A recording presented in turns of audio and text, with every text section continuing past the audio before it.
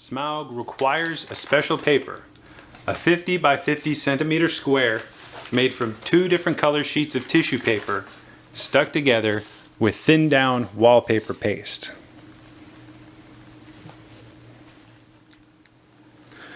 Keep in mind when you're selecting your tissue paper that it needs to be able to become wet without tearing easily. Some tissue papers, when they become wet, will do this really easily, and that won't work for what we need. Metallic or shiny tissue papers tend to work the best for this. I've been using Papyrus brand with a lot of success. This isn't the only brand of tissue paper that will work, but these are the tissue papers that I have been using to create Smaug. Smaug doesn't have an official color scheme, so whatever colors you come up with that work for you, go ahead and do whatever you like. I don't have any other recommendations for paper that you could use for this model. I don't know of any other paper that comes in sizes up to 50 or more centimeters squared that's also very thin and has 2 different colors to show off the structural color change of Smaug. If you do use an alternate paper, just make sure that it's a large piece, 50 centimeters or more, and really thin. 2 sheets of tissue paper thin, because we need to be able to accommodate for all of the tiny pleats in the model. I'll be using this 50 by 50 centimeter square of 2-color tissue paper for the first part of this tutorial. As you can see, it's 2 different colors. It's sort of the silver color, which will be the main body color, and this sort of gold color for the secondary inside the wings and the chest plates. I had to pick kind of light colors so that all of the creases and any pencil markings I make will show up for the video. But you can use any color you want for this model. I really like to use black for the main body and red for the secondary color, something along those lines. But the color scheme is totally up to you. Alright, let's begin. Begin by placing the paper so that the secondary color, the color that's going to be inside the wings and along the chest, is face up, and the main body color is face down. You're going to start by folding the paper in half, horizontally and vertically.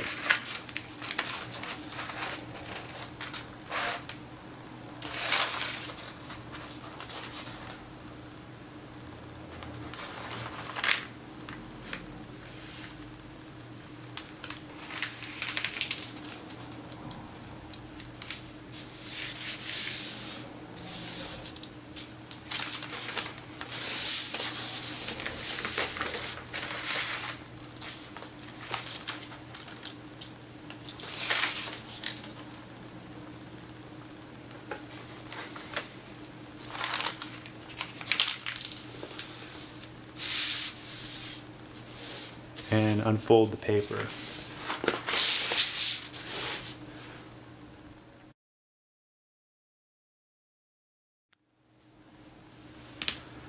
Next, we need to make a diagonal crease from the bottom right corner to the top left corner.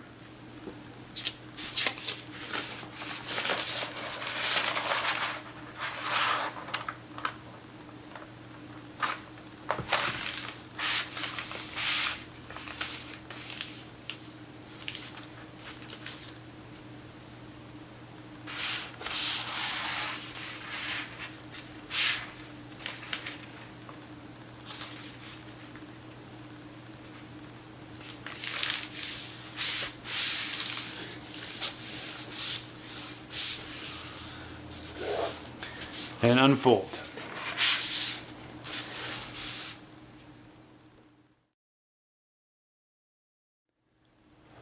Now we need to make a set of 2 diagonal creases. They're going to travel from this point up here to the bottom corner,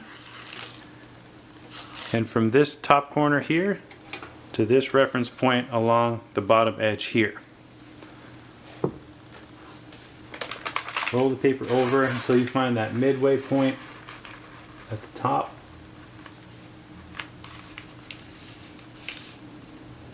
Find this corner.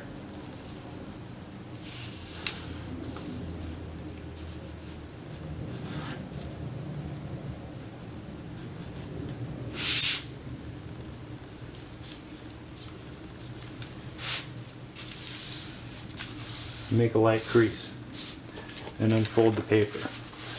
Make sure everything is lined up properly if you need to make small adjustments.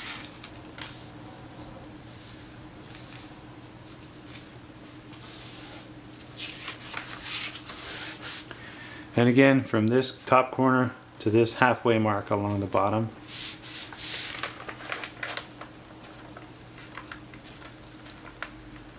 You'll also notice that this corner will touch the line you just made on the other side of the model. It may help you to align it.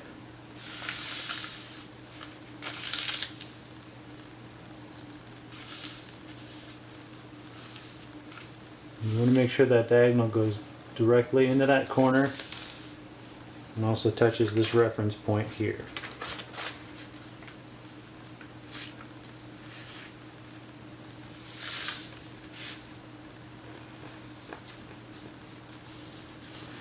If you make mistakes in this early stage, you can iron the paper and it will help to take out any firm creases you've made, but try to fold only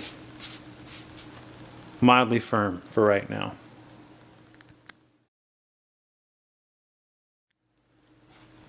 So we've made a set of reference points now where this diagonal crease that travels from corner to corner intersects these two lines that travel through half of the paper. So right here along this long line where this line intersects, that's one reference point and one more, here and here. We're going to fold this bottom edge up until it meets this reference point here.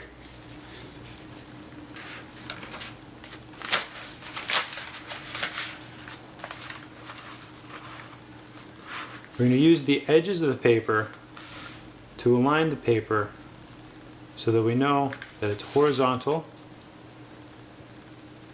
And you're not going to fold all the way along the paper. Just make two markations here and again here. So I have a mark here and here. And do the same thing on the top. Now you can use the mark you made as well as this reference point to bring this raw edge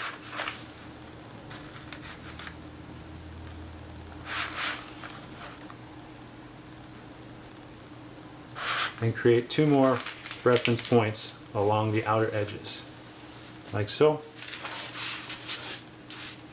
Here and here.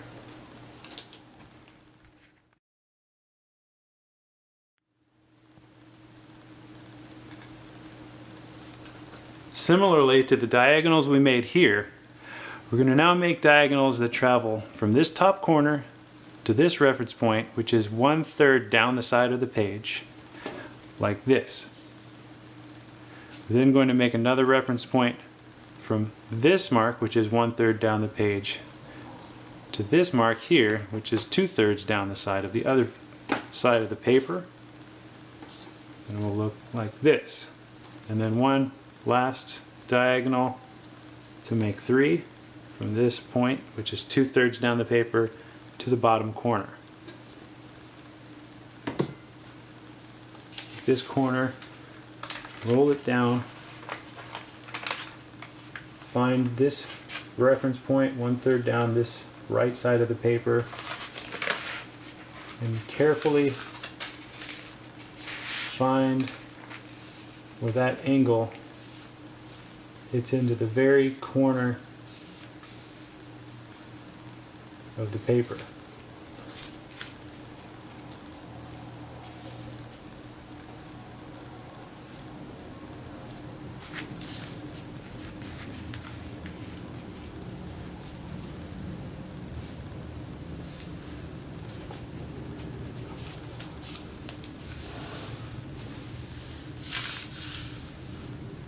take your time and make sure you're setting up these creases correctly. Okay, we have one. We need to make our next one from this point to this point. It's a little trickier because in the middle of the page it's harder to see where those reference points are. Just take your time.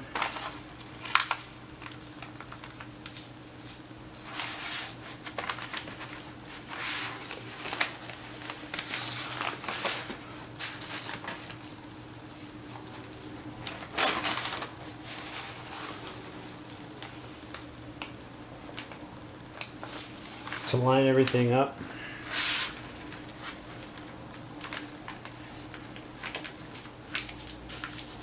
You can also use the very center of the paper as a reference point because this line will travel through those creases as well.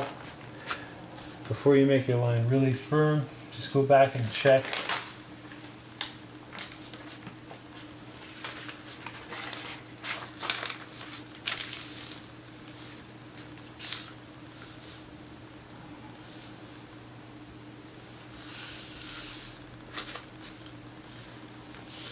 There you are. And then your third crease from this point to this point.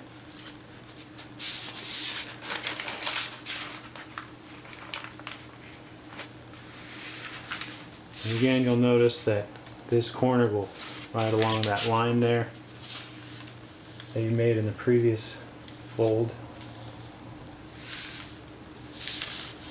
Two on the outside are easier to find than the one in the middle.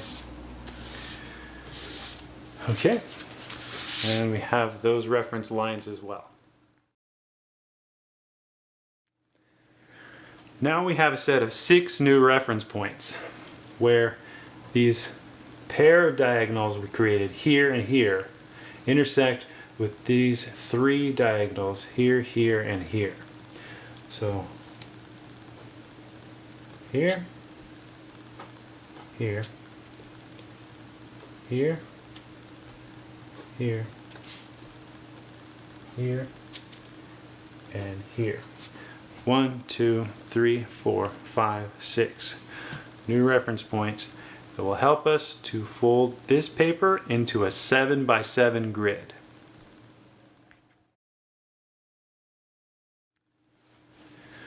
So we're going to use these reference points to divide the paper into 7 panels horizontally and vertically. The distance from the bottom raw edge to this first reference point is 1/7 the total length of the paper. And up to this second reference point is 2/7. So we want a line going through this reference point. So we take this raw edge and fold it up to this one here. It should fold directly through this one. Okay. So do that first, this one up. And then you can use where these creases come together as a secondary reference point, and then the edges to line up to make sure everything is aligned. Go ahead and make a firm crease through that and flatten across the page.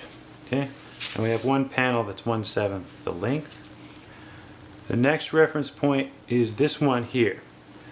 It's 1, 2, 3, 4 reference points up, and we want to be through this one, which is 2. So 4, 2 is half of 4. So if we fold this raw edge to this reference point here, kind of in the middle of this edge here, we should fold directly through the second panel.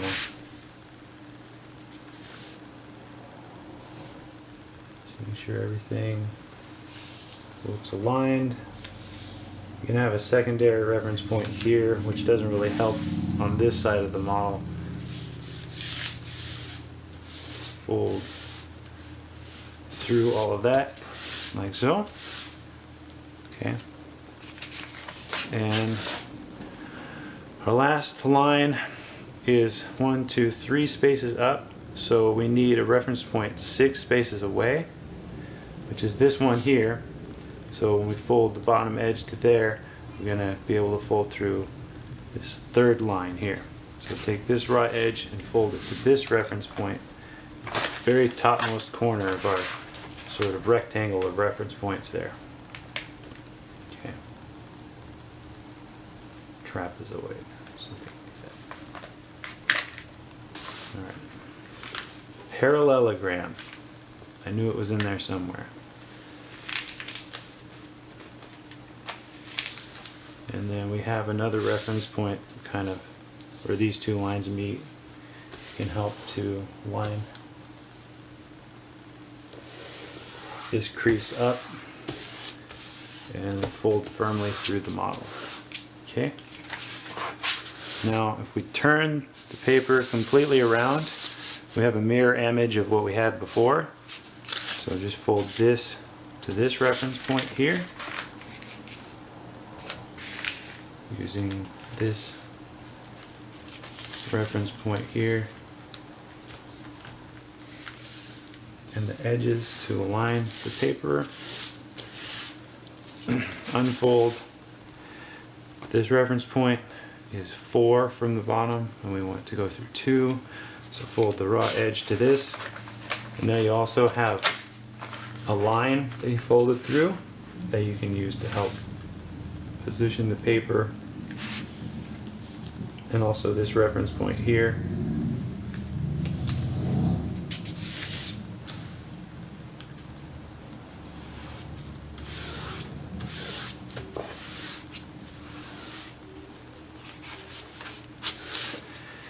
And we want a line running through this reference point, which is 3 up, so we need a reference point 6 away, which is this one away from the top there. So fold this reference, this raw edge to the topmost reference point here.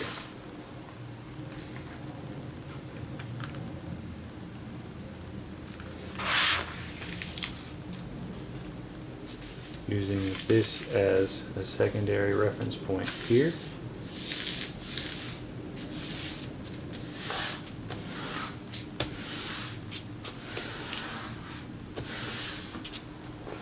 Like so. Now we've successfully divided the paper into 7 panels going horizontally.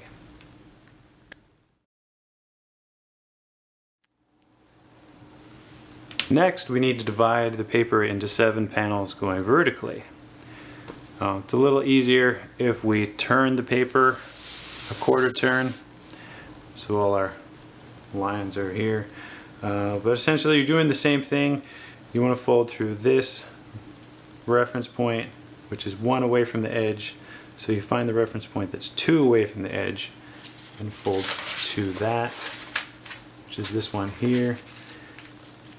On this set it's a little easier because you have this diagonal which will complete one square here in the corner. If you notice, this diagonal is going to run directly into this 90-degree angle here, so that helps line things up. And again, you have your reference point here as well. Make sure all of these are as spot on as possible. You need to fold a line through this, so our reference point is going to be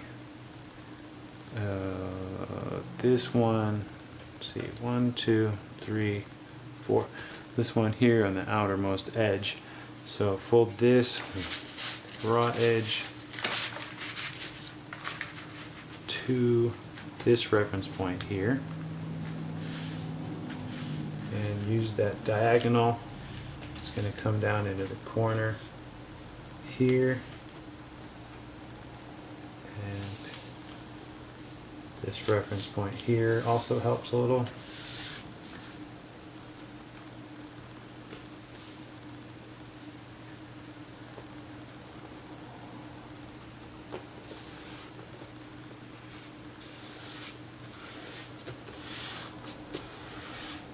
Okay. And then we need need a line running through this, so we need one that is 6 away, which is this reference point up here. Draw edge to this reference point. Use this diagonal to find that corner there. Use this reference point here. Use this diagonal here to make sure everything is aligned. And crease through the paper. Now turn the paper completely around and continue on through this point. Fold to this reference point here. Use that reference point as well as this one here.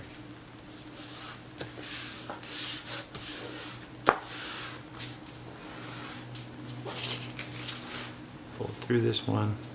1, 2, 3, 4. Fold to this line.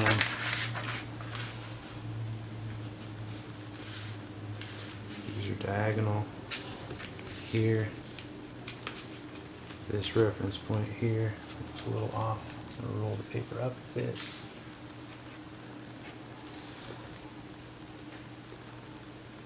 You can also try to align these vertical lines here. Different layers. And one last crease. Fold the bottom edge to this reference point at the top.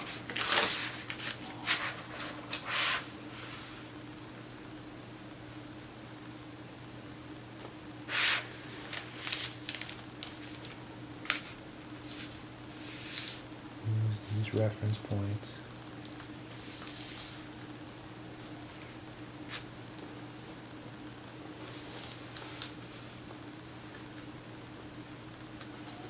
If it feels wrong, take a little moment to adjust things until it feels right.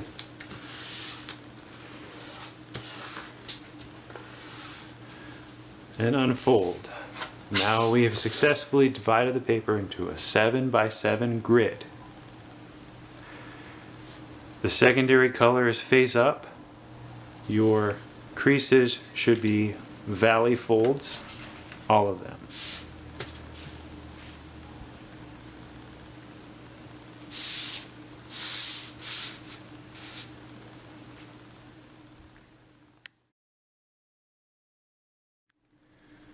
What we have now is a 7 by 7 box grid. What we need to do is turn this into a 112 box grid by dividing each of these rows and panels up into 1/16ths. But we're going to avoid folding through this upper left hand 1/4 of the model here. None of this corner is going to get any more pleats on it, because that's where the angles change in the crease pattern for the head and the neck. We're only going to add our 112 box grid to this L-shaped section through these panels here.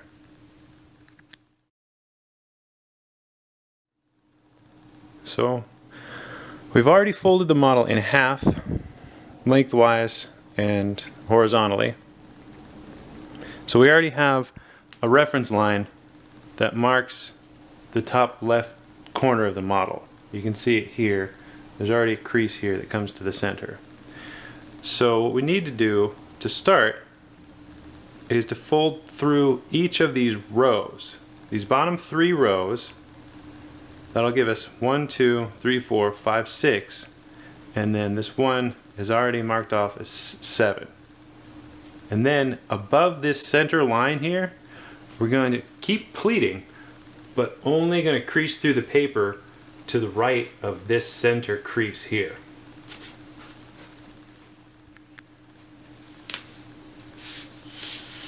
Something else I wanted to mention is that our paper has the secondary color face up, so by the time we finish pleating this, our pleat closest to the edge is going to be a mountain fold when the paper is the primary color face up, which is what we want. So these are all valley folds. Fold this first one over. It's kind of a position of comfort whether you like to fold these pleats toward you or away from you. It's easier for me to make this video if I'm folding towards myself some of the time. But just adjust the paper according to how it's comfortable for you to fold these pleats.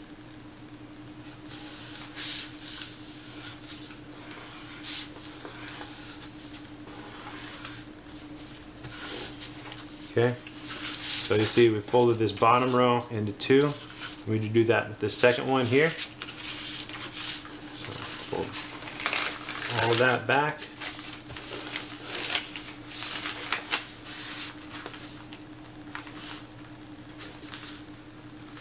And again, just bring the folded edges to one another, allowing you to bisect those panels like so. Okay, we need to do one more.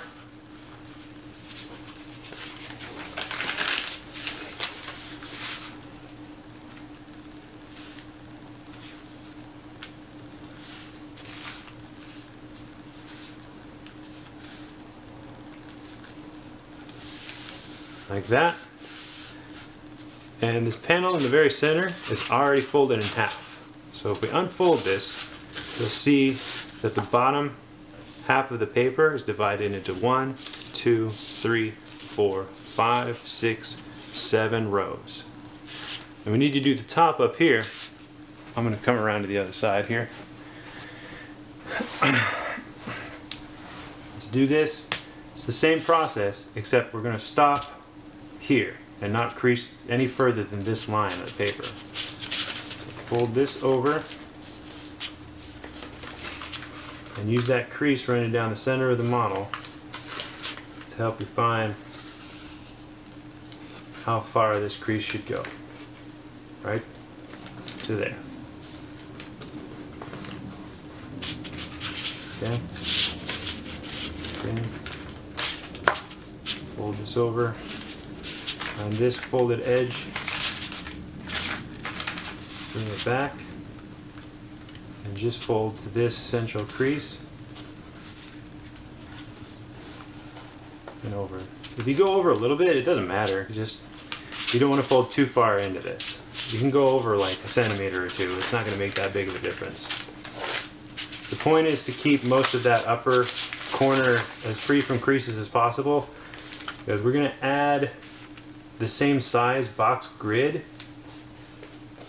but all of the lines are going to be at a 45-degree angle to what we have already, and it would just turn into a mess if we folded the grid all the way through there. So this first section is done now. Now we need to fold the vertical pleats along there and this bottom section here underneath this square.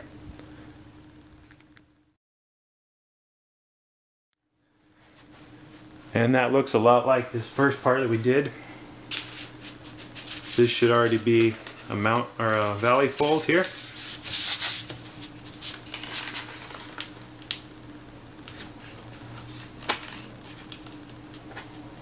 Just take your time with all these creases and make sure that you're getting them as close as you can to exactly in half. It will make a difference how accurate you are with all of these creases. Fold over for the second row.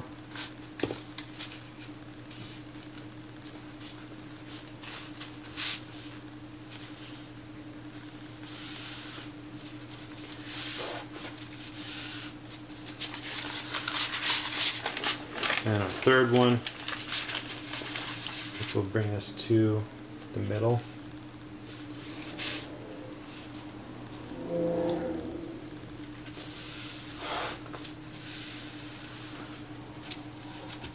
Just like that. You can unfold this now. Okay, and then this middle one is already done for us. Come around to the other side. And again, you're only going to fold these creases up to this center line here.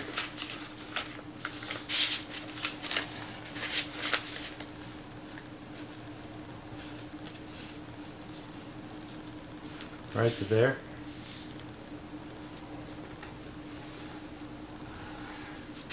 Okay.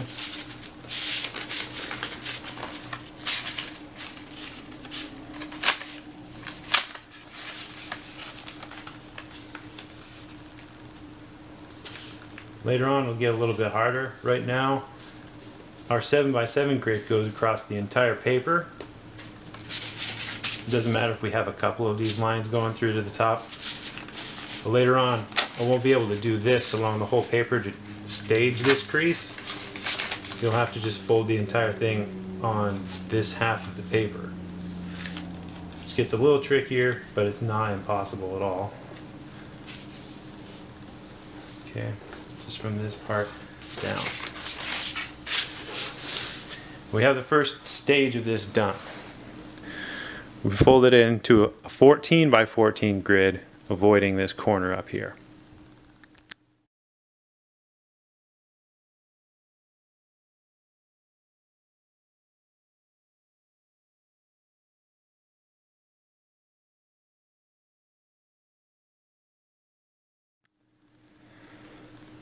Now, to start dividing it down into a 28x28 grid.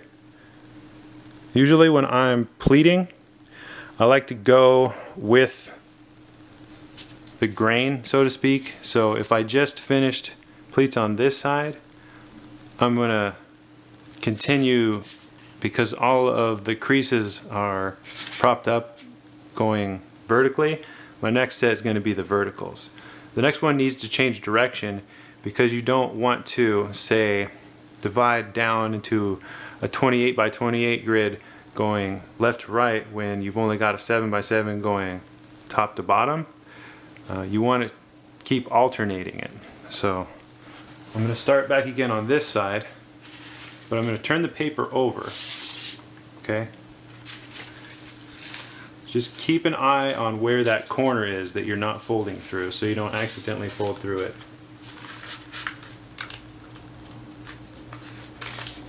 This section I'm doing right now is the part that we go all the way from end to end. And this time we're actually going to fold through 7 total panels. Here.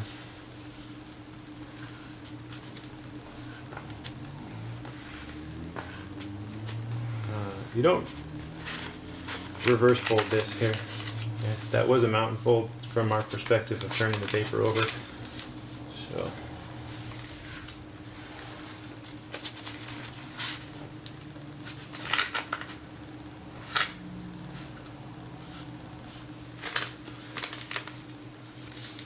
I won't be showing every single pleat in the video. I'm going to get each section started, but I'll probably fast forward a bit through some of this once I think that the instruction has been given pretty clearly for what we need to do for the next step. Because even though it seems like we've done a lot already, pleating all of this down into 112 grid takes hours, and it's too much to film for a whole video, when I think you probably already get the point. Okay, so I'm just going to go through a couple more of these, and then at the beginning of each session I'll show you what we're doing, but then I'll kind of skip to the end of that section rather than filming the whole thing. We're getting close to the center. Just keep an eye on this part here where a lot of lines cross. That'll help you keep an eye on how close you are getting to the center. And make sure you don't do anything past that point. 2 more now. Reverse fold this one.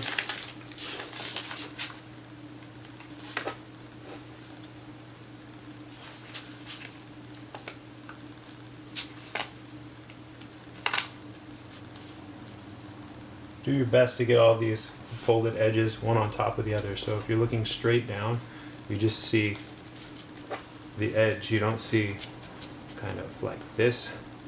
There's a bunch of layers there. You want to make sure you don't notice all the layers really. So everything is straight. And then one more fold it at the center line like this. And this will be the last crease on this side of that line for this section. Okay, you can go ahead and unfold this here. And now, since we turned the paper over, this is the section that we need to do, and this is the section we need to leave alone. So like I was saying, our pleats don't run all the way to the end anymore. Just make sure you know where that central crease is, and only make your creases up to that point.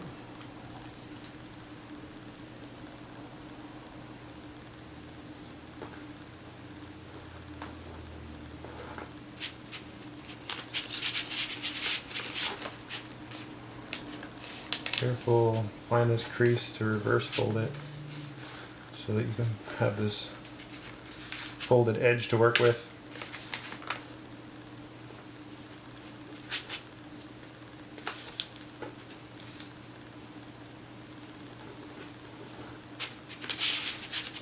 Especially making this video, it's going to take longer for me to fold these pleats because my posture is thrown off. Normally I would be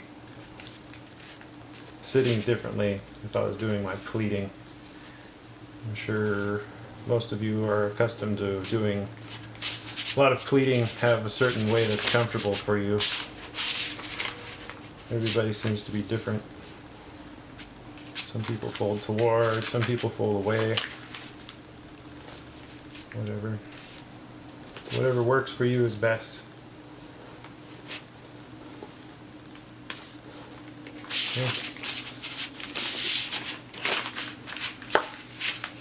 Now it should start to be apparent where the corner is that we're not folding through, because we've done enough pleats now where there's sort of a boundary being formed where you can tell what part of the model hasn't been worked on. So just continue to be careful not to fold into that part as much as you can. If you happen to, it's not going to ruin the model, but just try to avoid it. The point is that we can't do the grid through the whole thing, otherwise it would just get too messy when we went up there to do the pleats for the head. We'll see what I'm talking about when we get there.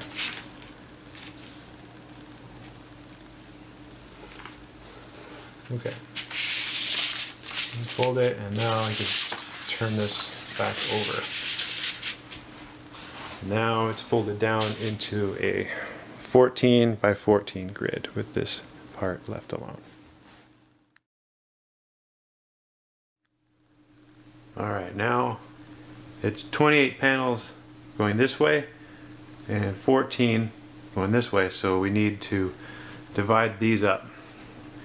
Now the creases are trained to go this way, but since we need to match what's going on going the other direction,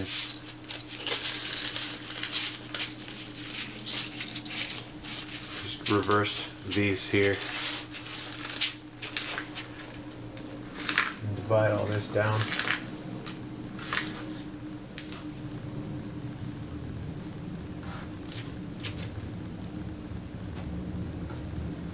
So the next set we do is going to go along this same grain from left to right, and you're just going to keep switching back and forth like that.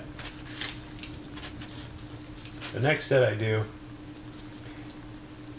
I'm not going to film the entire thing. I'm just going to start it and show you where I end up, because you're just bisecting each of these panels each time, and each time there's twice as many as there were before, so we haven't even done half the work yet.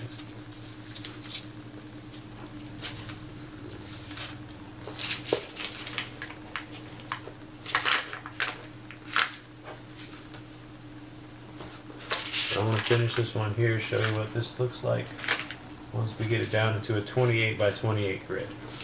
And then the next would be a 56 by 56 followed by 112. Where we need to end up.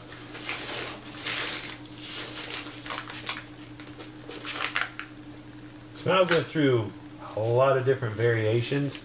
I tried different number box grids. I think he got all the way up to 128 at one point, but he just didn't need that much. This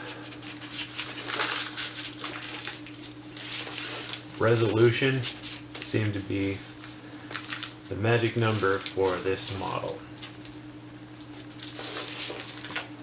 I don't even know how many different versions of Smaug I folded or designed. I'm not real big into doing version 1.0, 2.0, that sort of stuff. So this is just Smaug. I did enter an earlier version into one of Tadashi Mori's mythical creature design challenges. He did pretty good in that. I was pretty happy with the results of that contest. And after that contest, I spent about 9 months working on this design to get it to where it's at right now. Off and on. I worked on other projects during that time too. Jabberwocky,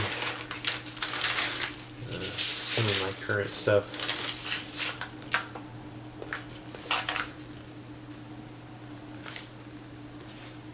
Working on a model of Samus from Super Metroid right now to complement my Ridley model. That's going pretty well. We'll see though. Some models I design never end up becoming finished, but I'm always working on something. Sometimes ideas that seemed really too much for me a few months ago all of a sudden seem doable. Just from practicing, learning different techniques, experimenting and trying new things, and discovering what my options are when it comes to designing a model.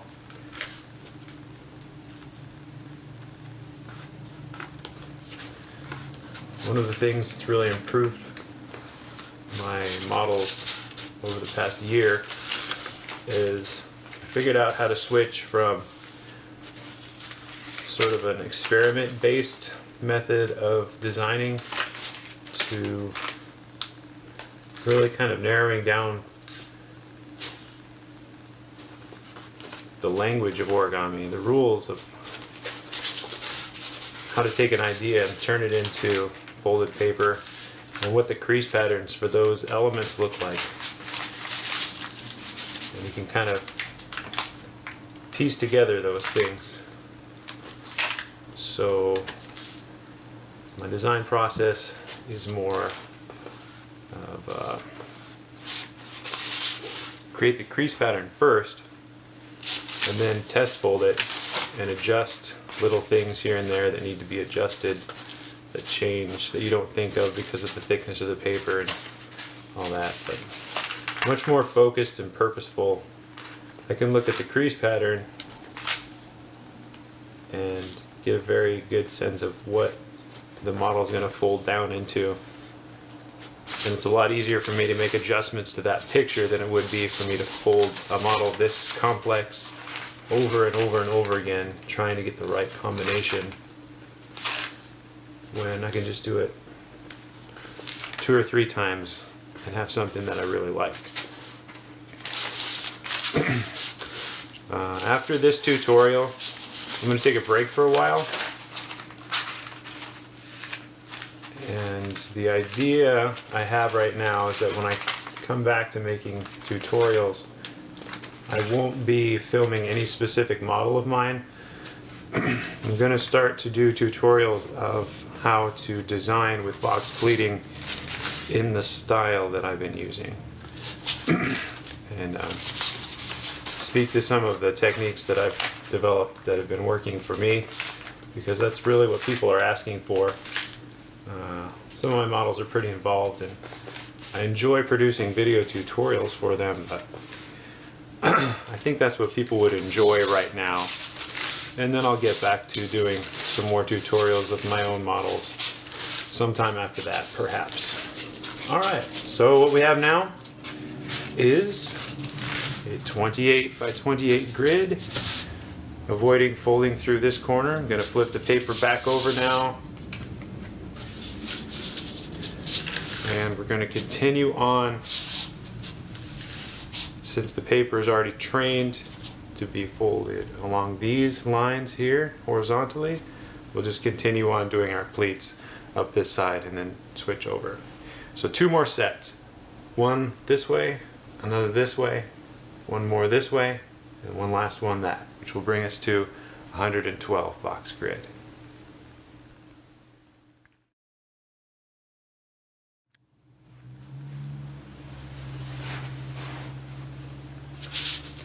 Here we go. Continuing on.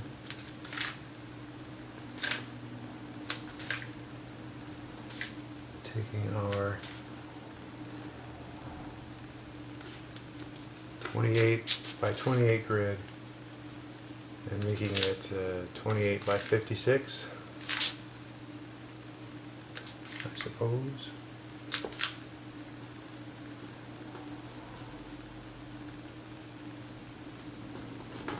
I guess the paper would have to be rectangular for that to make sense, but you get what I mean.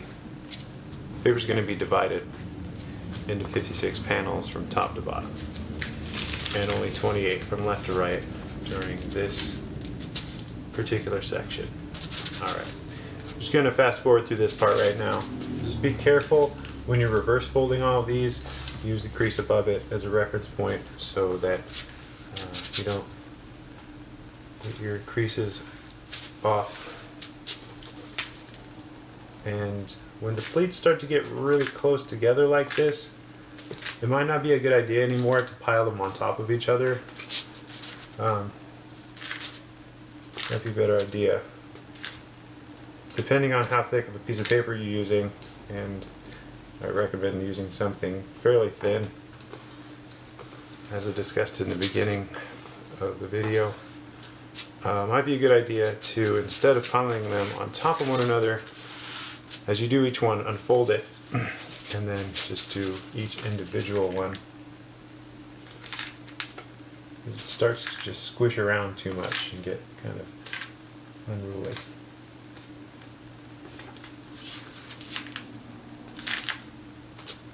Do whatever works for you. Okay.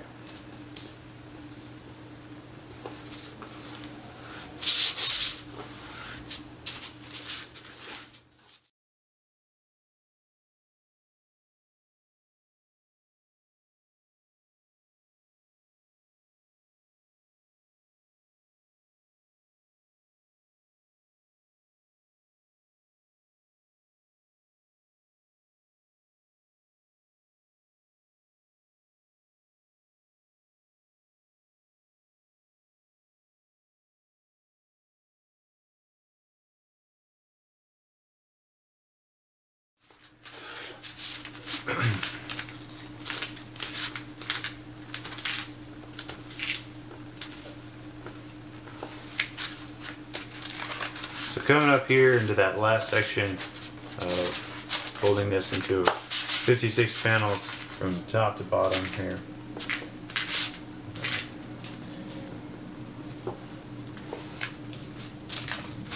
Next, go this way, and we'll need to reassign the pleats as we go. That's one more section down. 3 more sections to go here.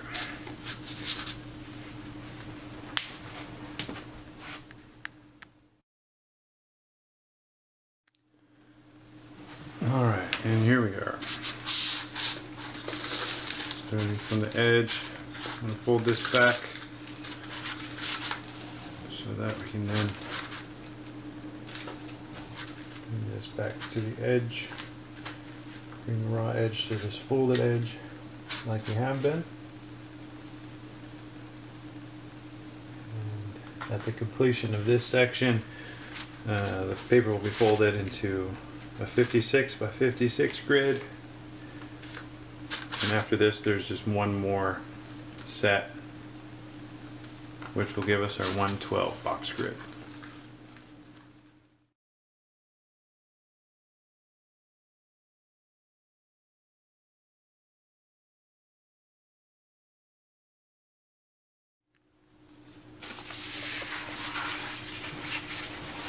Okay, I'm coming up on the end of the 56 by 56 grid. Got a couple more of these half pleats to do. Did most of these off camera. Now that the creases are so close together, it's really important to be as accurate as possible. One last one here.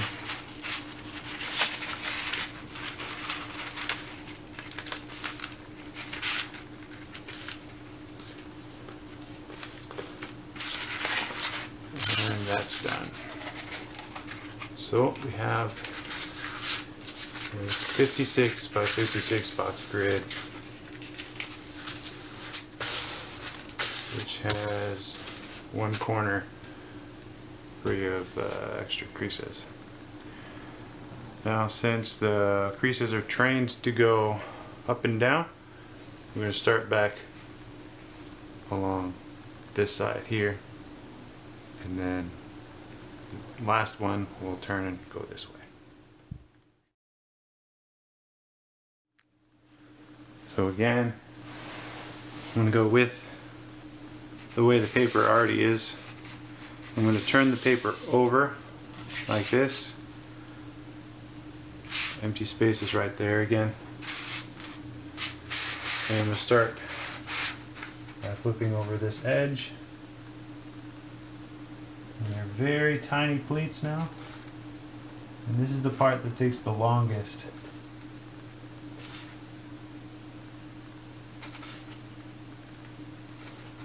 Really just want to follow along each one. And since we won't be reverse folding these pleats anymore, you can go ahead and, if you're positive that they're where they need to be, you can go ahead and make them very firm creases during this section. We won't need to hinge these anymore. Even inside the model, in the crease pattern, anywhere that we're using these creases that we're building into our grid, they're going to be the mountain valley values that you're setting for them right now. So you can make those really firm creases. And again, I wouldn't pile these on top of each other. Every time I would start by unfolding all the way and just doing each one of these individually.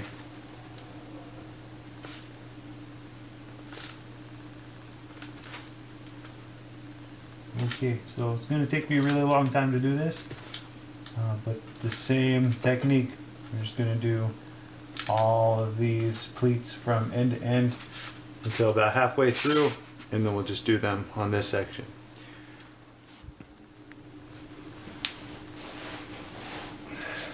And just finishing up the last few here.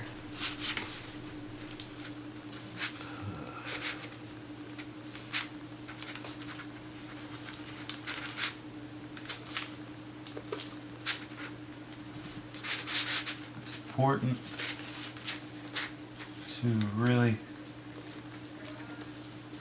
try to get these smallest pleats as accurate as possible. And when you're doing your reverse folding, really pay attention to what the paper is doing.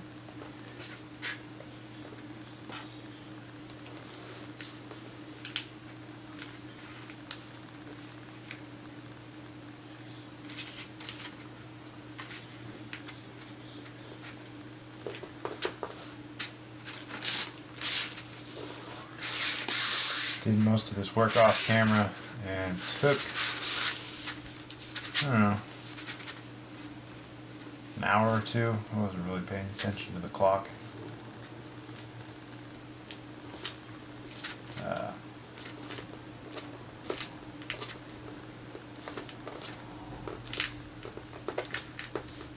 You can see I'm going very slow with each one of these. Just got to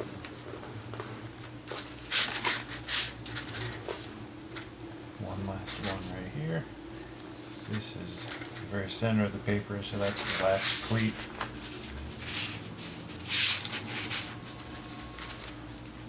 Already did the ones on that side coming in. So now the paper's been divided into 112 panels from left to right. Still 56 from top to bottom. Okay. Finishes up that section. And now we need to come at it from this direction. So let me come around to the top there.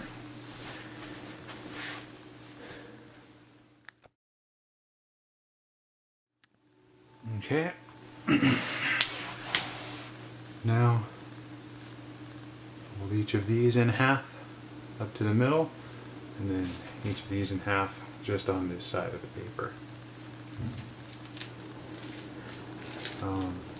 In the next section, I will be showing you how to add in the diagonal creases. We'll start with the tail, hind legs, the wings.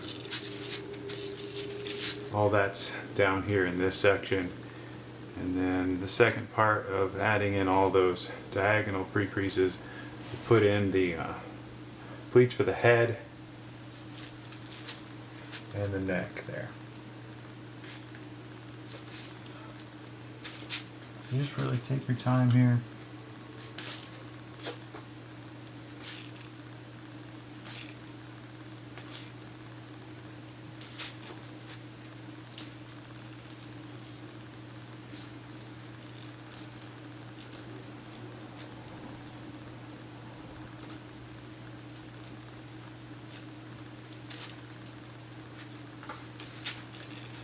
This one on the edge takes the longest just because, I don't know, the way the paper behaves. The more pleats you have behind one of these, the more the paper is trained to do what you want it to do.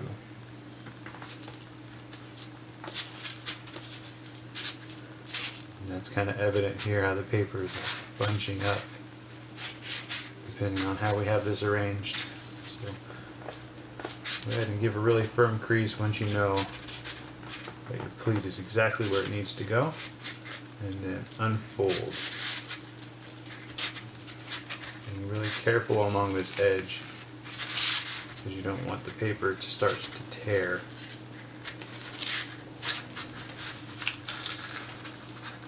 Okay, reverse fold these. The details I'm talking about right now are too small for me to get a close-up of on the camera, but when you reverse fold these, you'll notice that the paper kind of bevels, or the exact crease for the mountain and the valley folds are kind of right next to each other. Just sort of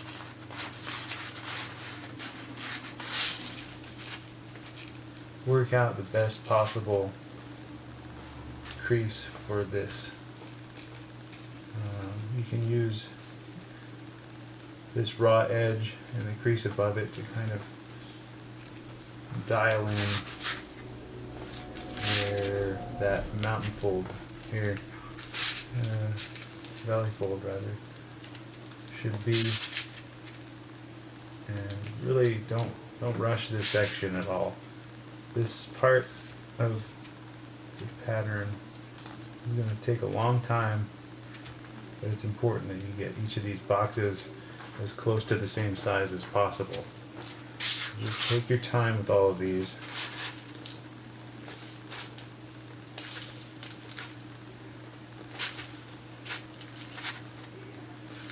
And really work to make sure that you're being accurate.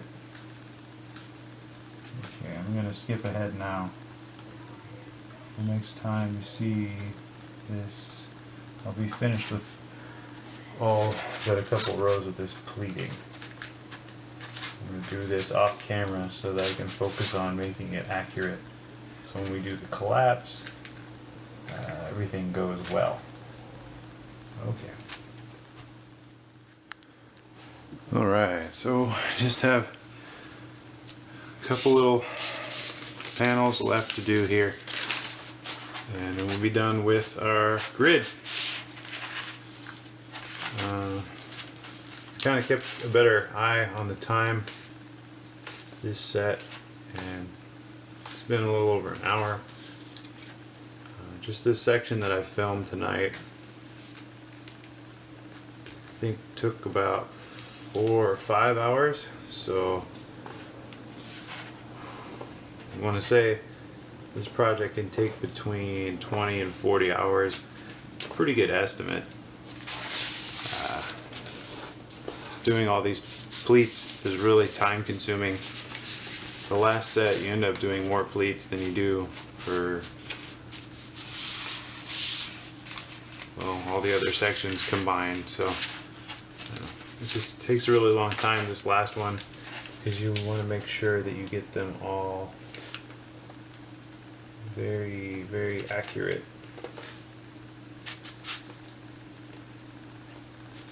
So all these little boxes have to line up with diagonal creases so that the corners of their boxes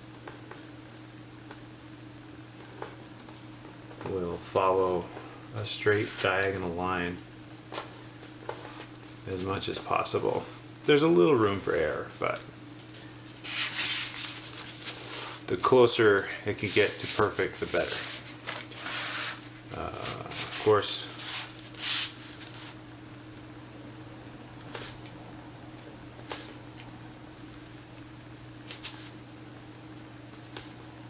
that all will just give your model a little more character. If some of it does have to be off just a little bit. Okay. That is the end of the box pleating for the horizontal and vertical box pleats. Flatten this out now and turn the paper over. And we have our 112 by 112 box grid, avoiding folding through the upper left hand 1/4 corner. On the next section, I'll show you how to add in the diagonal creases that we'll need before we begin the collapse. You can crease those in, but I'm going to use a mechanical pencil and draw all that in first. I find it's better to do it that way, so that if you make a mistake, you can just erase it and put it back in where it needs to go. So that'll be the next section that we work on. The diagonal creases for the tail, the legs, wings, and in the second section of that, we'll move on to adding in the pleats for the head and neck right here.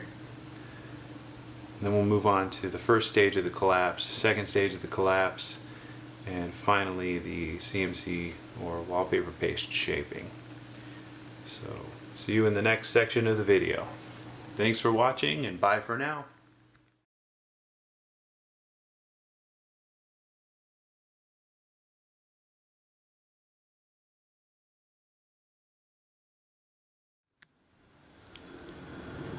Welcome back, everyone. I'm Tim Rickman, and you're watching the continuation of the video instructions for how to fold my origami model Smaug. In the previous video, I showed you guys how to set up this 112 box grid, and in this next segment, I'm going to show you how to place the remainder of the pre-creases before we begin the collapse followed by the shaping. This model is set in diamond position, meaning this diagonal crease here is our line of symmetry. Everything on this side of the paper that you're going to see me drawing needs to be drawn in a mirror image on the right side.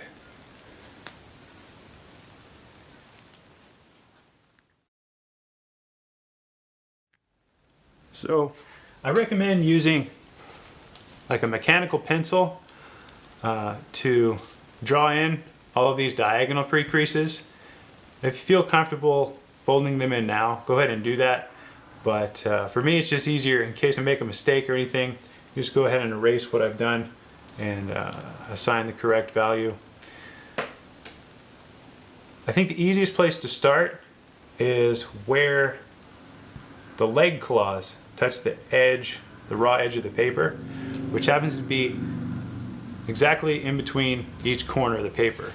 So if you just want to find that very central crease,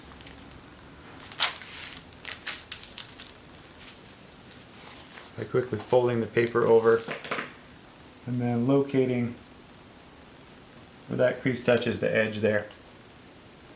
This is where we're going to start working. You can also find that by locating the center of the paper where this blank 1/4 corner exists and following that down to the edge of the paper. Okay, I'm going to zoom in now so I can show you exactly what's going on here.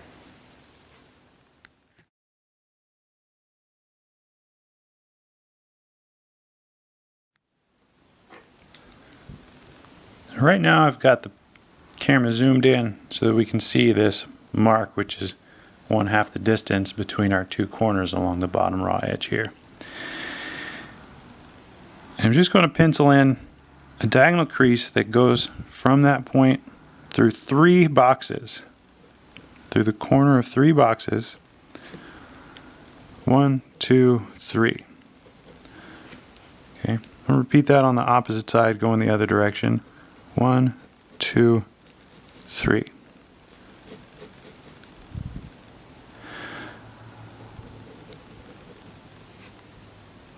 I'm going to pencil in around the perimeter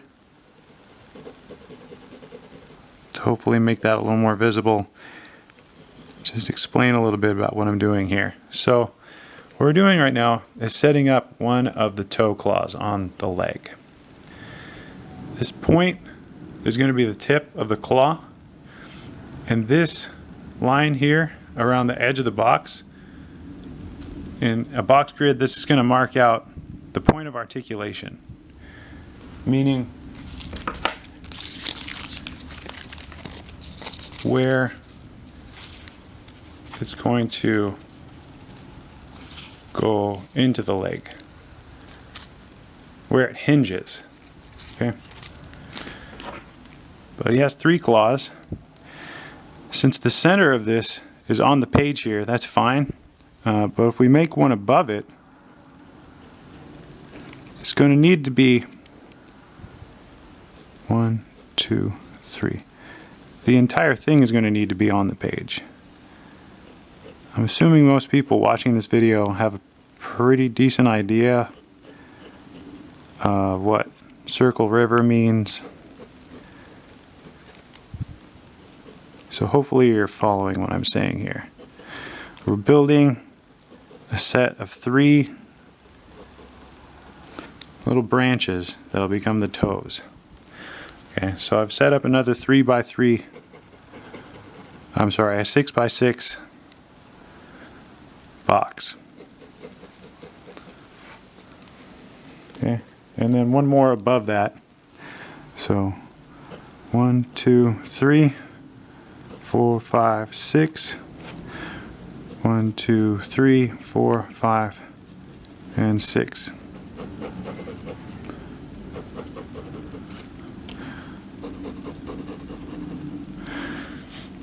Now that's going to give us 1, 2, 3 toes. Claws on the leg there. Now we've got the claws laid out. What we need to do now is put a river around them. That'll give us the length of the leg. So we need from where the leg hinges to the side of the body to where the claws hinge off the leg there. This distance. And I designed that distance to be 11. So 1, 2, 3, 4, 5, 6, 7, 8, 9, 10, 11. 1, 2, 3, 4, 5, 6, 7, 8, 9, 10, 11. So this will give us a river that will make the leg between the body and the claws 11 spaces. And if you add the length of the claws, the total length of the leg is 14. 3 plus 11. Which, if you count from this corner to this intersection here, should be 14.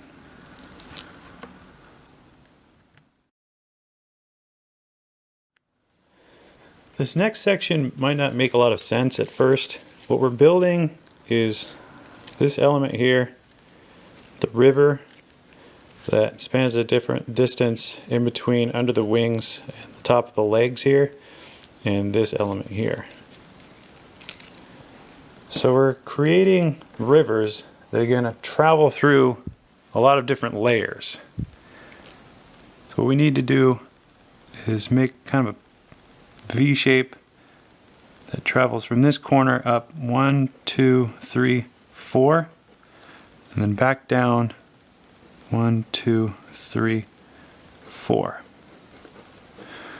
Okay, and now from that point, a diagonal that travels up 8, 1, 2, 3, 4, 5, 6, 7, 8.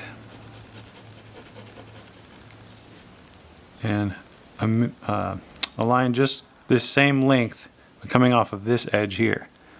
1, 2, 3, 4, 5, 6, 7, 8.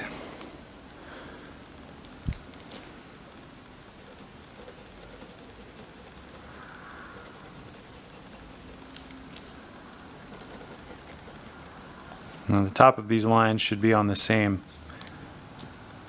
crease here.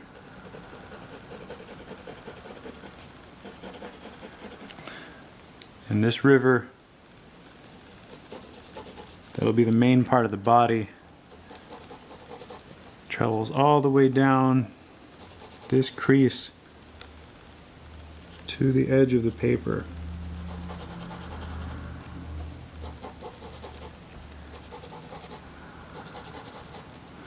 Like that. And one more, just like this one here, only on its side up here. From this corner, 1, 2, 3, 4, 5, 6, 7, 8. Oh, sorry. 1, 2, 3, 4. 1, 2, 3, 4. Okay, and that travels along that same line. Don't worry about where these are going yet. We'll pencil that in later. So again, 1, 2, 3, 4, 1, 2, 3, 4, 1, 2, 3, 4, 5, 6, 7, 8, and then 1, 2, 3, 4, 5, 6, 7, 8, 1, 2, 3, 4, 1, 2, 3, 4.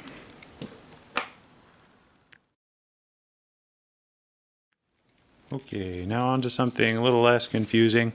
We've moved all the way into the corner of the paper. This is where we've been working over here. Just slide over to the corner, and I'm going to be putting in the pre-creases that start the edges of the wings here. So right here from the very corner, make a diagonal that travels through 1, 2, 3, 4, 5, 6.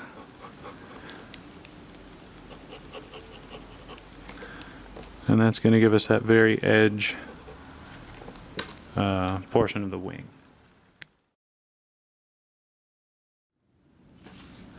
I did something a little different with the design here. Instead of making these points on the wings go straight across, I wrapped some paper around the ends of these, if you can tell, so that they're on more of an incline like that. Makes it a little more aesthetically interesting. So from this point, go 1, 2, 3, 4, and then back up 1, 2, 3, 4. And you can pencil this in just to show that's where that point is in a circle river diagram. But we're also going to go back up 2 more here and put sort of a river around both of these. That's going to allow us to step up to the next one in the next step here. So 1, 2, 3, 4, 1, 2, 3, 4, 5, 6.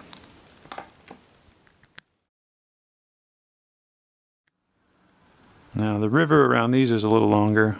1, 2, 3, 4. Instead of 2, like here, this one's 4. And that gives a little extra length to the entire set of these 3 spikes to hang off the end of the wing.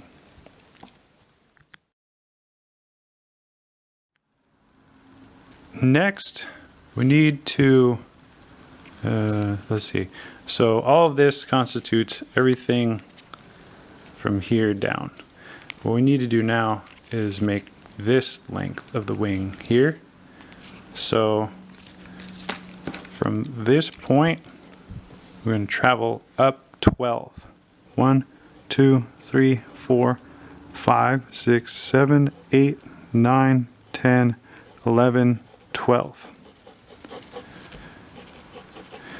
And if we did everything right, we can make a diagonal from this point at the top of this structure here. 1, 2, 3, 4, 5, 6, 7, 8, 9, 10, 11, 12, 13, 14, 15, 16, 17, 18. Through 18 boxes, and it should match that point there. And we can put a box around this point. And next we'll add the finger claws at the top of the wing here.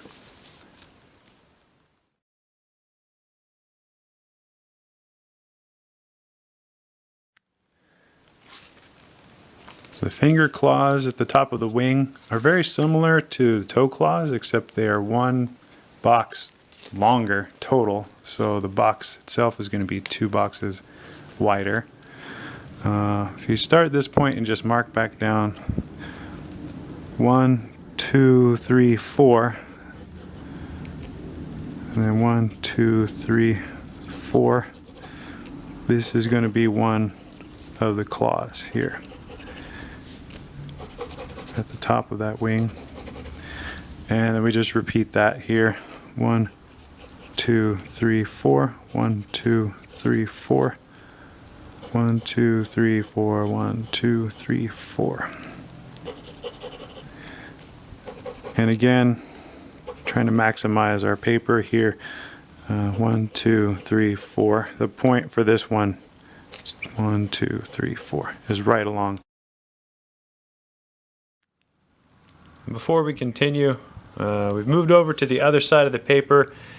It might be a good idea to sketch in this diagonal that travels from corner to corner just by drawing a line through each of these boxes up through the top of the paper there. What we're going to do now is add in all the 22.5 degree angles. So go ahead and find this point here at the top of this 8 length long diagonal crease at the top of your leg structure here.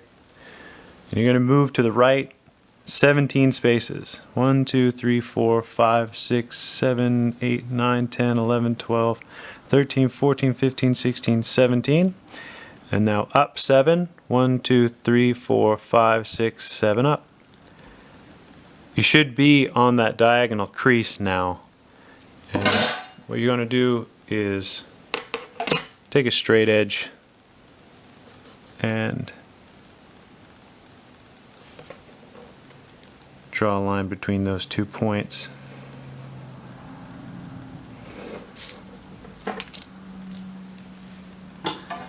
Now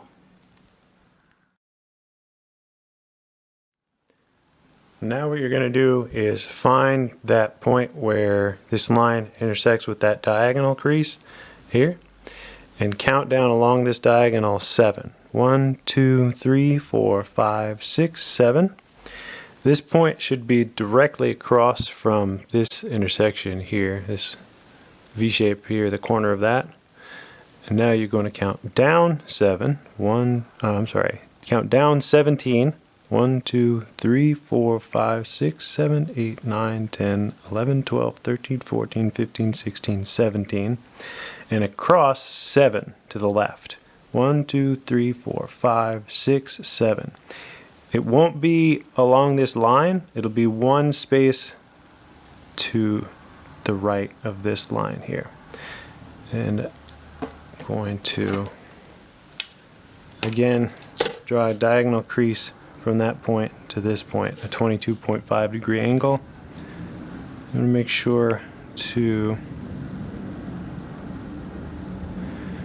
flatten out the paper underneath to make sure the pleats aren't distorting this line as you lay this down.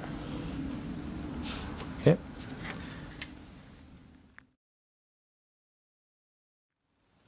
And now, from that point to the very bottom corner, you're going to draw one 22.5 degree angle.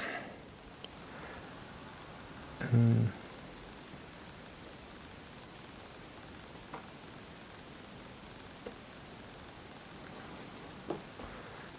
make sure all of that is flattened down as much as possible underneath your straight edge if that's what you're using.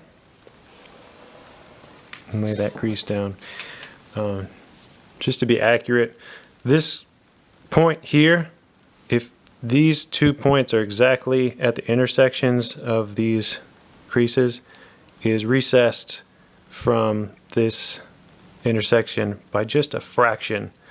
It's not going to make a big difference in the scheme of our origami model, but just to let you know, mathematically, this point is recessed just a slight bit from that line. But you can, it's an accurate enough reference point for our purposes.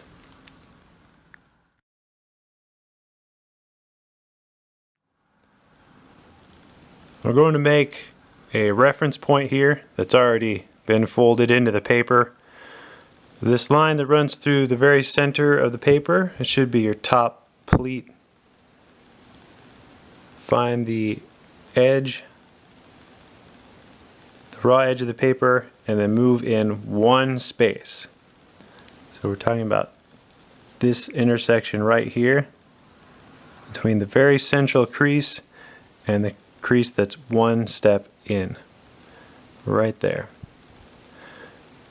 From that point to this point here at the top of this 8 length long at the top of this leg structure, we're going to draw one long 22.5 degree angle there. And it should be just above this point here. And with this one, you want to also be very careful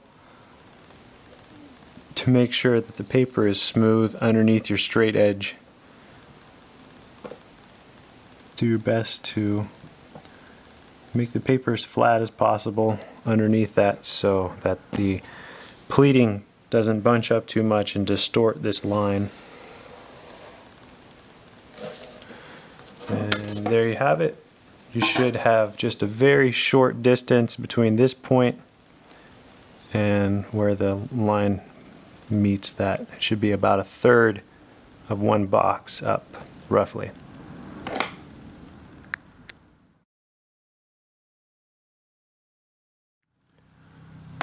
Okay, need to add one more detail along the top of this wing structure here. it's going to correlate to this element here, just kind of like neck spikes or neck fur, some kind of detail like that there. So you have this line that comes all the way to the top here, and then this line that branches off from that and carries on all the way to the edge of the paper. You're going to make some boxes that are 4 boxes tall, and from this very corner here, 1, 2, 3, where are we here? 3, 4.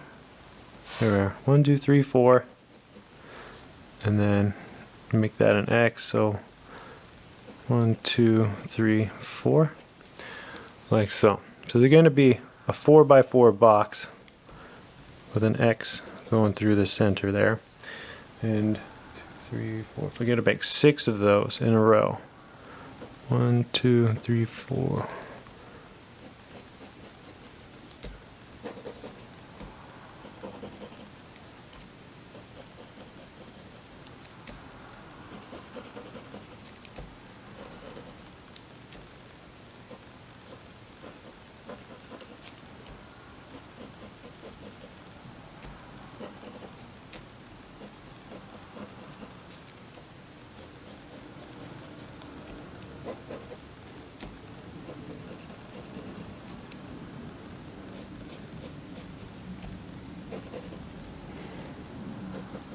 Okay, now we have a set of 6 of these boxes.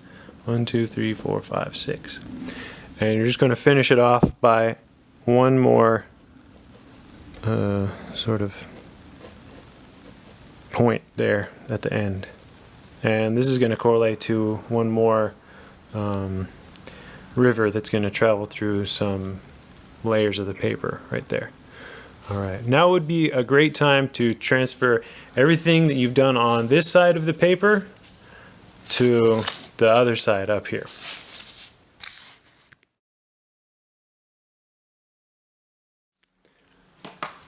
So we got the crease pattern, what we have so far, drawn out on both sides of the paper, the left and the right of this diagonal crease. What we need now is to find the top of this row of these squares here and just draw a line all the way across to the diagonal.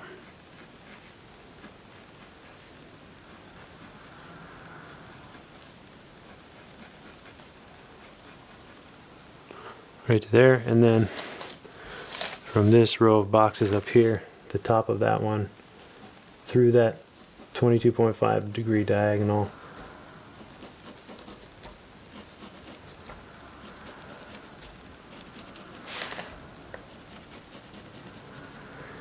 Now, depending on how accurate everything is, this 22.5 degree angle should intersect this crease, this line you just emphasized here, one space to the right of this corner right here.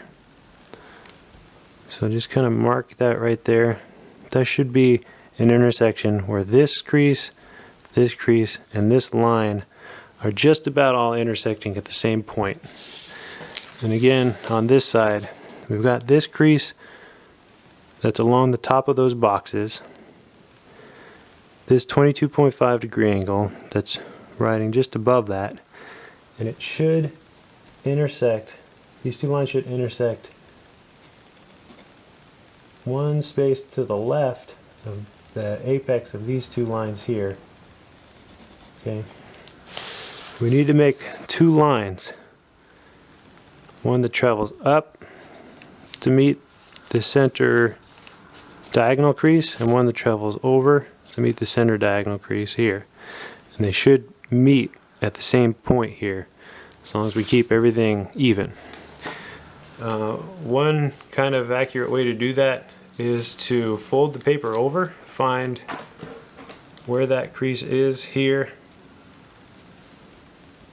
It's also one space to the right of this last wing section here, if you've penciled that in. or I believe 25, 1, 2, 3, 4, 5, 6, 7, 8, 9, 10, 11, 12, 13, 14, 15, 16, 17, 18, 19, 20, 21, 22, 23, 24, 25. 25 boxes over from the edge. Okay, so find that and fold your paper over along that crease.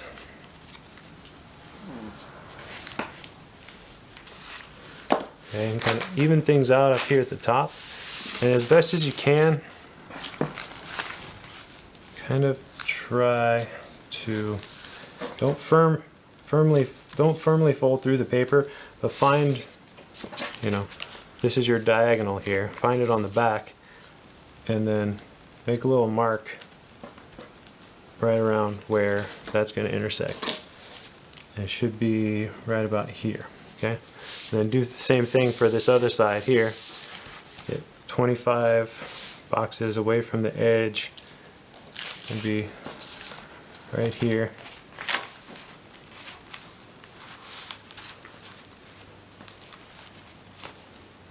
Right there.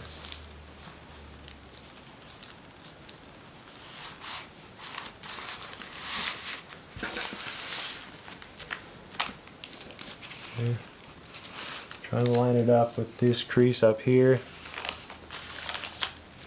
Make it neat.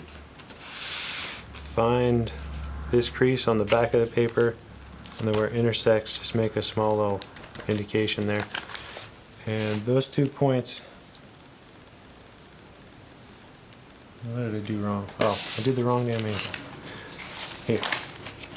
Be careful you get the right angle too. The right grid. 25 boxes away. Make a little point right there. And then those should be right on top of each other. They should cross. Those little depressions you made right there. Okay? Now use your straight edge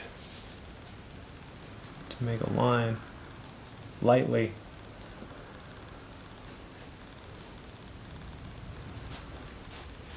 That goes between this point and this point here. Lightly. There we go. And then on the top here as well.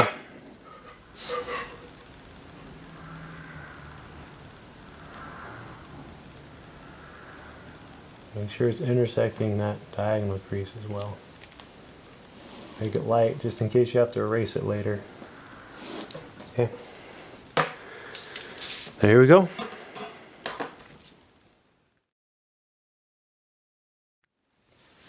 Now we have a box in the middle of this big open section here, in between all of these 22.5 degree angles, sort of weird looking U shape. Ignore any horizontal or vertical pleats that we have in this bottom area there. Everything from now on is going to be running this way, either parallel or perpendicular to this crease here, not to the edges anymore. Likewise with this kite-shaped area in the tail here, these creases are going to run along this diagonal here. We're going to ignore all of the diagonal, or the vertical and horizontal pleating there.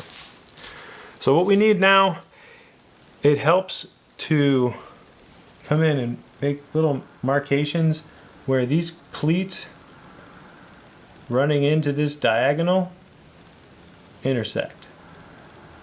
So it might help for you to do this beforehand. Just make little marks just so you're able to tell later easily where each of those creases is running into this 22.5 degree diagonal crease. Okay. They go up and down along the side here. But when the angle changes, as it's about to in a moment, I'll show you what to do then.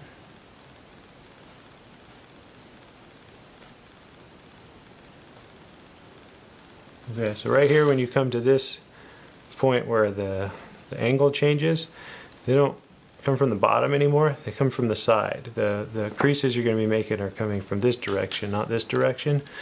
So follow the left to right creases running into this line. It's going to look different. Like this. Okay, and then the same thing on the other side here. If you kind of look, you'll see that these should be right around the same place on either side if you've measured everything out correctly.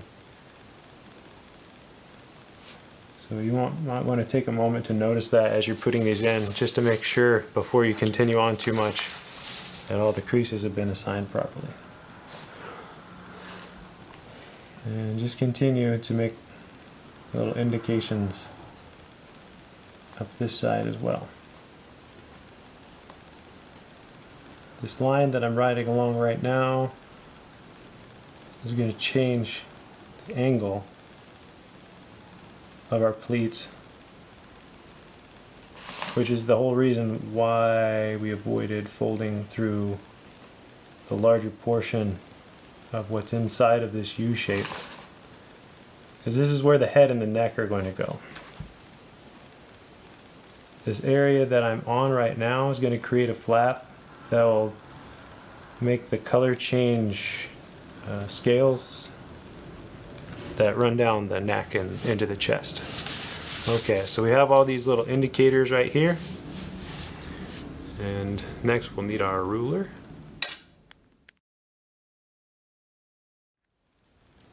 So what needs to happen next is a really lengthy process. We need to tie together each corresponding mark. So this one and this one, they're the lowest ones. We need to tie them together with a line running between the two of them. Then this next pair right above that, make a line that goes between those two. And so on. Okay? Find those two lines and make a crease, make a pencil mark or a crease between the two of them. You can do all of this with just creases if you really want to. I've tried it. If you get everything right the first time, it's wonderful. If you make a mistake, it sucks because the paper gets really confusing. So I prefer to put down most of these marks with a pencil, and that's what I recommend. Okay, so you just keep going along here. Wherever you see two parallel marks, take a straight edge,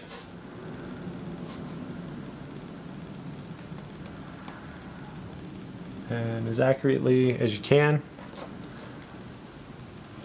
put a line between them. If you want to, you can avoid creasing, making a really dark pencil mark inside of our box. So you can come up to the edge of that line that we made and just kind of lightly go over the next part. As long as there's an indication of where this line and this line intersect, because we're going to use that as a reference point to build our vertical lines. Okay? They're going to match up with more reference points at the top, and once we've assigned all of these lines. It's going to take me a fairly long time to input all of these, so I'm going to break away from the camera right now and do most of this off camera.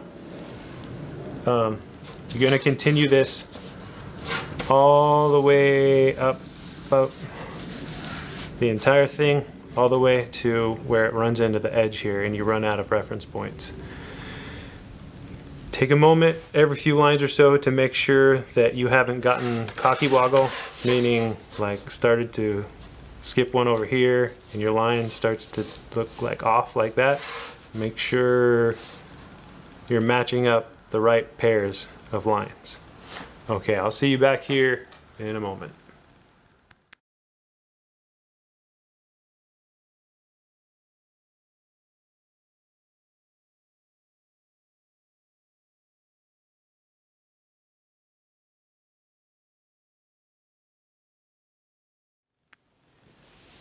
Now, it's taken me a little while, but as you can see, all of the lateral lines are strung, so to speak, in between the corresponding pairs of reference points along these lines here.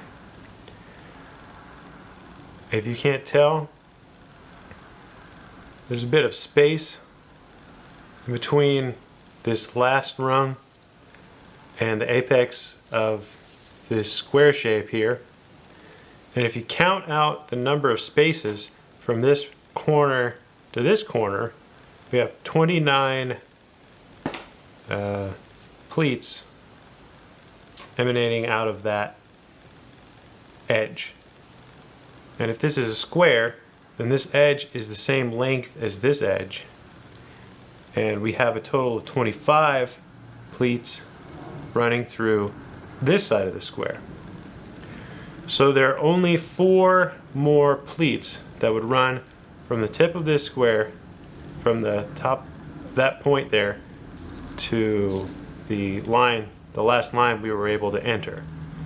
So an easy enough way to find where our next 4 pleats are would be to fold the corner of the paper over using that as a reference point there, and then we'll fold that in half, and then each of those 2 pleats in half, which will give us 4. So go ahead, take this point, see if you can find your reference point here on the back of the paper.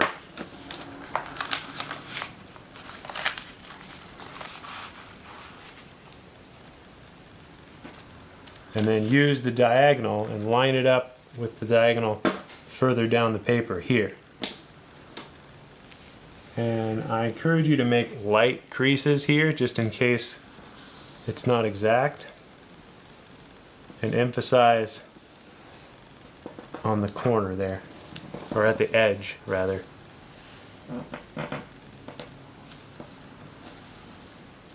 Unfold and see how things turned out.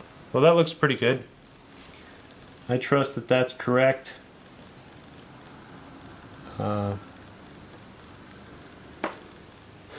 Looks good to me, so we're going to go ahead and use that.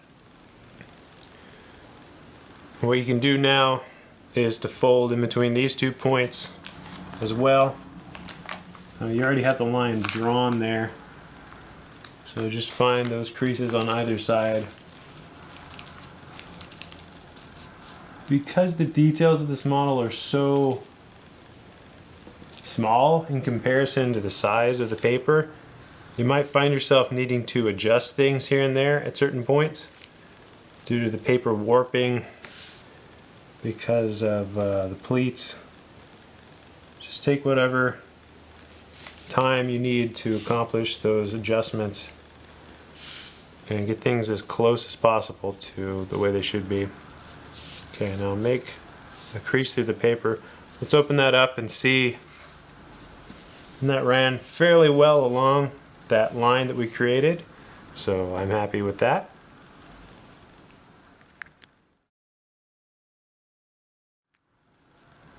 And our next assignment should be to bisect this larger pleat that we just made. So fold this over as we just did. Find the crease that you made previous to that and fold the folded edges on top of one another, bisecting that thicker pleat that you have.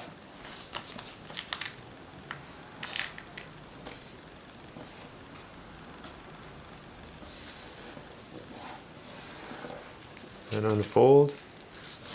There you have it.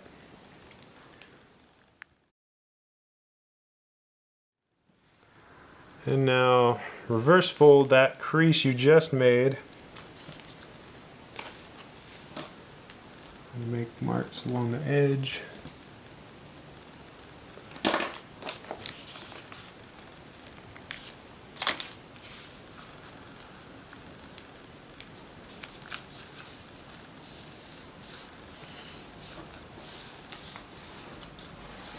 Okay, and then in a similar way, now that you have a series of mountain folds, fold it all the way back to that first one, and then use the central crease that you have to bisect once,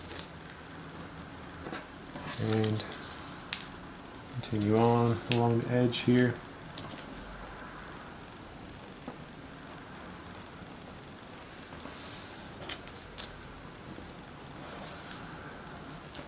And then again on that third mountain crease, fold the folded edges to one another to bisect that pleat. Hopefully you're using very thin, large paper. Otherwise this project isn't going to look as good as it might. And if you happen to be using dual colored paper as is suggested, you're going to start to see that color change that's going to appear along the chest of the dragon in the form of these triangles. It's a little less apparent, a little muted on this because I used light colors so that the pencil markings would show up well on this model. But there we have our continuation up to the apex of this square here in the middle of the paper. These pleats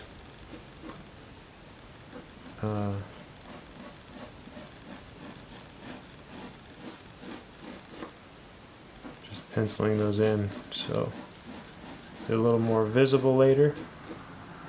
You don't have to do that though. Running all the way to the edge there. Okay.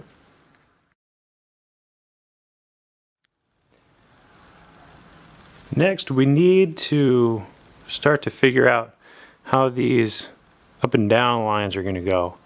And the very edge of all that would happen from the corner of this square here, but going straight up parallel to this diagonal running through the center of the model.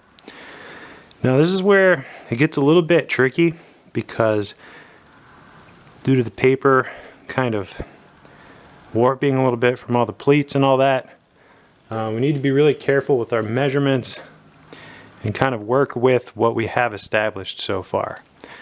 You could be a little bit off with this and it'll still turn out just fine, but unless you have like some kind of computer that can like laser draw on a crease pattern and then you fold over those lines, I don't think there's a way to get this completely perfect with how close together all these details are. But there is a good approximation. So we know that our line is going to touch this point here at the corner of this box. And I've worked out that if we trace back to this point here, so we look at this kite shape for the tail and we find this 45-degree angle here. That corner, which is one space away from this wall here. So this corner, if you follow that crease all the way down to the bottom of the paper, right here, again I'm talking about one space away from this wall where the leg is, directly underneath this corner of the kite shape. If we draw a line, or if we set up our straight edge with this and this as points of reference, then it should give us the correct angle for this. Because we're saying that this is in the center of a square, that's tracing back through the corners of all these squares back to the edge of the paper. Okay, so set up your straight edge on that point there and find that corner, and then you're gonna be careful not to rip the paper, but you're gonna kind of spread the paper underneath the ruler, because again all that the pleats are gonna bunch up. You just kind of have to work at it until everything looks aligned as best as it can. And then just from this corner up, Make a quick line like that. It's good to do these things in pencil, so if it gets a little bit incorrect, you can erase it. Okay, and then you're going to do that same thing on the other side here. Find the corner of this shape, trace it back all the way to the corner. I know some of this is off camera, but you're just repeating the same thing on the opposite side here. Okay, you find the corner of your square. That should be, stretch out the paper so that it's flat underneath your ruler. Find the corner, you can mark up the edge. Okay. Now, good way to test whether or not that worked is to see if we fold this back, using those as reference points.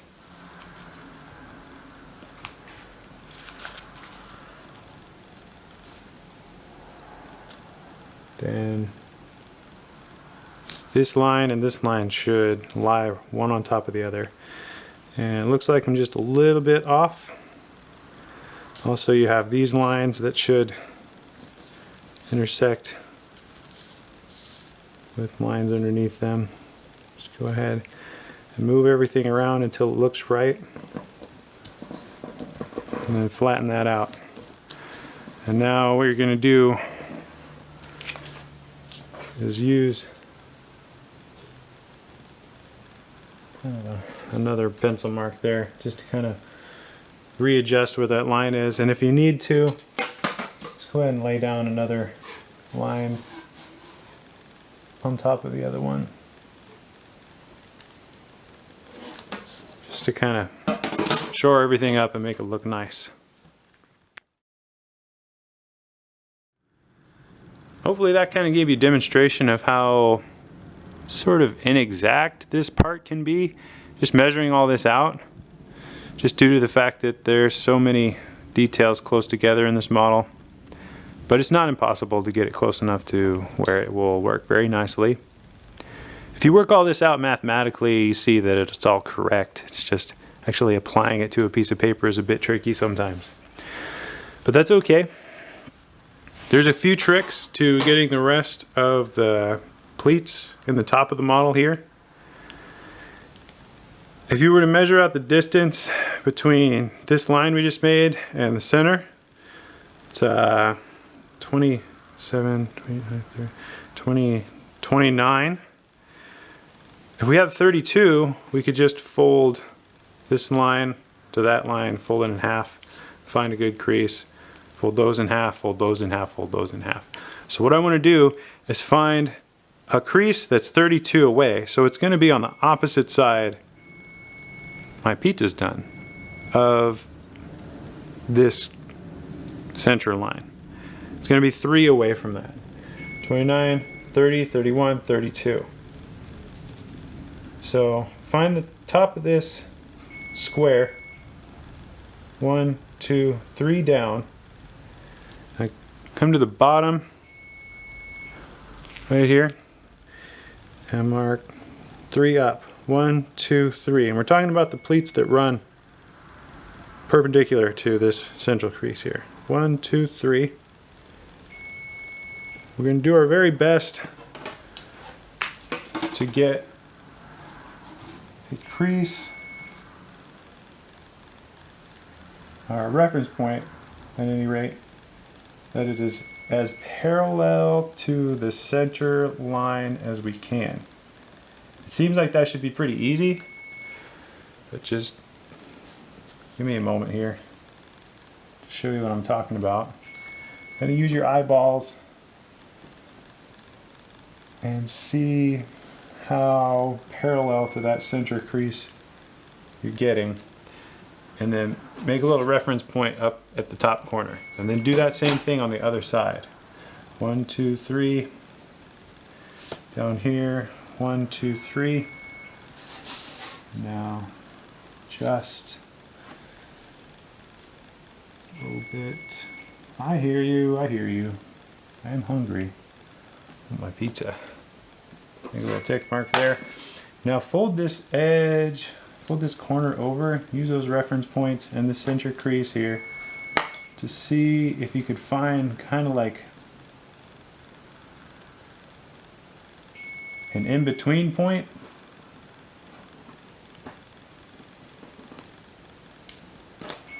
And then use that to create the reference points you're going to actually use. And now, from that reference point down to the bottom,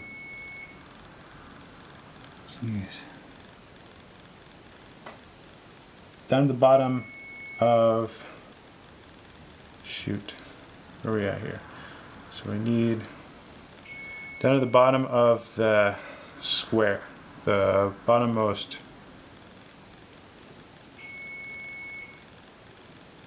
My oven is relentless. It really wants me to go eat pizza.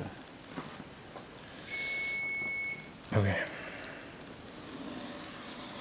Make a crease, make a line like that, just to that line. And then again on the other side. Use your reference point that you built.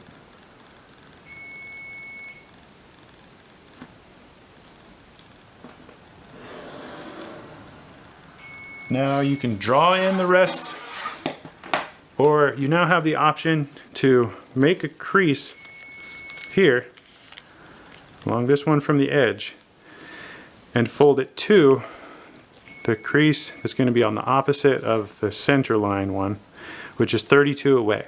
So if we divide that in half, it's 16, 8, 4, 2, and 1. And you'll be able to count out the whole thing like that with just folding if you want to. I'm going to go turn the timer off on my oven because that's annoying me. And I'm hungry and I want pizza.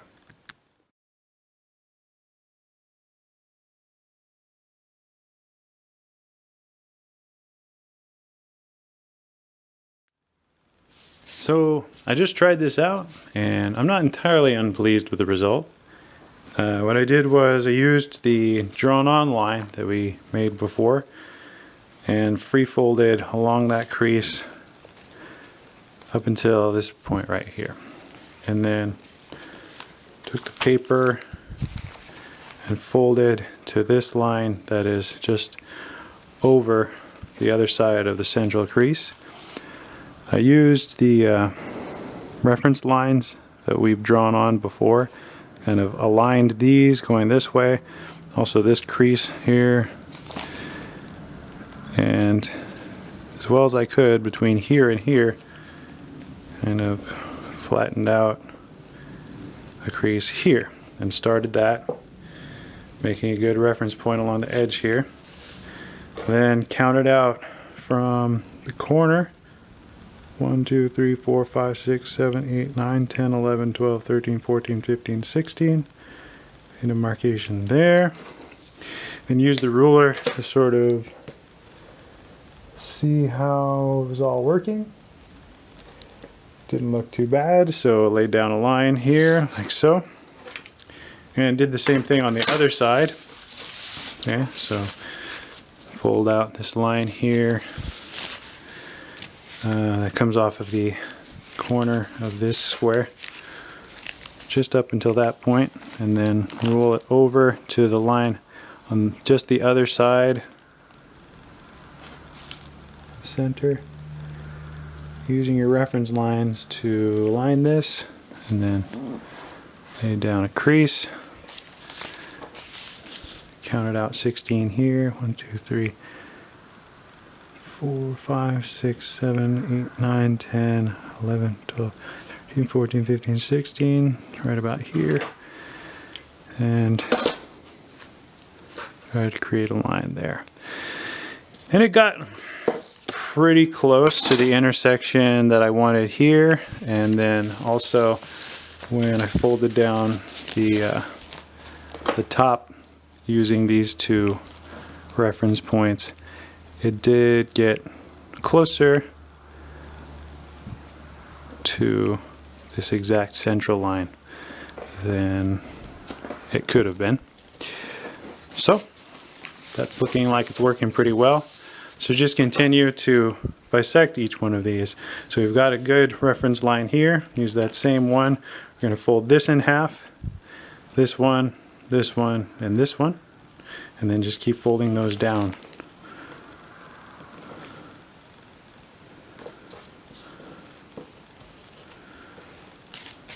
Okay. In the corner. 1, 2, 3, 4, 5, 6, 7, 8. Reference with the straight edge. And that looks pretty good actually. So give it another crease like that. Turn around the other side. Use your edge.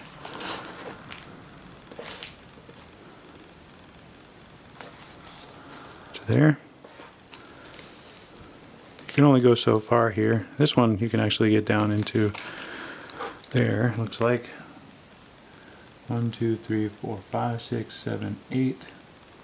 Looks like it's a little off from that, but we'll just shore it up a bit with the straight edge.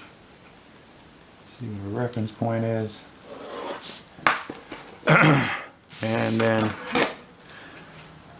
see how close we got. So these are our two reference points. Fold this down, using those as a guide to get it close. That worked out pretty well. Okay, well, I'm satisfied with that.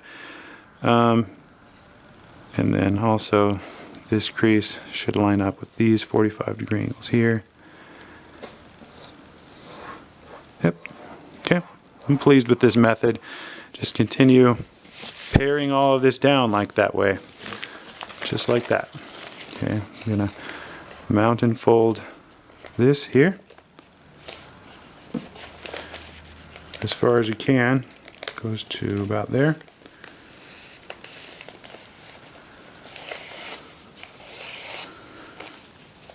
And I'll fold this over. Remember that we mean the line that's on the other side of the central crease.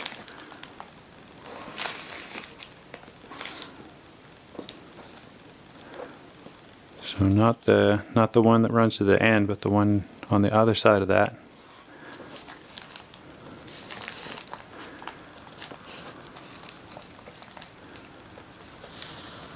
Make a light crease there, and see how it worked out. Should be 8 away from this. 1, 2, 3, 4, 5, 6. Wait. 1, 2, 3, 4, 5, 6, 7, 8. 2, 3, 4, 5, 6. 2, 3, 6, 7. Verify it with the straight edge.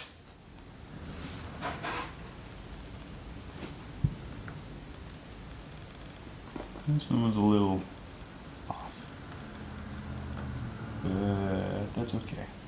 Just go ahead and wiggle things around as best as you can until it looks right. There's a small margin of error, but you can get it within a reasonable proximity to where these creases need to be and still be safe.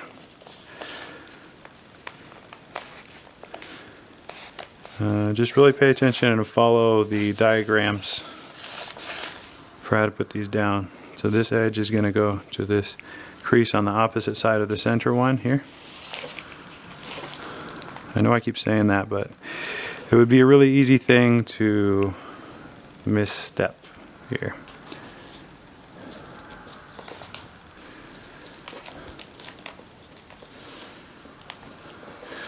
And I don't know how you feel, but it seems like we have a good amount of work put into this already.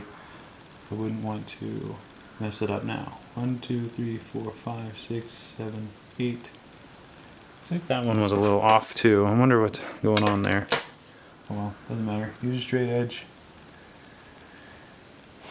Find your reference points. 1, 2, 3, 4, 5. Click on that. Here. Line. And then see. Where are we?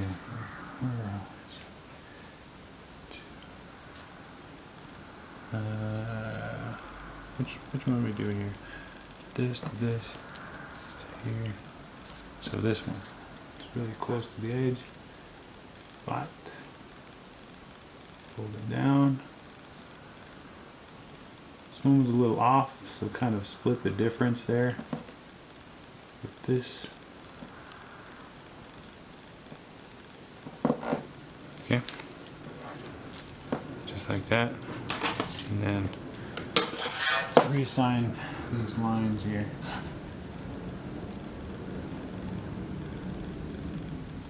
With your straight edge.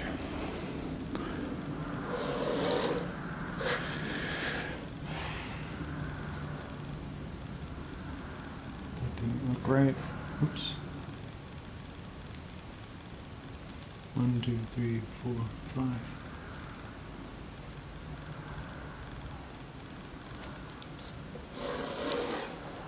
Hey. Okay. That looks good.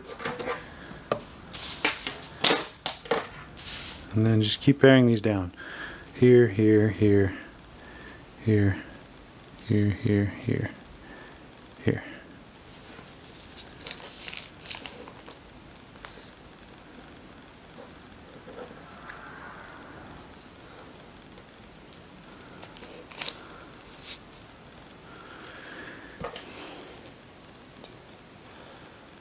One, 2, 3, 4.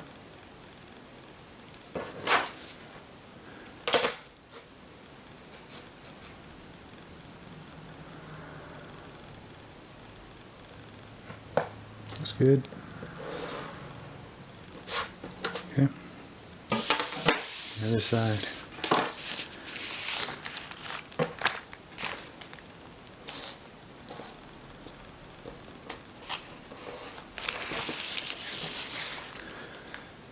One, 2, 3, 4. Looks good. Oops.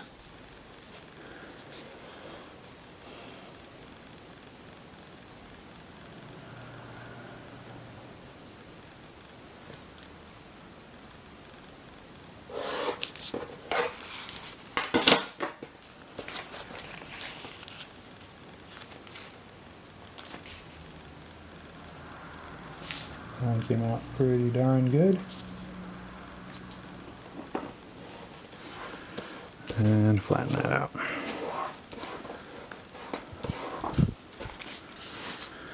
Alright, now I need this one, right? This, this, this, this, this, okay? This one here, first fold this crease.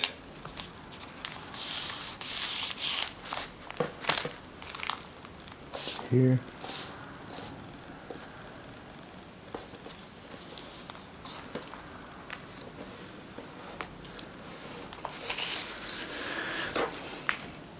One, 2, 3, 4.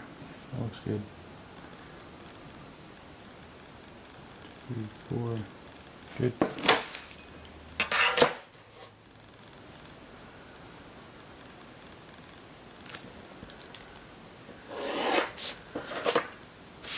There. This one here.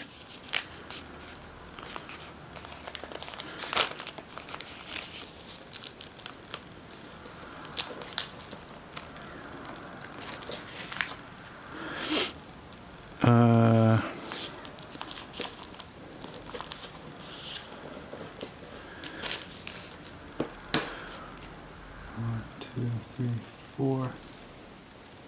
Now that they're so close, 1, 2, 3, 4, they're getting really accurate. as far as the lines that I put down for these, for the square, for the reference points, for everything. So I'm going to do the remainder of these after this off camera. Okay, I'm just going to trust that you get the method now.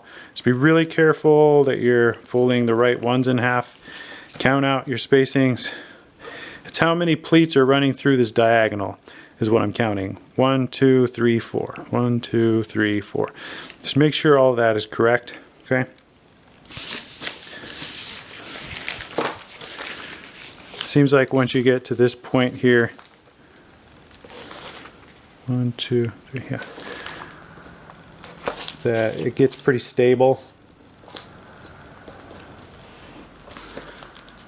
So I'm going to trust that you'll know what to do here with help from the diagrams if you need them. 1, 2, 3. Oh, 1, 2, 3, 4. Right here. Looks good. 1, 2, 3, 4. Looks good. Excellent. Here. And here. So fold this over. Just kind of check that.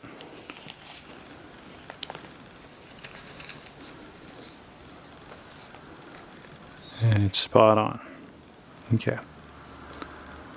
Very good.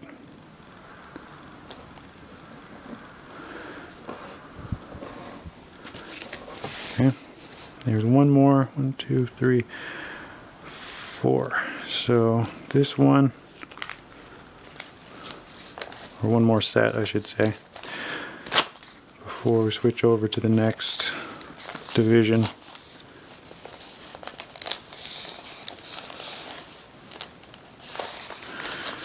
And it goes to this one opposite of center.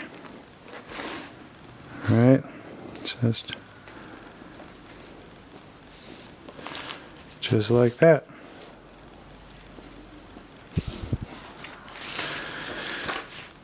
And now this should be one space away from center. So that should be easy enough to gather up on either end here.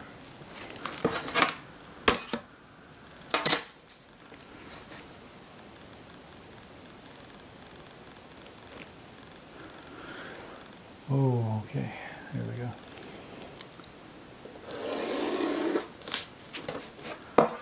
Kind of interesting. Now, 1, 2, 3, 4, so this. Fold this down. This is the one I kind of goofed up, so I gotta fix that here.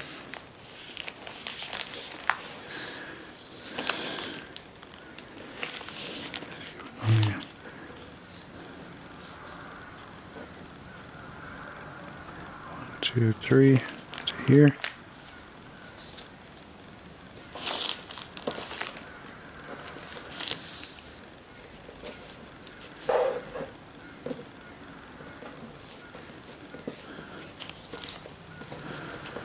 Just try and use these diagrams that I've placed in the video to help you.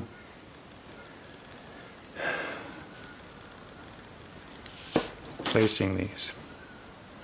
Okay. The rest should be pretty simple. I have confidence they'll be able to get the next two divisions down to, so each of these is going to be divided again, 1, and then all of those again. So there's 2 more divisions, 1 and 2. I'll do that off camera and I'll meet you back here after I'm done.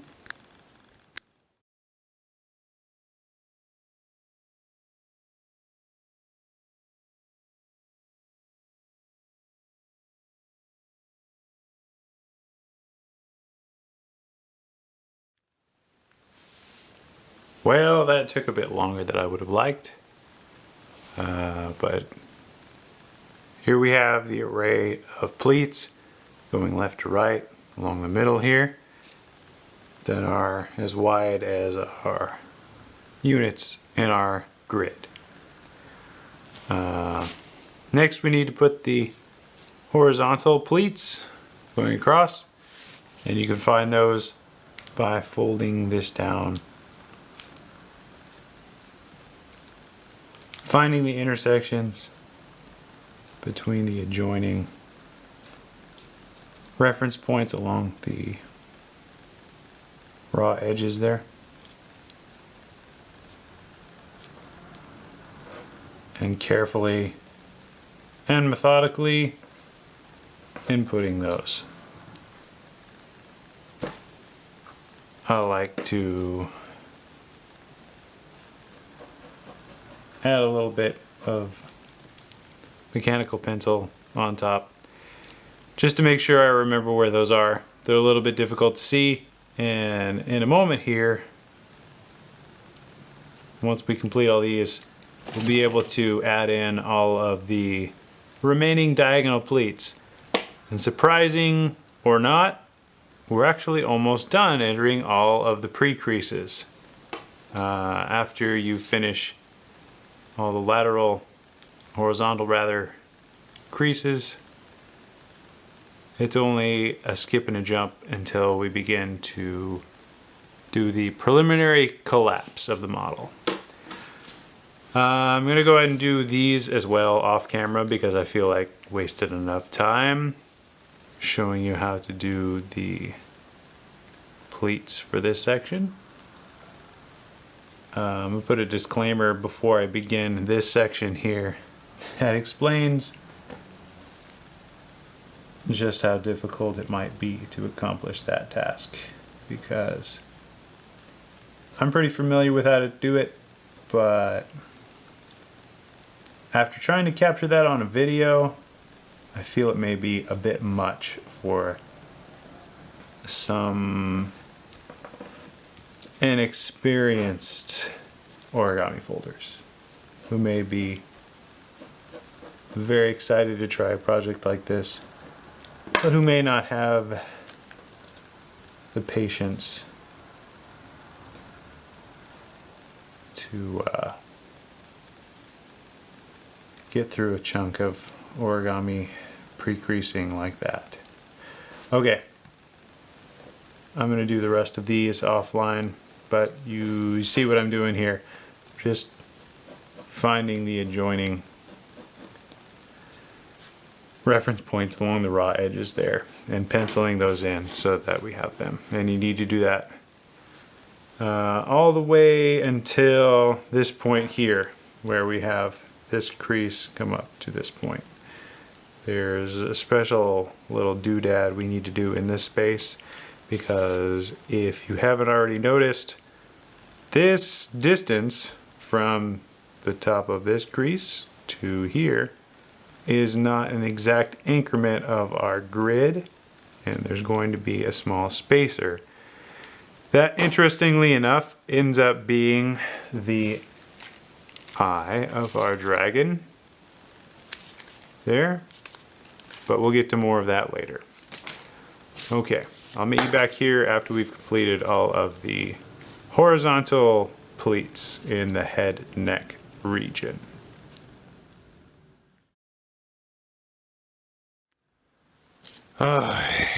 Okay, so I've completed the pleating that's running parallel to our central crease here, and I want to get one more little detail in here before I stop for the night.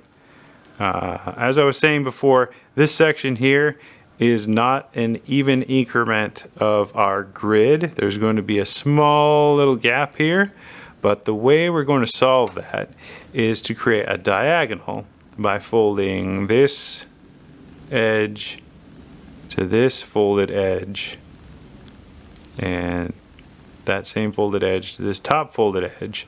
Make diagonals meet here somewhere in the middle, and do the same thing up here, and then we'll use those to create the pleats that we can make and leave the extra space for the eye. Okay, so pretty straightforward. You just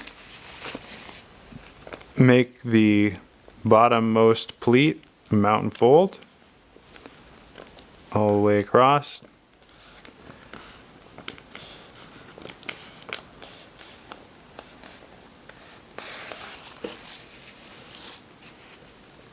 I guess we didn't really have to do that, but good for the video purposes. And then this outermost pleat here, we're just going to bring that in from the corner. Okay. It's kind of awkward. We're free folding this. You do want to try to get it accurately though. Here we go. So those edges are matched, and it doesn't have to go all the way up, just so you know that you've been at least to the middle there. And then again on this top one, find the mountain fold in between the reference points along the sides. It's not cooperating. There we go.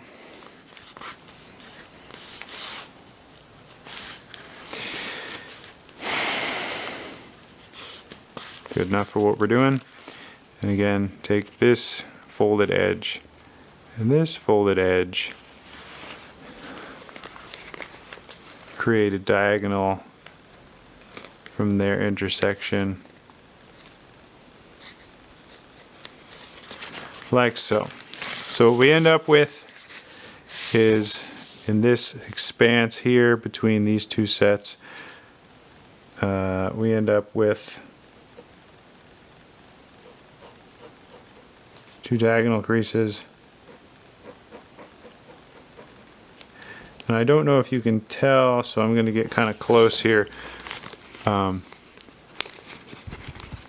have the connection point between those two just a little bit further out from a natural stopping point that would be on one of these lines to complete a box. And what we're going to end up doing instead is putting that extra space somewhere in this area here. But first we're going to create another set of reference points on the opposite side, so we'll be able to create those lines vertically. Horizontally, I should really get that straightened out someday. I end up correcting myself at least 3 or 4 times during one of these videos. Okay, so folded edge to folded edge, at least through the center, and again from this side to this side. I apologize about this section of the crease pattern being a bit much.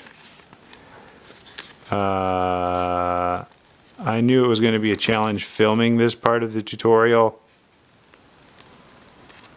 Either you're going to get it and say, Rickman, that wasn't really anything, what are you apologizing for? Or you're going to be watching this and saying, oh no, I messed up the grid, I have to start all the way over, and you're going to be really mad at me.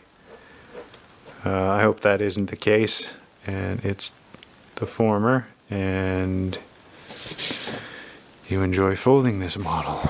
Okay, let me show you a quick diagram and I'll be right back. Now, if you studied the diagram, you see that we're only going to place one at the top here. So follow this diagonal down to where it meets this first crease here, and that's going to be our reference point for our top line here. The other 4 creases come from the bottom, so follow this up to where it meets this crease, 2, 3, and 4, and do the same thing on the other side. 1, 2, 3, and 4. Okay, And just use straight edge or fold it if you prefer.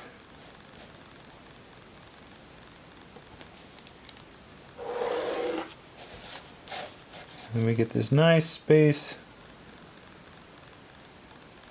in the middle of all this.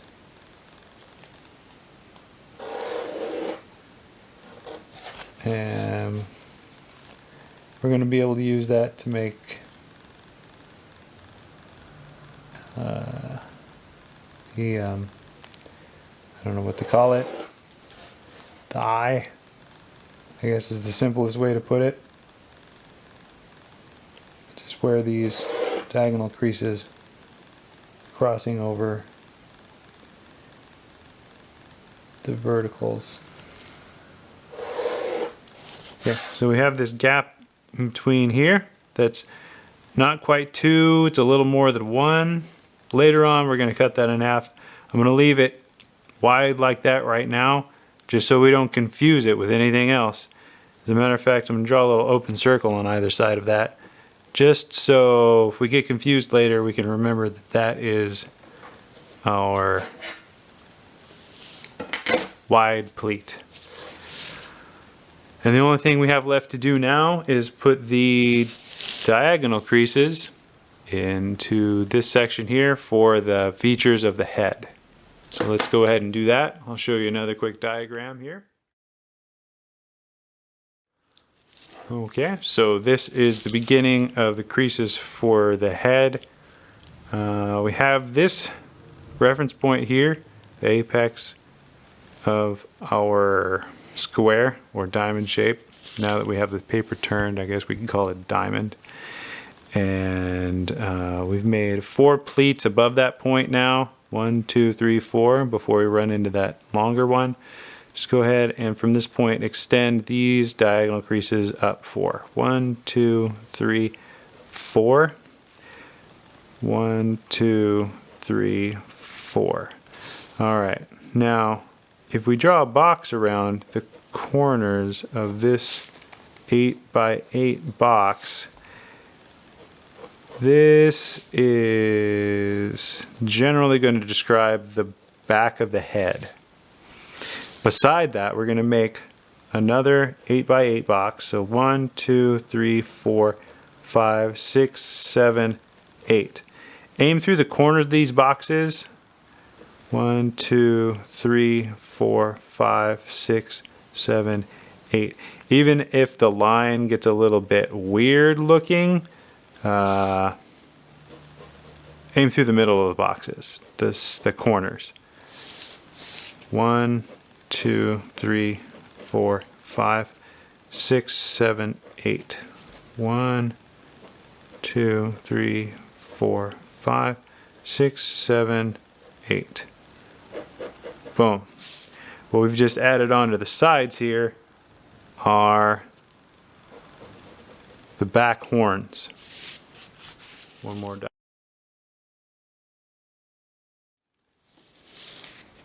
I apologize.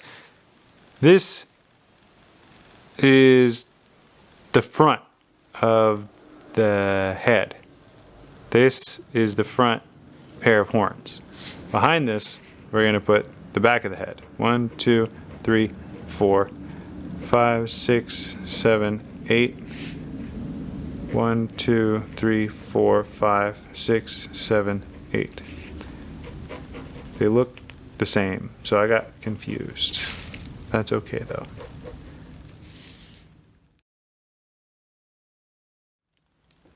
And now we can add in 1, 2, 3, 4, 5, 6, 7, 8.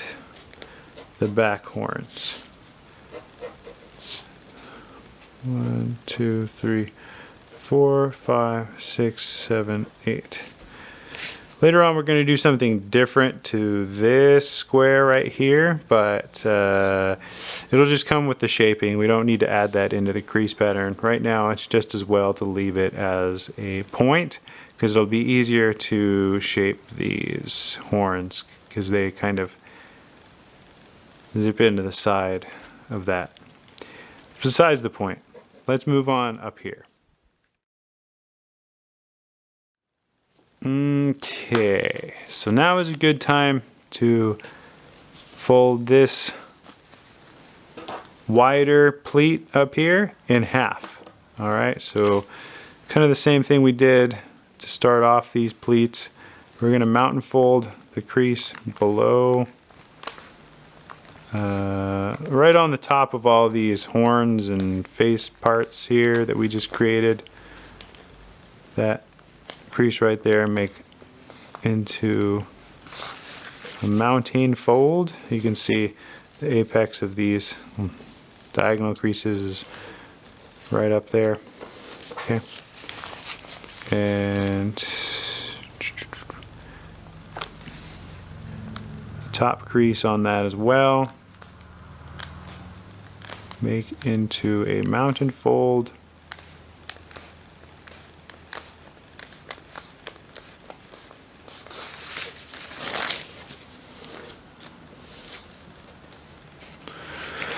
Oy.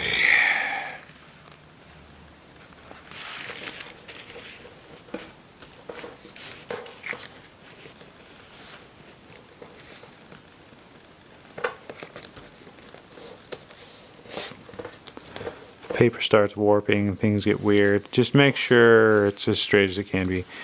And now we have two mountain folds, and we're going to bring those together to fold this wider flap in half to make each side less than 1 unit wide. Okay? So this whole thing isn't quite too wide, so when we fold it in half, it's going to have kind of a skinny little pleat there. Alright. That's okay, that's what we want. Okay, unfold all that. So there's what we have now. Right on the top of all these horns and everything, we have this skinnier pleat.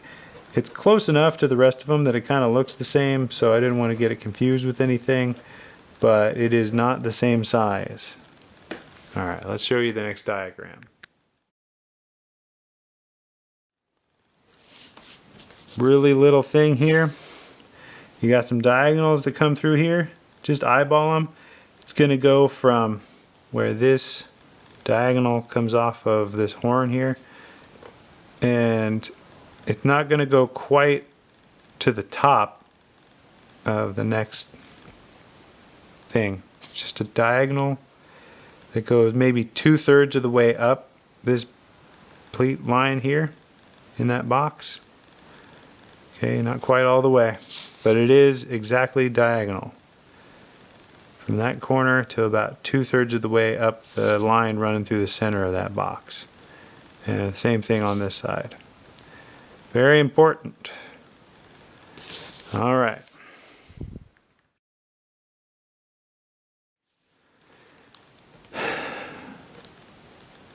From that point, so we got our diagonal coming from this horn here, our diagonal going through this smaller pleat section. So we're right here at the top of that V shape. 1, 2, 3, 4, 5, 6. Wait, hold on, let me count that. 1, 2, 3, 4, 5, 6, 7, 8. It's 8. 1, 2, 3, 4, 5, 6, 7, 8.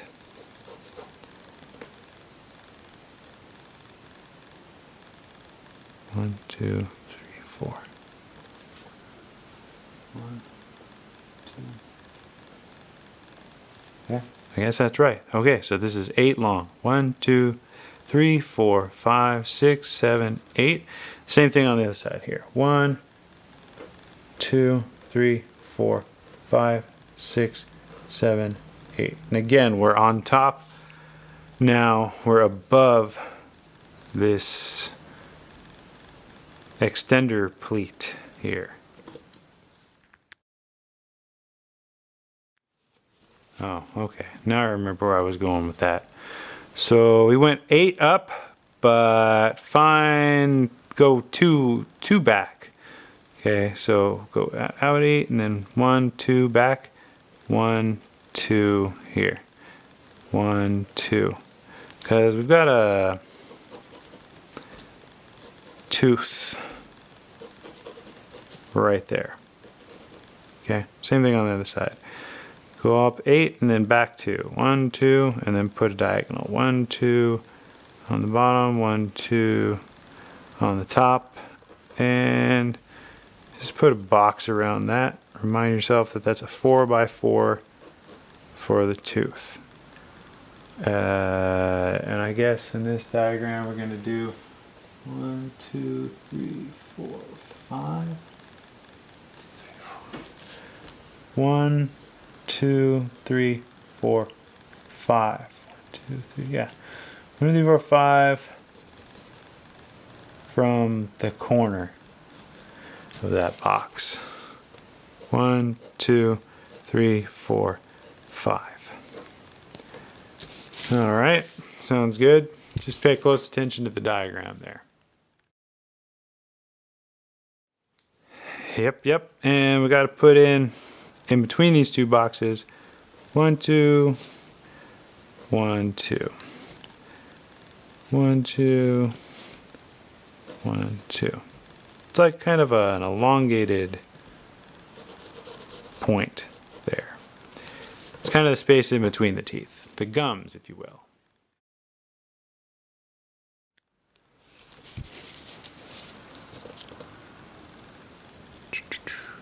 One, 2, 3, 4, 5, 6, 7, 8, 9.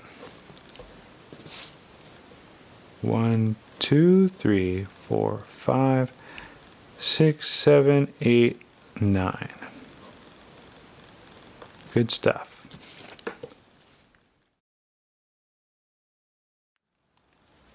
Now here again, you got the end of your 9, go back 2, 1, 2. The intersection of here, 1, 2. That should meet the raw edge. And then back down again, 1, 2. And you've got yourself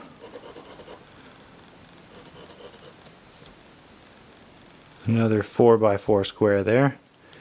This one again, go all the way out to the end of your 9, back 2, 1, 2. Put 2 on either side of that and box that in as a 4x4 square.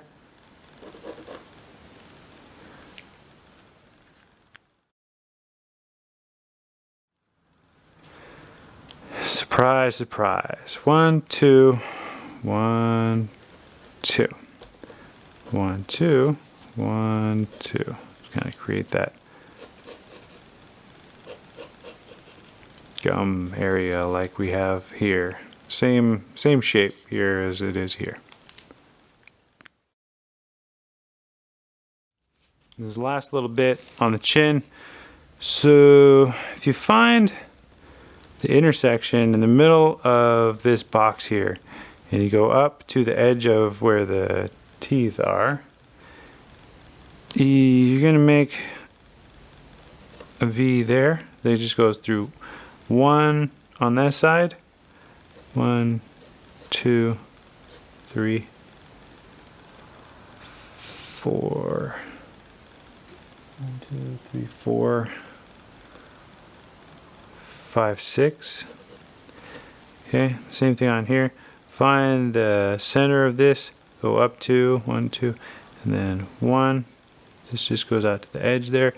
1, 2, 3, 4, 5, 6. These are all more points. So find this point right here again.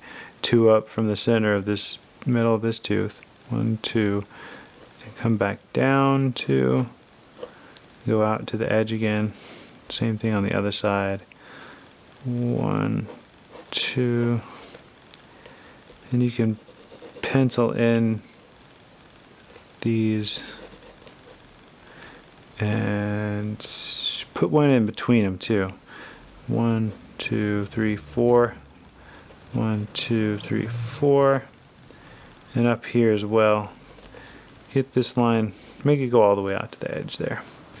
And you can, I guess, put a line around that. Make this go all the way out to the edge too. That's just a series of points. So let's kind of take a closer look at that. You've got the teeth down here, and then above that you've got 1, 2, 3, and then sort of a fourth one here with the spaces for some corners for the other ones there. I don't know. Just take a look at the crease pattern pretty closely, and you'll see where to put those. That's all the little details of the chin there.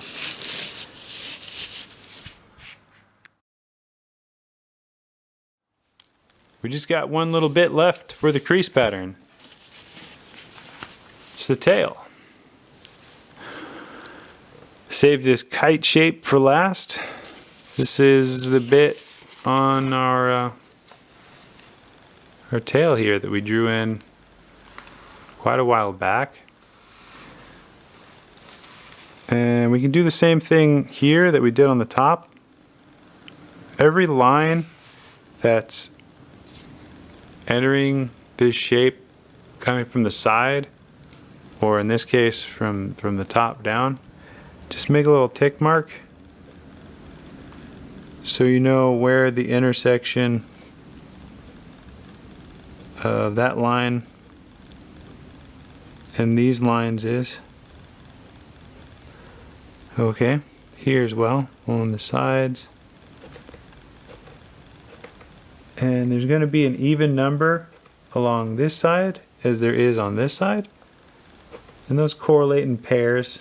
You're just going to link those up with crease like so.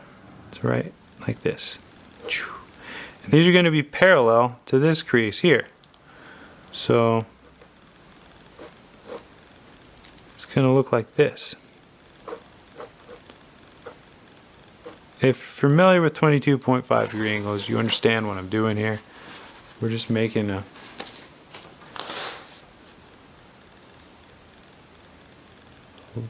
little tail here. When they start to get longer, you can use your straight edge. Just make sure you're getting them right. And it's just a series of connecting pleats, just like we did up here in this section, how we were connecting pairs. Same deal, top and bottom. Easy stuff.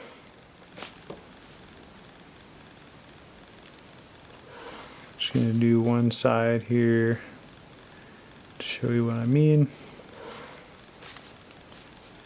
Whoop, that one wasn't quite right. There we go.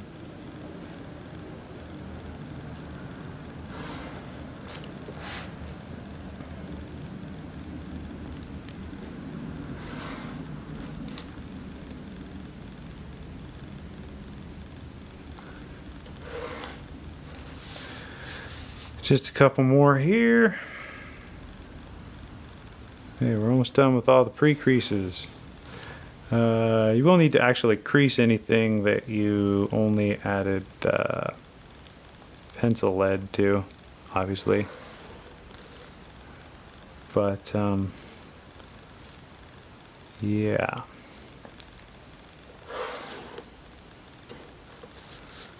One more here. Like so. Okay. So you could just need to mirror that on the other side here. I know where they all are, but it still helps to have all of these.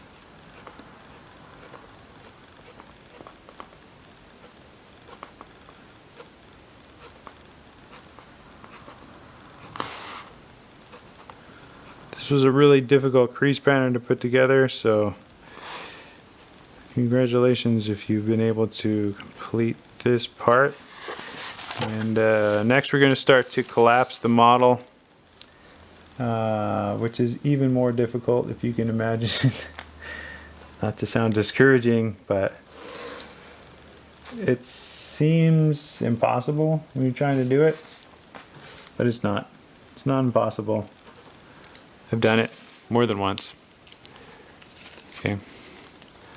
And then after this, obviously you need to shape the model because this is just floppy. It's flaccid. You got to put the CMC shaping or the wallpaper paste on there to make it stand up. Just the nature of this style of origami. It's not paper cranes. Not to make you sound like you're dumb. You probably understand that if you're folding this model. Alright, so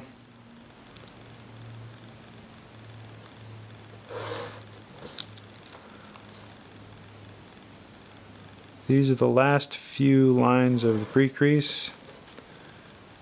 I'm going to take a nap and wake up and start to collapse it tomorrow. I don't even know how long this video is going to be so far, but I'll probably break this up into segments. I wasn't exactly sure how the filming of this video was going to go, but more than likely, if you're watching this, the next video will start right after this one. I'll put them in a playlist, so you'll be able to watch one right after the other.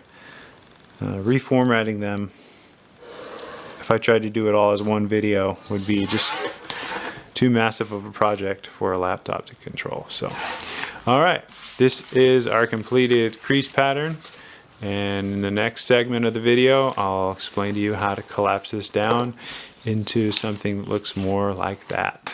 See you in the next video, everyone. Bye for now.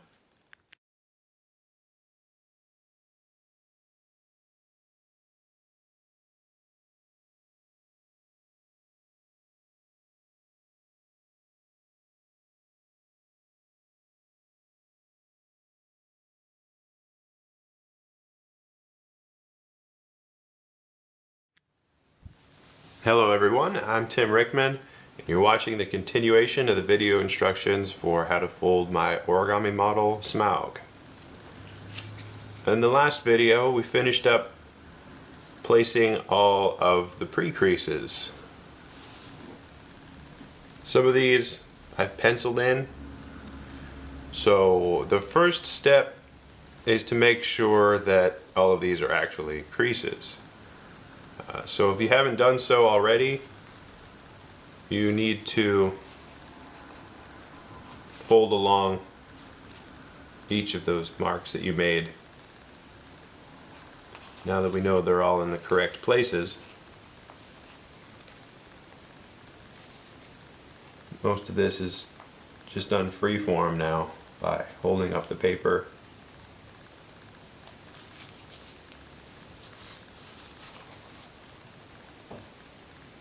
And using your eyeballs to make sure that you're folding through the corners of each of the boxes so that all of our box pleating magic will work. I recommend doing everything that's in this sort of area here first, and then going back and doing this after that. So I'm going to go ahead and finish all of this off camera, and I'll meet you back here in just a moment. Alright, going ahead and put a crease through all of the diagonals, these up here, the wings, legs, the tail, and also the boundary lines to this portion where it's horizontal and vertical here, and then diagonals there. I forgot to mention one thing though. On the tail, you do need to have a crease that runs between these two corners here. Forgot to do that earlier, so just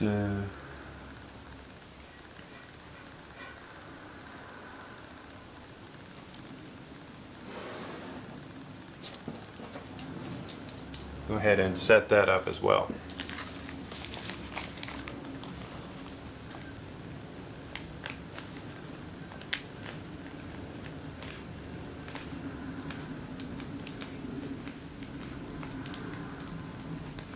Probably could have done that without penciling it in. but at any rate, there it is. Okay, and the best way to make sure that you've gotten everything is to turn it over, take a look at where all the creases are, and just trace everything over and make sure that you're not missing anything. Okay. Alright, now we're going to move on to everything that's in this section here. Okay, so we're going to come up here now into this section. I haven't folded through these lines yet. I wanted to mention though that you don't have to fold completely across. And I think I mentioned this before when we were putting these down, that the lines are only going to come up to the bottom of this square. So any of these lines, these ones below it, you fold all the way across, but once you get to this one here, that should be touching the very bottom of this corner and also emanates from this angle change here. Once you get above that point, they only need to come this far. And again, up here, they only need to go across that far until you get to where the stuff for the face starts to happen. So right about here, then you would want to fold all the way through it, because we'll actually be using those creases for the pleats in here.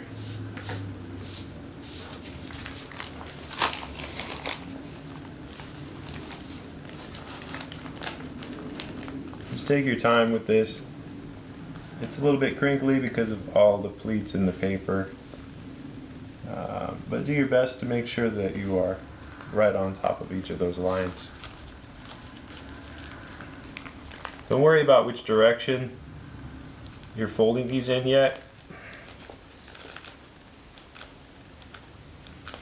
A lot of these lines are going to be reverse folded and things like that when we're collapsing it. But you're going to use a shaping tool to help you reverse fold those. And it would be next to impossible to draw this pattern exactly on top of this one on the other side of the paper and then try to do mountain folds and valley folds exactly how they should be. So all of that will get sorted out when we start to collapse the model. I'm going to finish this up off camera. I'm going to do these, and the diagonals. And I'll meet you back here after that. Now that should be all of the pre-creases. So we can start the collapse now. Probably the best place to start, I think the natural impulse is to start with what looks like the easier bits. Come in from this corner and start doing all of this. But what you really want to do instead of that is start with the face. And it's my recommendation that you turn the paper over and this is going to be the show side, meaning like we're looking at the back main color of the dragon right now. Okay, so you want to do this lightly, but just so you don't lose track of where any of these lines are, sketch over lightly some of these, and we're going to start to collapse the horns and the face down first and extend the pleats that are going to come out of it this direction down as far as the end of that box there. Okay, so just go ahead and sketch in all of the features of the face here.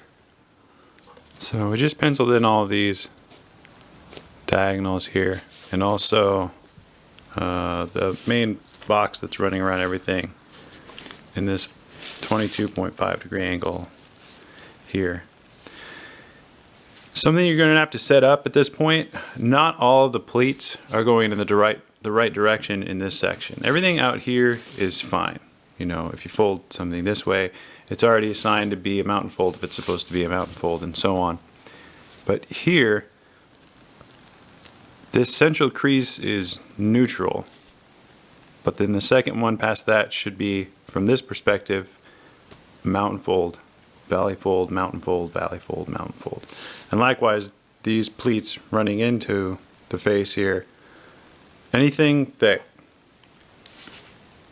crosses the intersection of what's going to become a point, like the tip of the horns, the points on the teeth, any of the horizontal and vertical lines running into one of these points needs to be a valley fold. And then the one immediately after that, mountain, valley, mountain, valley. So it's a good idea before we begin to collapse the face to assign those. And the easiest way to do that is to get a table with an edge that's pretty, not sharp, but you know, a 45-degree angle like that. And just use that to establish some of these.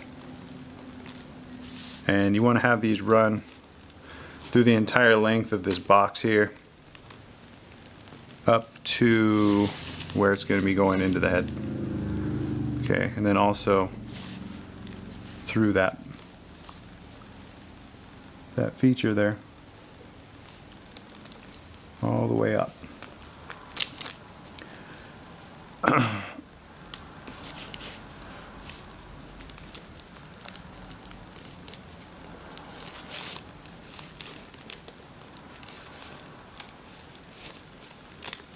It's going to take a while to do this, but it's something that's necessary. It needs to be done because assigning these creases as you're collapsing it is going to be way more of a hassle than doing it this way. So there I've showed you a couple examples of the vertical ones, now the horizontal.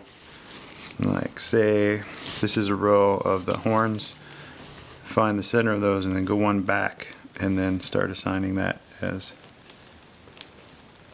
a mountain fold. They should, all the valley folds should be there already, because what we did when the paper was on the other side is folded everything, mountain folds rather. You know what I'm saying. You need to get the correct orientation for these leading into all these elements here. Okay, now here we are. All of the horizontal and vertical pleats of this section here are assigned. So now we can begin the collapse.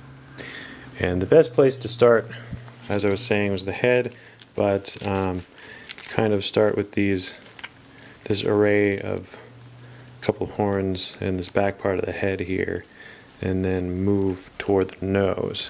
So on the crease pattern, we're talking about, if I can keep knocking the camera over, talking about these points here. Start with those, then move on to these, and then you should be able to do the teeth here. You can kind of leave the chin alone until the very end if you want to, or you can do that now. So let me scooch the camera in just a bit more, and I'll show you how to begin the collapse there. Okay, so this is kind of the best way to start this off. We're talking about the very back set of the horns here, and you can try to get these to lead off the entire edge, but it doesn't really matter. If you just get them, you know, about halfway down through here, that's fine. But what you're going to do is make a mountain fold all the way from the edge up to the point of each of these, and just do the back half and get the pleats going for that. So that's how you start this, and then once you have those, then you're going to come around and start to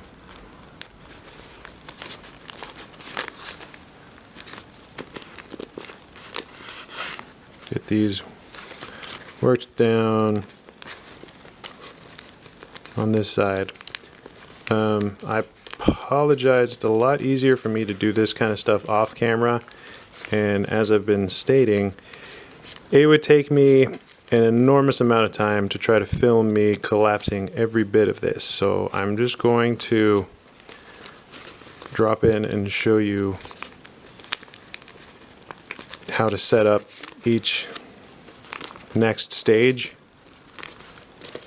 And there isn't really a lot of precedence for a video explaining how to collapse a model with this many parts. So you just kind of have to bear with me. I hope that you're able to get this, but see, there's what I'm talking about. So now we're coming at it from the other side, and then once we get them like that, just go ahead and fold it over like this. Okay, so now you're working at it from the front, and go ahead and make the leads, just fold through all of this. We'll be able to open the model slightly to get the next set of details, and then the next set of details, and the next set of details. So just keep working at the other side of these the back set of points. Absolutely insane here. Okay, now this is what we should have. Show what it looks like from the other side. We've got all the appropriate lines leading into this, making these 3 spikes, and then you're going to press them into one another, and then you kind of bunch these up so that this is just a stack of mountain folds, and push them into one another. And then the very central crease running along the spine of the model is going to be neutral, so then you flatten this out so that these elements get tucked into you can see what I'm talking about there. They get pushed in half and tucked into the pocket there. Okay, and then you have an element that looks exactly like this array here that's going to be directly beneath it here. So you can slightly open up the model and collapse that down next.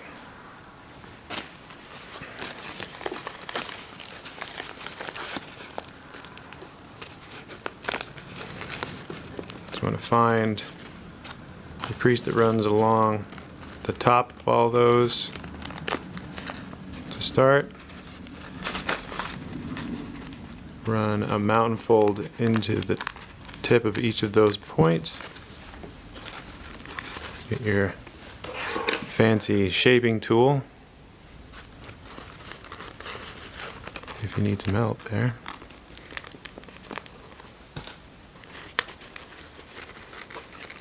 I have no idea what the final run time of this video is going to be, but something is telling me it's going to be atrocious.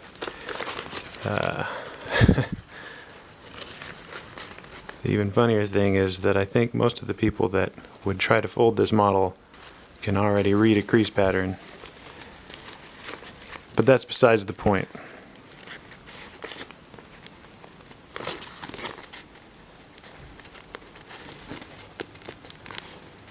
Just to show you a little bit of what this is going to look like. It's uncomfortable, and it takes a really long time. What I mean by uncomfortable is the paper is going to be a little uncomfortable. This is to be expected. That's why it was a good idea to pencil in the marks for these, because it becomes a little bit convoluted at certain points. And you can see here how this is coming together. And things get opened and closed, and you lose track of where all the creases are and things like that. So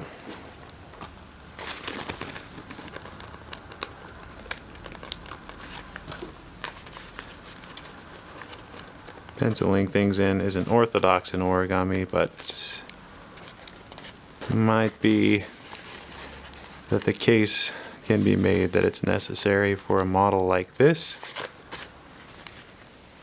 And I hope to see more really complex models in origami. I don't really think you can have extremely complex origami without using some box pleating. That's just a personal opinion though.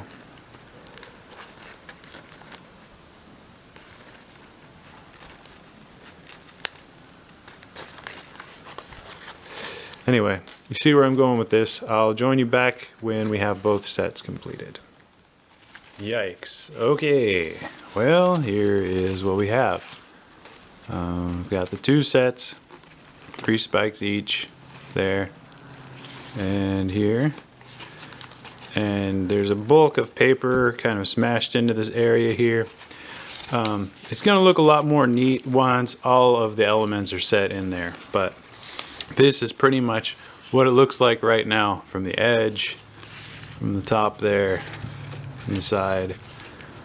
When we go to shape this, once everything's where it needs to be, it will look a lot nicer. But right now, this is why we've done this part first, because in my opinion, besides some of the final stages of the collapse where we're working in this bit here and this bit here where you're folding through a lot of layers, definitely this back part of the head is, in my opinion, the most challenging part of that.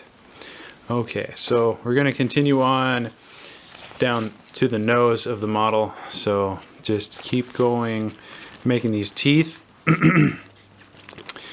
What you're going to find about these teeth is that they're just like the spikes for the head. You've got 3 in a row, except the one in the middle is extended quite a bit, and all you're really doing is wrapping a point. So you've got this layer here wrapped over this, and you're just folding up into it on either side. Okay, if that makes any sense. Let's see what I mean there. Okay, and then there's a sort of tooth next to it, and you're doing the same thing. You're just going to rest that spike next to inside the pocket of the spike that's in the middle, or the gum, whatever you want to call it there, like this. See, so there's going to be on either side of this structure here in the middle. Alright, moving along. One thing I forgot to mention also, that when you're coming down from this set of spikes in the back here, you've also got this fiddly little bit here that becomes the eye, and it's pretty straightforward. You know, you come down from the point of this tooth and you trace this diagonal back down to that, and then once you get to it, all that's really different about it is that this pleat isn't the same size as everything, so it's not going to be flush with these mountain folds. It's going to be recessed further down into that pocket. That's really the only difference. Other than that, it's just a normal flap. You've got it punctuated there, and then you're just folding layers over that point until you get to the middle. So it's like a very tiny little bump with 1, 2, 3, 4, 5 layers of paper folded over it on either side. Oh boy. Okay. So we've got our 2 sets of horns and whatnot there, and then coming down here, this is what the array for the front set of teeth is going to look like during the first part of the collapse. Okay, tucked into each side pocket here, there are the teeth. Those get kind of folded in half. There's a mountain fold on this inside edge. All the layers get brought together, and then you push them under there. Okay, it's the same thing on the other side. There's 2 sets of teeth that are pushed underneath an amount of layers there. There's one more that's exactly like that right here. So go ahead and take care of that bit of business, which should be considerably easier because we're getting close to the edge and there's less paper to hold on, blah, blah, blah. As I said earlier, this bit on the chin, you can go ahead and fold that if you want to. Let me show you what that's supposed to look like. It's just a bunch of spikes, really. You've got one central one behind that, and two on the sides of it. But as long as you collapse down this last set of teeth, that's really all you need to do for the head right now. Again, I'm going to do this off camera because, as I'm sure you've noticed so far, the collapse of the head is probably the hardest part of this model. Okay, I'll meet you back here in a few minutes. Traditional sound of exasperation that I give when I start a segment. Here we have the bottom jaw. This is what things are going to start looking like now. It kind of looks like a crumpled mess with good intentions, maybe is the best way to describe this. That's what you should expect. This is how it looks right now. Okay? Got your back horns, front horns, top jaw, bottom jaw, and this little fiddly bit at the end here, which I'm just going to save for later because I'm tired of looking at the face. We're going to move on now to basically the perimeter of the model. So we're going to come down here into the wing, the leg area, the tail, that sort of business. But when you're folding the first set of the collapse, anytime, I'm going to turn the paper over now, anytime that there is a large section of claws or something like that, meaning like on the wing here or whatever, you're going to ignore everything until it makes a decent point there. So in other words, instead of trying to collapse down each claw every time you go through, you're just going to fold layer after layer over until you get to this point here. Later on, we'll open this up and collapse the claws down in the second phase of the collapse. Hope that made sense to everybody. It's just a lot easier that way to not worry about that stuff until later. Okay, let's go ahead and get that started now. If you've done everything right, the creases coming out of the neck should correlate with creases running down the side of the model. These lines here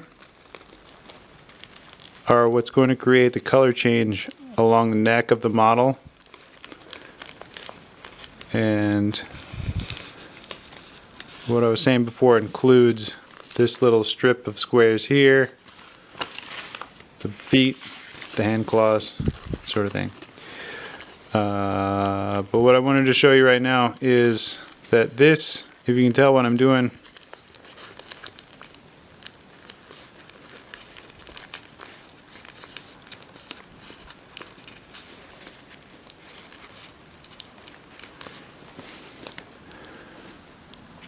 is creating this portion of the model. It's running down the chest. Okay, this is what you're making right now. This part. You're going to come all the way down, blah, blah, blah, into the wing. And actually want to start to form the wing now. It's not a bad time to do that. So, start in this corner as well. And just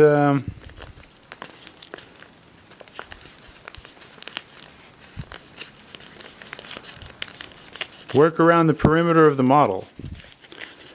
And I'll be back with you after I do some of this off camera. I apologize that I can't show every little bit of this model on camera. It would literally take me 3 days of filming, and I would never be able to upload the whole thing to YouTube. So just join me back in a moment and see how far I've gotten, and that's how far we'll need to be going at that point. Okay, so I'm going to try not to bump the camera this time. This is how far I've gotten in a little while. You're just starting from the edge and you're collapsing this down. We've just started to excavate, if I can use a weird word to describe this array of the wing claws, but we're just going around the outer edge. We've got most of the wing points going along here. Most of this edge has only been excavated so much so far. To the tail, which may or may not be exciting to you, but we've started to do some of those 22.5 degree angles here, and the mirror image of that is reflected on the other side here. Started to get down to a bit of the claw section. Now again, we're folding through the claws up to the point where it becomes the river and just coming to the point of it all. And then later in the secondary portion of the collapse, we'll actually open the model up and fold those creases, which should be already pre-folded for us. But if you're folding this, you understand the complexity of this model and the fact that, God, you just need to get it done. Anyway, so this is again the start of the things that go down the chest that have the color change, and we've warped back around to the face of the model here. I am Smaug, I am death. Oh, I said Smaug. That's the very bad English pronunciation, the white pronunciation of it. Smaug is the correct pronunciation. Okay, so just continue on with this, collapsing it down, kind of starting at the edge, and then generally focusing in down to this point on this side, and this point on this side. Keep going with that. Here's where we're at now. I've collapsed down just a little bit more. You can see these are now starting to form up here. Got the, I'm gonna call it the wing finger point, which is really all the fingers just jammed up, folded over one another at this point, because we're not actually collapsing the fingers, just the area. The wing points are done here. This actual section is done. We're starting to see where the claws for the leg is going to come together. The tail is actually starting to come together a bit. If you want to, you can actually take a twist tie and start to bind up this portion. And as each of the limbs of the model, so to speak, come together, if you want to take some kind of a clip or tie and start to hold those together, it's going to help with this entire section here. Anything that's relatively long, just wrap something around it so that when you're collapsing this, it doesn't spread apart on you, stays together. It's going to help. And the other side looks very much the same. We started to realize the hind leg coming together here. Also the wing. The wing claws and the chest plate. And obviously the head, which we've done already. Just keep going along like this. I'm going to cut out right now and return to you when I've done a bit more. See you in a bit.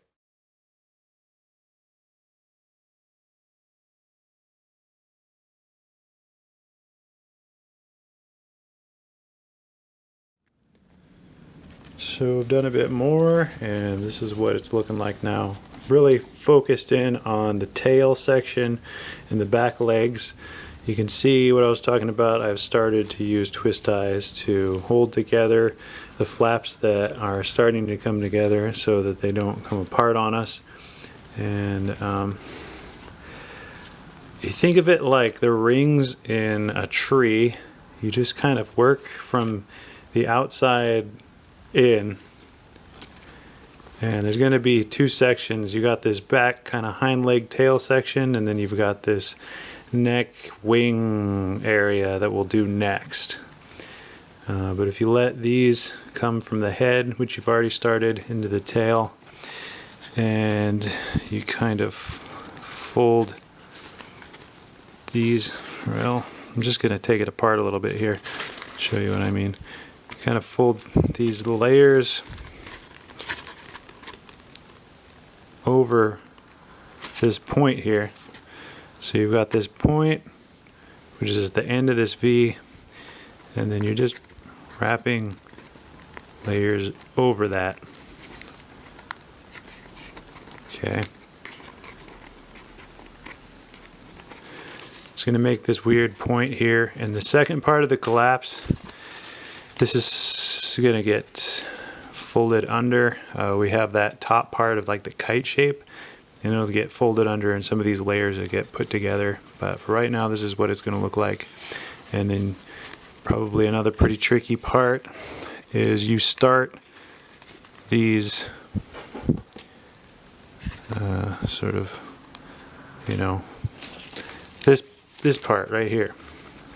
Kind of start that going as well. You're not going to be able to finish it, but just get everything in the back looking like this. Okay, and then when that's done, start working on getting these two areas folded down, and after that we'll be able to do the second part of the collapse. Some good things to mention at this point. This is what you're going for, what it should look like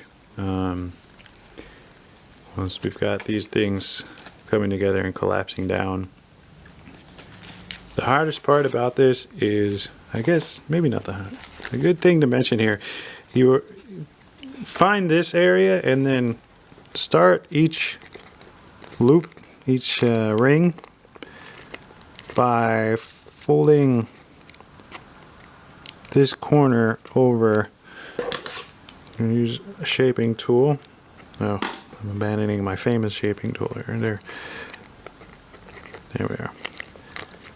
Get that going first, and then go around and do the easy parts with the 45-degree angles. That's probably going to help a considerable amount. And also, when you're coming through here, don't worry about this point at first. Just pretend this line extends up to here. See what I'm talking about? You've got this that becomes this back one, and you've also got this one up here, here. Don't worry about those yet. Just collapse this down as though this line extended to this one and made a point there. And then after that's done, then come back and kind of adjust things so that you're able to do this with it, if that makes any bit of sense at all. And once you have both sides down, it'll be easier to take the whole back and pinch those together. But for right now, just work on collapsing this down so you can work with it. So here, we've been able to collapse down both sides well enough that we can bring them together and then pinch up the back like this. Okay, and you want to kind of get it. It's a lot of layers there, but you know, you can pinch it down quite a bit and then do sort of that. The next bit you need to do is with these, this row here, and you're just going to form these spikes. So bring this bit of paper out, find the line that runs through the center of all those, partially open the model so that you can create all of those.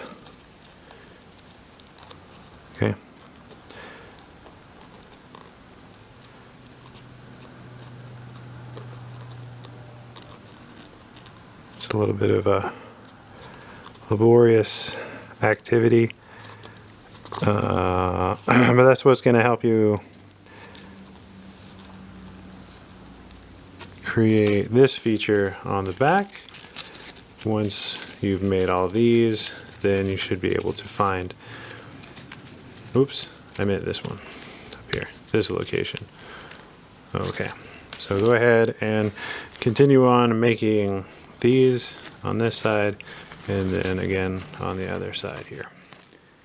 As you can see here, we've created an array of these points that run along either side of the neck, and if we sort of fold all of those into one another and then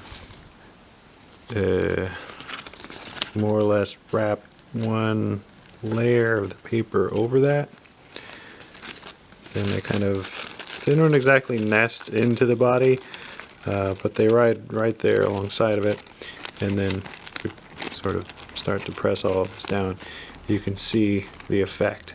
It's a flap, but it only hinges on one side like this, and it's sort of, you know, looks like this. It's kind of drapes over the back where the wings are, like that. So that is set up, and then later when we're shaping, we'll move these to the front, but you don't have to worry about it right now. Right now, what we're going to move on to is the opposite, or the twin to this feature is the one that's starting to emerge here. So just work on shaping this point, and actually I think we're about ready to move into the secondary shaping phase.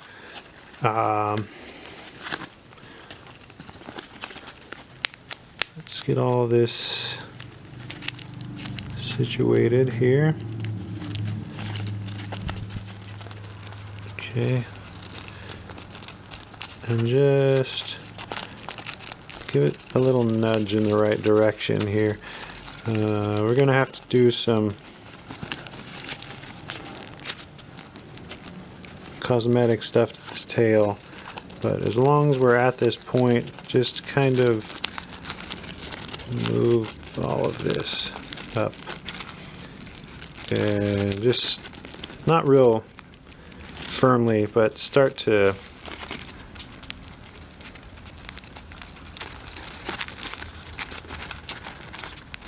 kind of push this all up there so that we have kind of a point of reference there. Okay, so later when we do that, we'll be able to see it. All right, now if you have some twist ties on here, go ahead and take these off carefully. Don't want them to rip the paper. And what I mean by the secondary phase of the collapse is the claws and this feature here. You're gonna open this part here, and you see this line that we added kind of late, but in between the 2 points of the kite. You're gonna make that a mountain fold. Be really careful you grab all of this.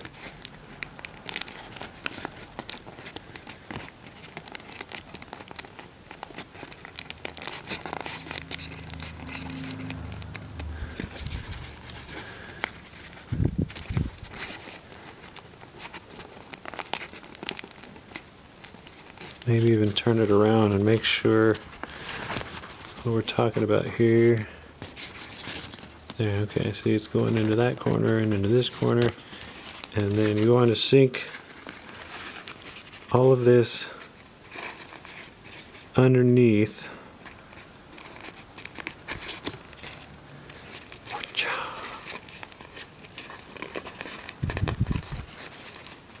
Kind of like this. And at the same time, you're preserving these creases that you've made up here.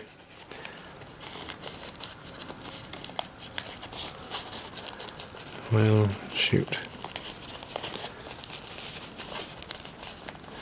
It's kind of a wonky way to do it. Okay, now we have to take a look at this stuff on the top here. These need to be sorted out. We got this that comes to the top of that kite shape, and you have to flatten that out. So if you know what I'm talking about, you've got to like spread the layers apart.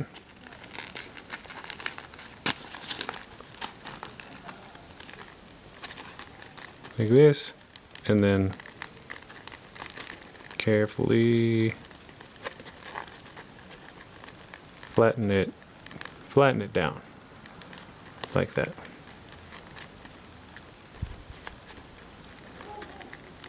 Just be very careful with this and do that carefully, okay?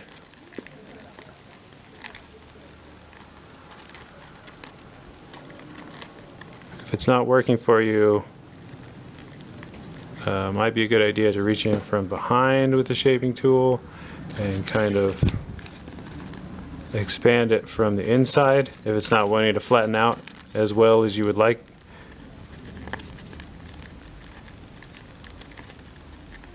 Okay, but there should be just a few little triangles like this.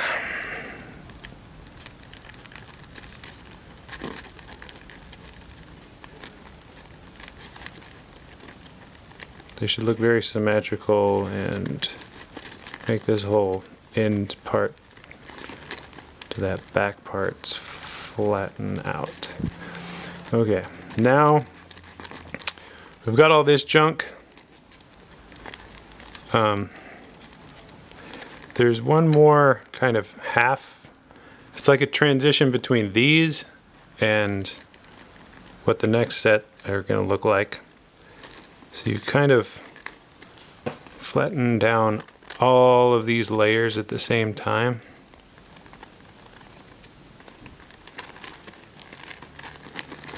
Spread those out like such. This thing in the middle kind of comes up.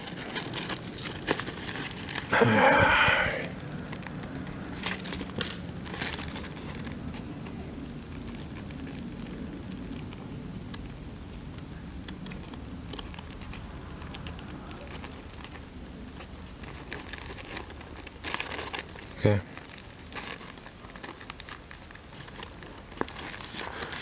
Like this, folks.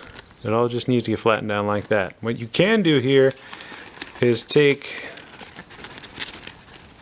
these.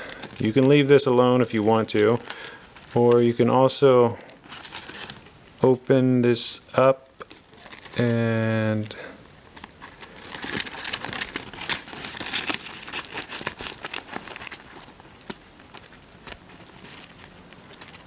make a little series of spikes here.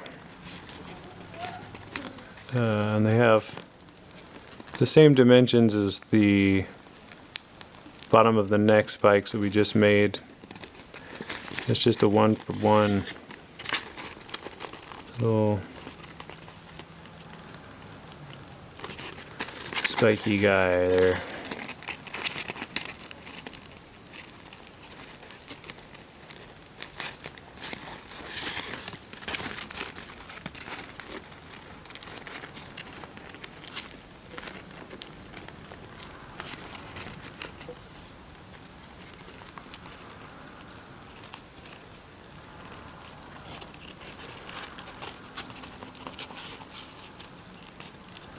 I imagine I might be losing a couple of people.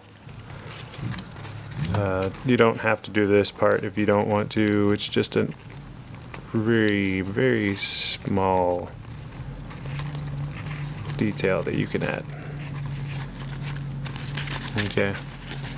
And then I believe it's 3. You can get 3 out of this.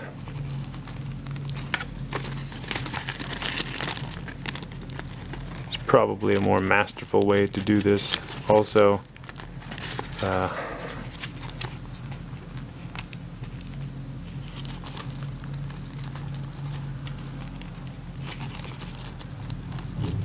At any rate,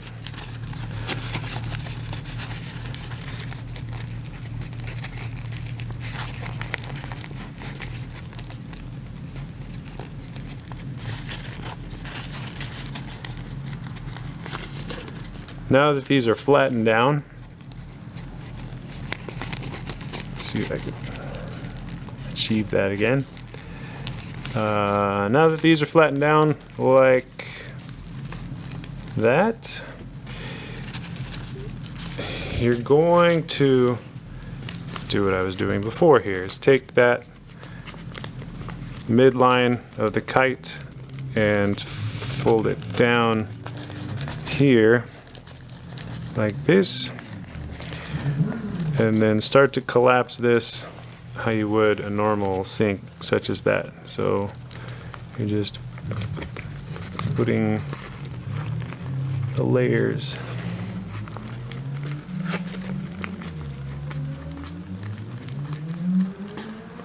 somebody likes to drive a fast car. How impressive.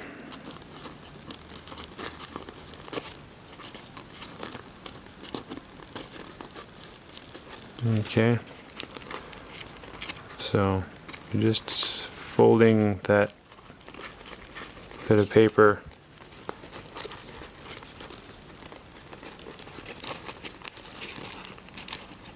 into the model. Okay.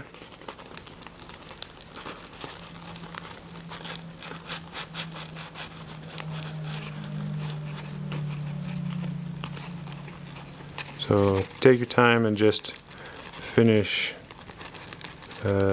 collapsing this. When you get to the center, it gets a little bunched up. Just make sure you're collecting each pleat where it needs to go there.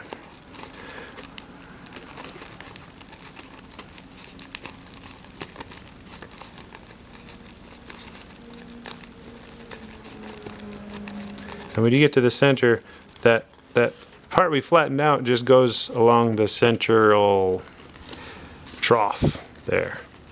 Okay, and then you should be able to collapse it. Alright, and then I'm gonna make this look pretty off camera and then come back. It's a little difficult for me to do while we're filming. Okay, so this is what we were doing here. It is all tucked in and wrapped around now. Got this little wonky bit that needs to be sorted out, and then also built up this feature, this flap that runs along the back, and this is what we made earlier. It's not a huge improvement to the model, but there was room to make an extra little detail, so why not? He's got some spikes or fur or something on the back there. There we go. Okay. What we need now is to make the claws on the tail and the wings. So what you're going to do is just gently open up the model slightly, find a good layer like this, and open it up and kind of push from behind until you just need to find this point here, and then pitch this out to all the way like this, and then start collapsing down the claws. Pretty straightforward. Keep the sides close to one another.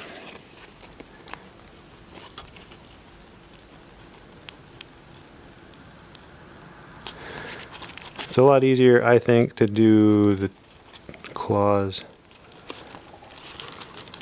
and what I call the secondary part of the collapse.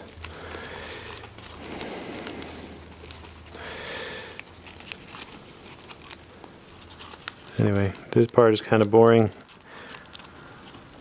I'm sure you understand how to collapse claws, so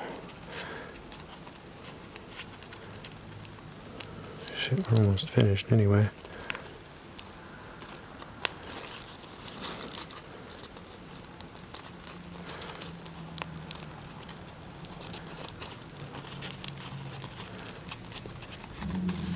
You see what I mean? If you put them together like so. I'm going to do these off camera here. And we've got the legs done and the wing claws here. So let me open one of these up and explain what we've done. You know, we've collapsed these down like this, and then once they're stacked, you're going to fold them in half so that the structure they were on is positioned the same way it was before you put them on there, so to speak. Like this. Clap your hands. Okay. These are some of the last little details. The gums. Gums. We're going to sink this flap by one. So open it up kind of like a grocery bag, I suppose.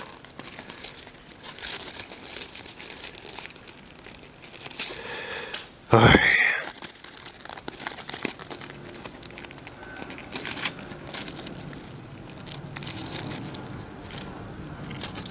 It's a lot harder to film these things than you might think.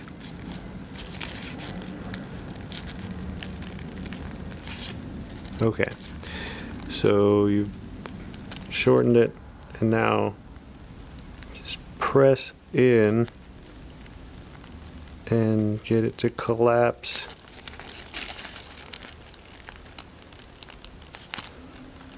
Gosh. Like this. Okay. Now for the other side.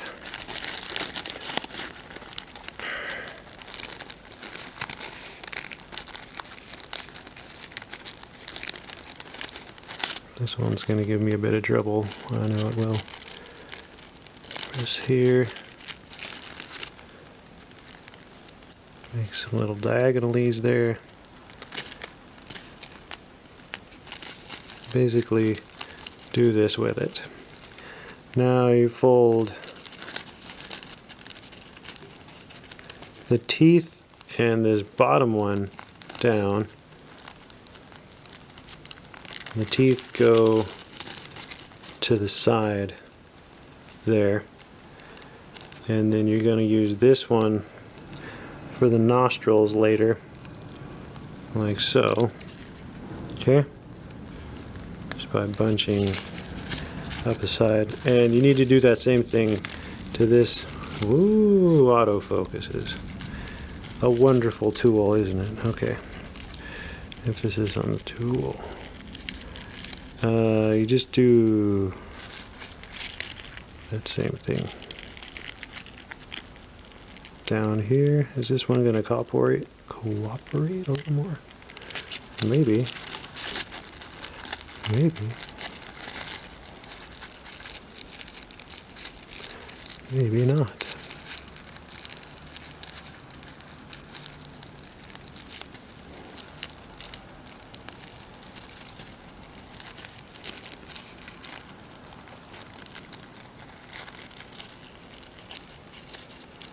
Okay, and the same thing here. Teeth go with the one that's closer to where the hinge for the mouth is. So this one, got one coming down, one going up, and that kind of creates some dimension for the front of the mouth. These again are pointed toward one another. And then you've got all this bit with the chin here. Smash this down a bit more. These are just a bunch of spikes. You got one here, and two on either side. So it's pretty darn self-explanatory. we're just going to open this up and form a bunch of spikes along those X's that you have here. Okay? I don't really feel like I need to explain that very much. I apologize to some people who want to see every single thing that I'm doing. I guess I'll put a disclaimer in the front of the video that says you are expected to kind of understand how to collapse some of these basic structures sort of without having to be guided. Anyway, you see where I'm going with this. Fold down that point, fold down the points on the side, blah blah blah. Gets that going.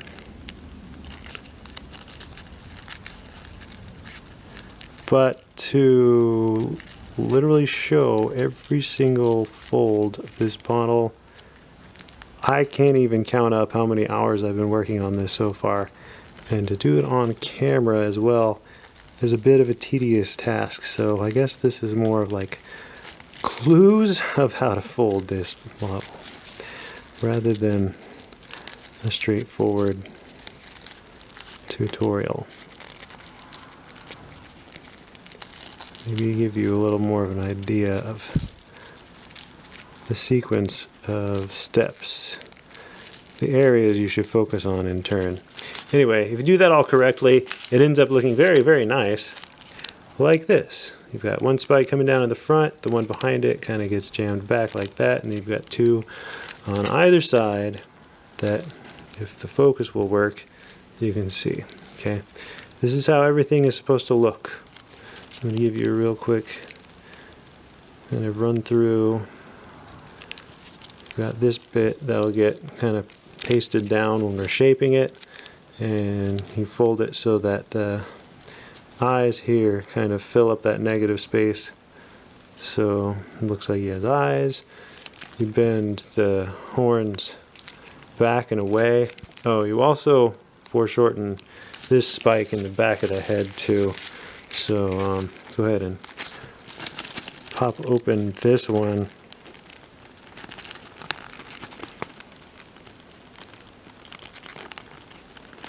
Like you did with the teeth.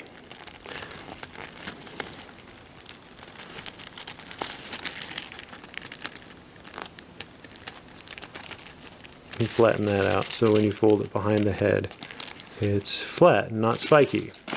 Okay? Got these long filaments that have the color change spikes. When we get through most of the shaping, we're going to shift one of these so it looks like he's missing a plate on his chest, like the real Smaug would.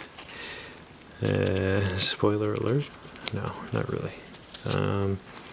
Got the hands kind of turned in this way, being down. That's all kind of to taste anyway. And then these elements, they just get put in front here. I don't know. And the legs. There's a knee right about there, and he kind of, you know, this is the shape you want for the leg. There's not a better way to describe it than just to show you what I mean.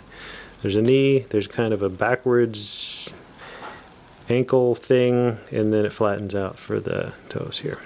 And the tail, you're just going to shape that to flavor once we start to shape the model with CMC. So I will see you in the next segment of the video when we will turn these gorgeous, albeit infinitely impossible to fold, seemingly, hunks of paper into gracefully manipulated and sculpted works of origami magic. All right, I'll see you in the next segment. Bye for now.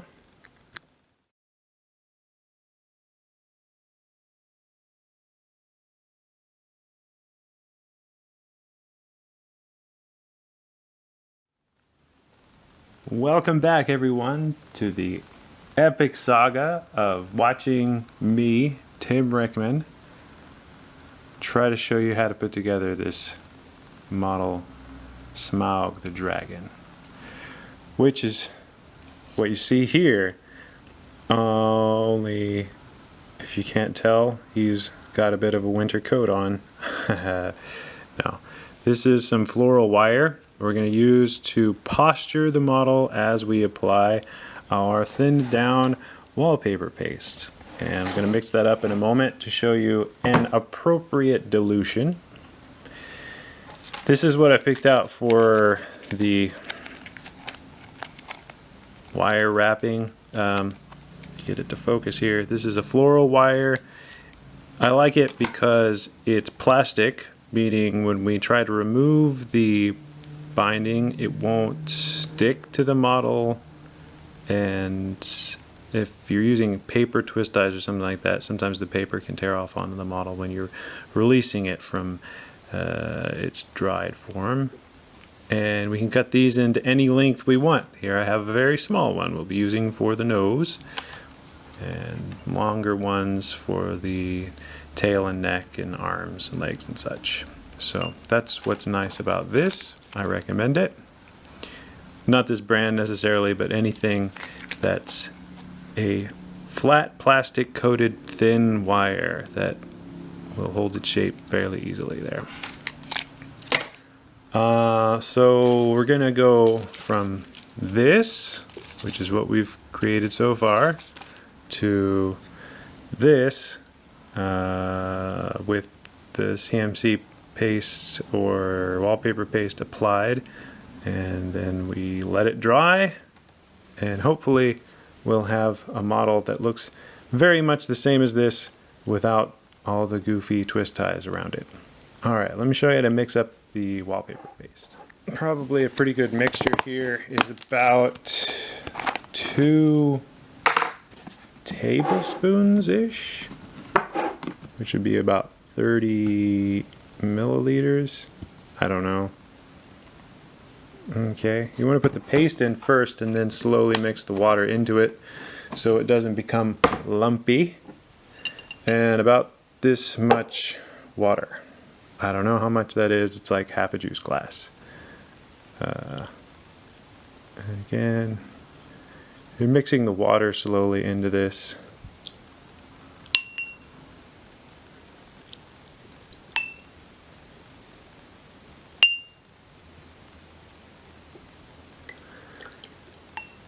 The reason that we thin this down is so that it spreads more evenly into the model. We want this to get into the pleats, and it just works better, I found, if we try to thin it down. This is a little thicker than what we had when we were making the paper, but it's around the same consistency. I'm just going to go ahead and finish this off. There's no way we need this much of it. So you could use less if you wanted to. Well, we might go through this much. It doesn't seem like we will, but I may be wrong about that. Seems like when we did Ridley, we used about half this much, and the model actually has twice as much surface area, so I may be off on that. Maybe we will go through about this much. Okay, you don't need to let it congeal or bond or anything like that. It's ready to go right now. You do want to get out some paper towels or something like that in case you make a mess like I have here, and also have a place to put your paintbrush so it won't dry out as you're working, because we're only going to do portions at a time. Basically, we'll start with the head, we'll let that dry, do the neck, let that dry, and in our actual model, we won't bind the whole thing up and then paste it. We'll bind it as we paste it. So we'll put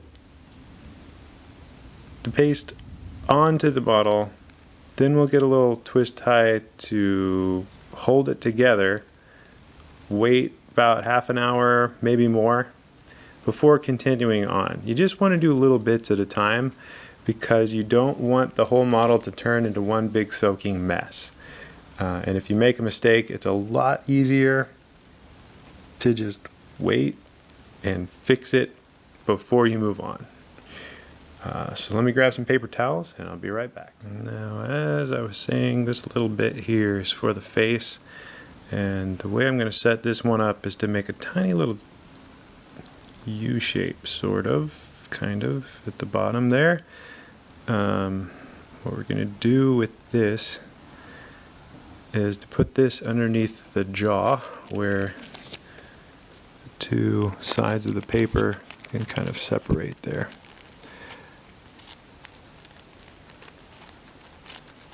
Like that. So the wall from either side of the bottom part of the jaw there. I hate the autofocus on my camera.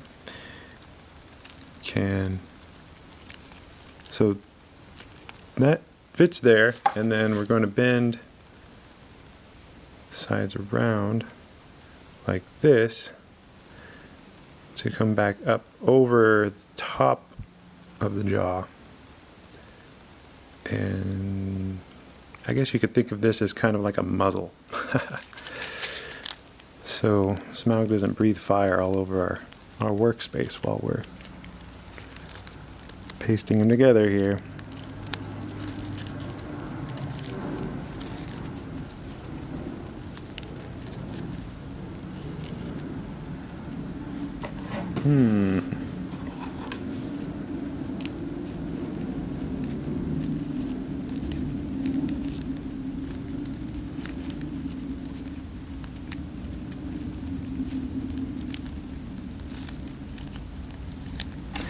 And you can kind of pinch that together just a little, just enough to give it some hold together-iness.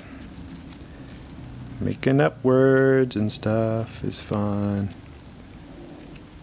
And nothing too fancy here, just gonna loop this around the snout. So it kind of holds his face together in this fashion. Okay, now there's enough of the paper exposed that we can add the paste to it. Okay. And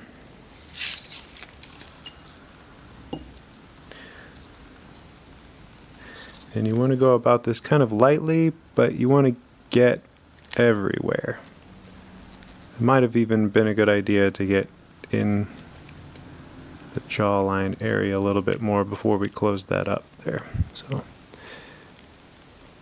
the secret to good CMC shaping is just doing a little bit at a time and not trying to attack the whole model. And another good tip for this model specifically, or most of the ones that I do, is try to get some of the liquid down into the layers of the paper so that the reinforcement of those layers can hold the CMC or wallpaper paste, whichever you prefer.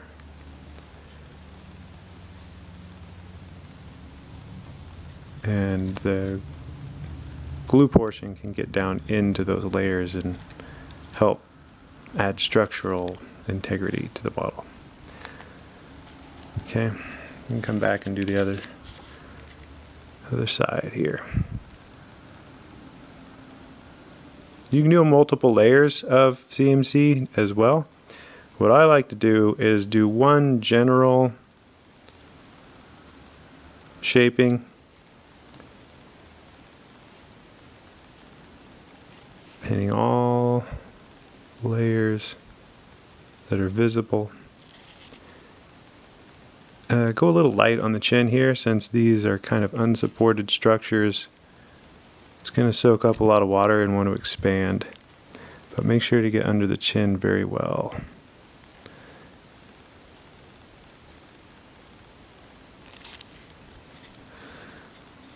What was I saying? Oh, to do this kind of like preliminary shape or pasting, and then once that's taken care of and is dried, all that, then come back and do touch-ups. Get underneath the head real well here. Come back and do touch-ups to anything that dried a little undesirably. Okay, I'm gonna let this dry for about 20-30 minutes maybe, and then we'll come back and do some more. Okay, I don't want to mess around with this too much, but I also want it to not get away from me with the shaping. Okay. It all still looks relatively the same way as how I shaped it, except you can tell it's starting to expand a little bit, like a sponge is taking up water. So just keep an eye on it. Leave it somewhere like so, where it's not going to be disturbed for a number of minutes until it has a chance to dry. So this is dried a little bit at any rate, and I've added one little doodad onto the back there just to hold this back part of the head down as that dries. What we're going to start now is the neck, and the important things to remember with this part is that you want all of these to sync up so it looks like a checkerboard, sort of. Okay. And also, as you're wrapping around these, you want the wire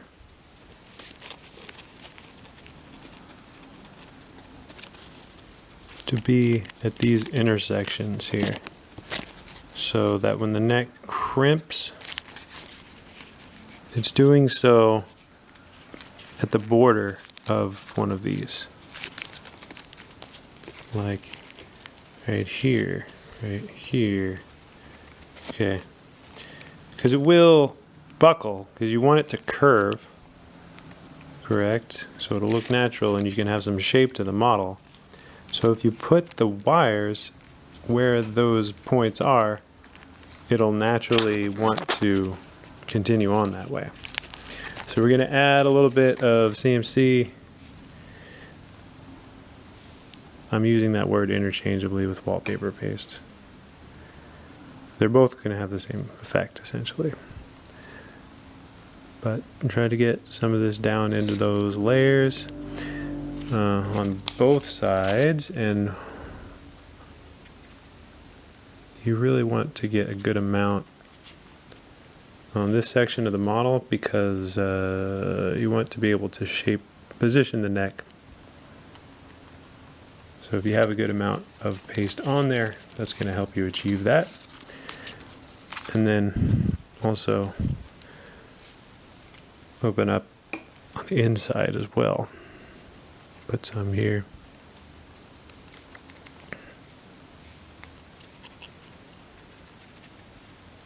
If you've made the paper the particular way I have too, you also have the benefit of having some paste on there already embedded in the paper, so to speak, because that's how we made the paper. We put 2 layers of this tissue together to get that two-toned effect for the structural color change. Don't go down too far, just about to where the neck goes into the body. That's about where we're going to stop for the moment.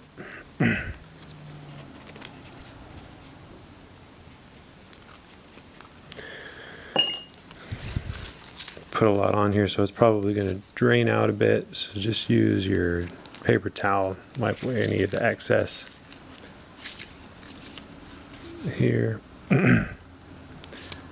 And once it's on there, wrap the wire around it carefully.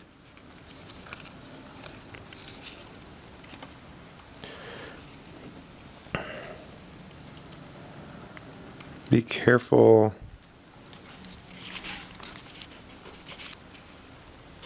to be noticing what you're doing underneath.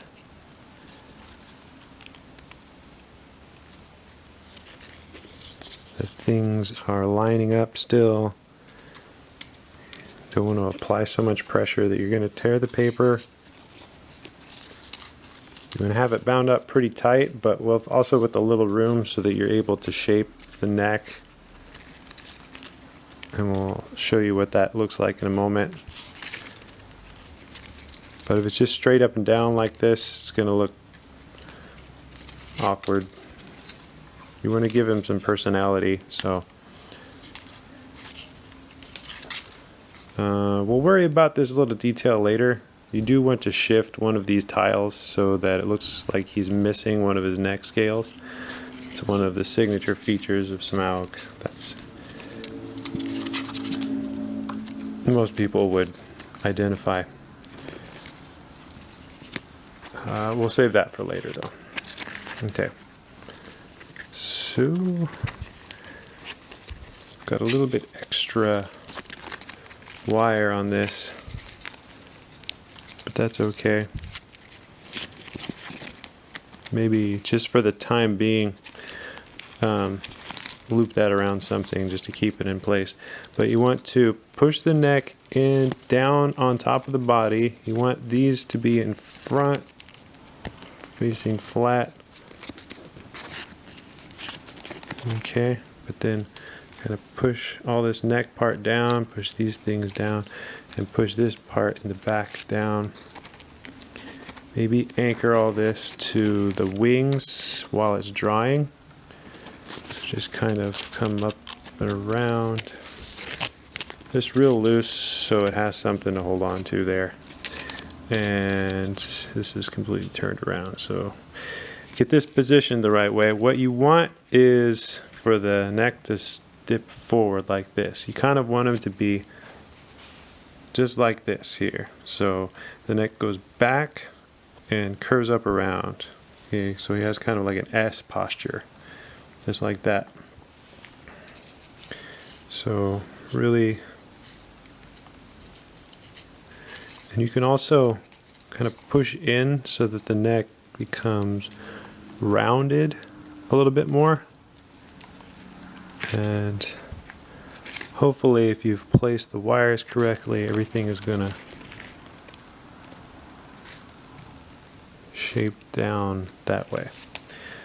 And this part coming off the back goes like that. So that's good enough for now. You just kind of want them looking in that general direction, sort of like that. Okay. Okay, I'm going to go ahead and let this dry for a while longer, and I'll be back in a moment to show you the next part. I started shaping up this side too, and as you can see, the paper really expanded on this one. The jaws like really opened up and the teeth are starting to come unlocked. So once it starts to dry, you can take these little points and stuff and kind of reshape them as it dries. So don't be afraid to do that too. It does require a little bit of vigilance as these things are drying to keep them in the right position. At any rate, I wanted to show you this because we need to describe what's going to happen with the model in the next part here. So we need to have these flap things, color change things, smashed into the body along with these two flaps in the back, the upper and lower one, and also this one, kind of all bound up tight. And we need to put a lot of MC in the belly of this thing, so when it dries, all of that is very stable and all that. At the same time, we need to get the right sort of angle for these wings. They need to be going kind of out and back, like this sort of direction, but they need to be very pressed together here where they emanate out of the body, and then are later allowed to spread out like that. So that's what we're going for here. We're going to put a lot of CMC in the chest of the model, paste over it, and then wrap the whole thing around, allowing the wings to kind of have their outer color, this little side of that kind of drape over like it was a shoulder, but also kind of pitched back just a little bit like this. Okay, so go ahead and take care of that now. Let me get this a little closer here. Just start putting in some paste here. It might not be a bad idea to dabble some onto these straws.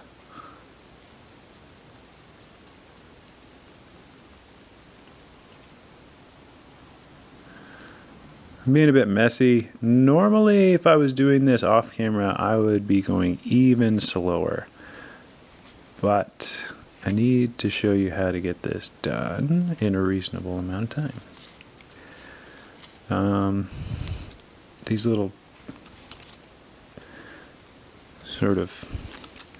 these things, just kind of get the paintbrush down in there and get a couple of applications there, and also kind of a funny angle here. Try not to think about that too much. Just put some of the wallpaper paste in there. Don't need to get it too much on the legs right now, but get the side walls here. Okay. Now you're going to get the outside.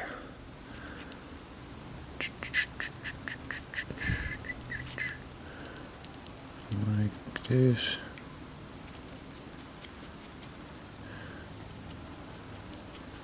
Smaug is a bit of a different model than Ridley. If you've watched that tutorial video, it also describes how to shape something using this method. But this model's a little bit different. Just kind of squeeze out some of the excess. Yikes, quite a bit there. Because there's so much more surface area, we have a bigger piece of paper. The features that we're trying to apply the paste to, it's just a lot more. You know, if something's folded up, then you get more surface area, so it's absorbing more liquid. It's a little messier than Ridley is. I haven't even gotten to the wings. The wings are bigger on this model in proportion to how thick the paper is. So once we get there, we're going to have to go like maybe... Geez, this is really drippy.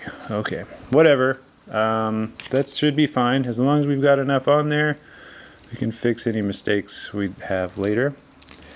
Just make sure all your pleats are forming. It's getting kind of slippery, which is weird. At the top here, you want to make sure this little structure in the back kind of deal that comes off the back of the neck is folded down pretty well. Like that. Gosh darn it. Come here. Okay. Then just come maybe even under the wing at first. Hold it down like that. Come back around.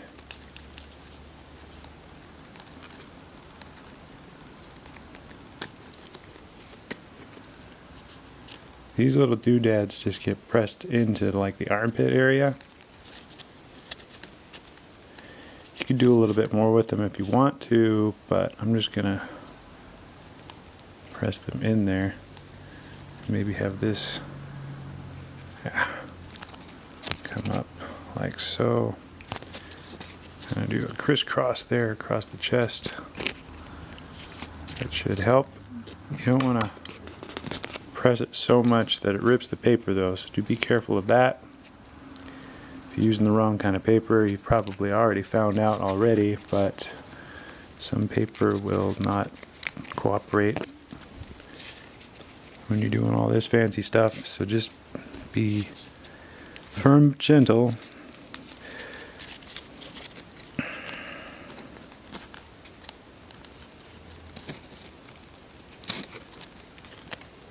Okay, and then this spike in the back. Jeez, be careful of the tail. This thing, it really wants to drag down and open that part up.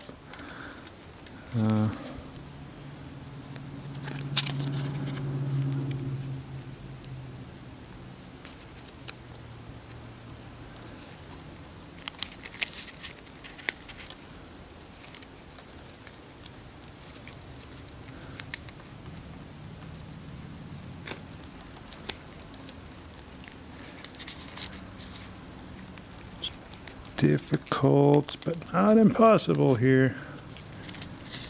So we're going to get to the point where these are going to kind of meet up like this.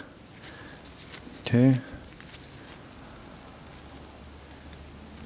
Do your best to transition over to the next part there.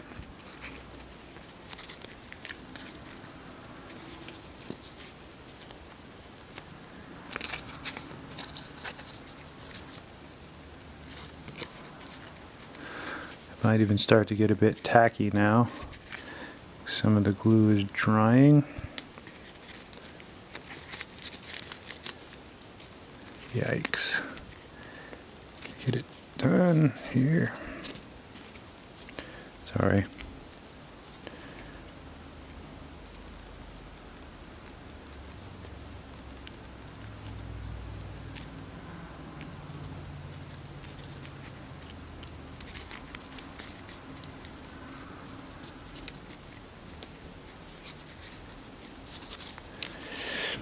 Yikes, yikes, yikes.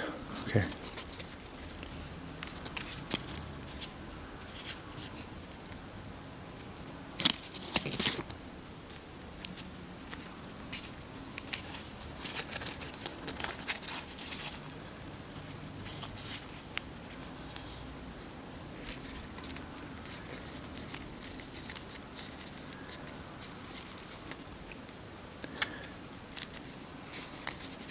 Once the paper gets wet, those pleats want to undo. Just be really careful to recapture all of that and not to smash it down too hard when you get down to this part.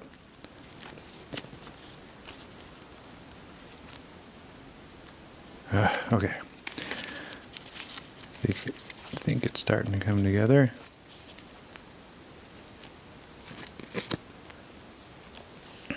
Here we are. Ah, darn it. Came undone. And just loosen that up.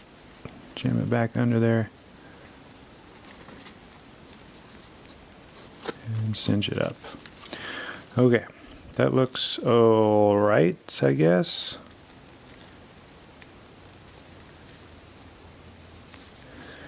Maybe even just go back and make sure everything's all right. Maybe even go once like under the tail maybe, and just to kind of hold things together in this area like that.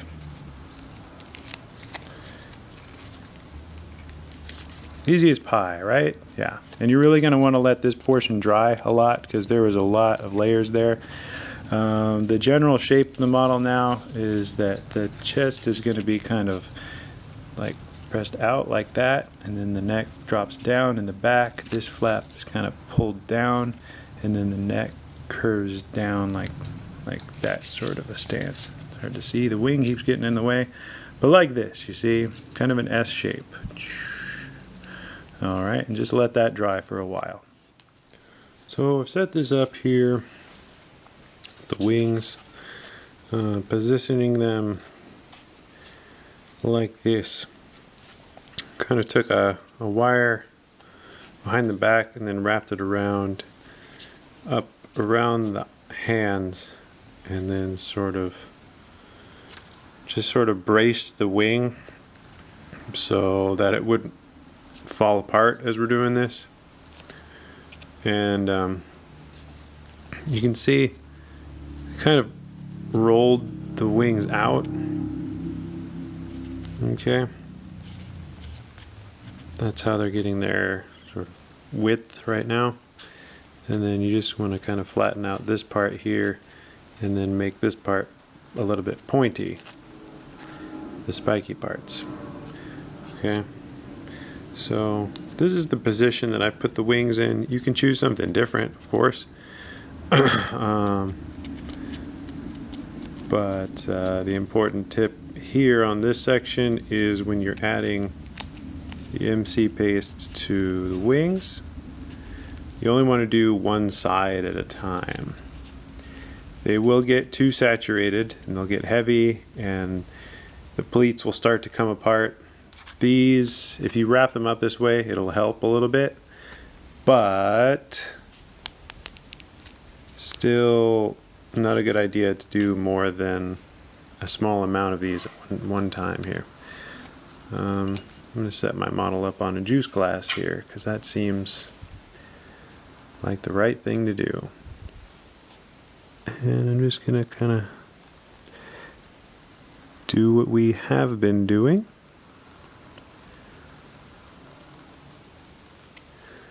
And apply a coat of this, focusing on some of the areas with the thicker amounts of pleats, like the, I guess, arm bones of this section here. Okay.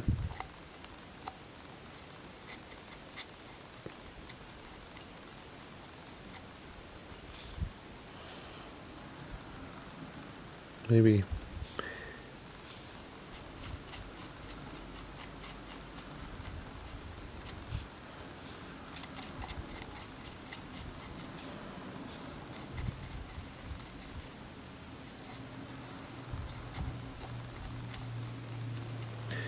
when the wings start to dry,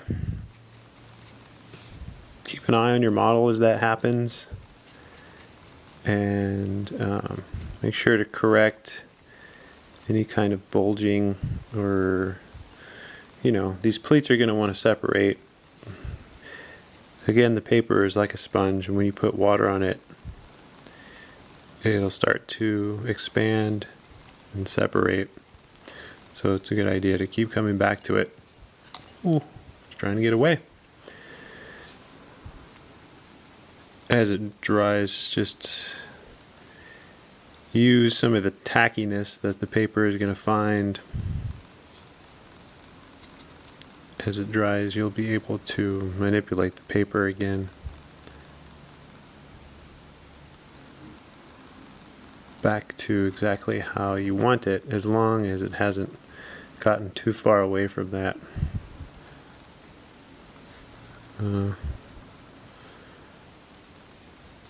That's looking pretty good on that side. I'm going to leave well enough alone right now and not mess around with that again until it starts to dry some more.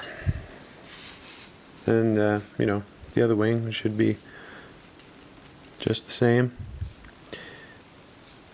Just to re-emphasize the point, don't do the back side of the wing until the front side is dried. All the other parts of the model, there's enough structure there where you don't have to worry about going that slow. But the wings especially, they're gonna get a lot of problems if you try to go too fast on them. Even what I'm doing here is going a little fast, but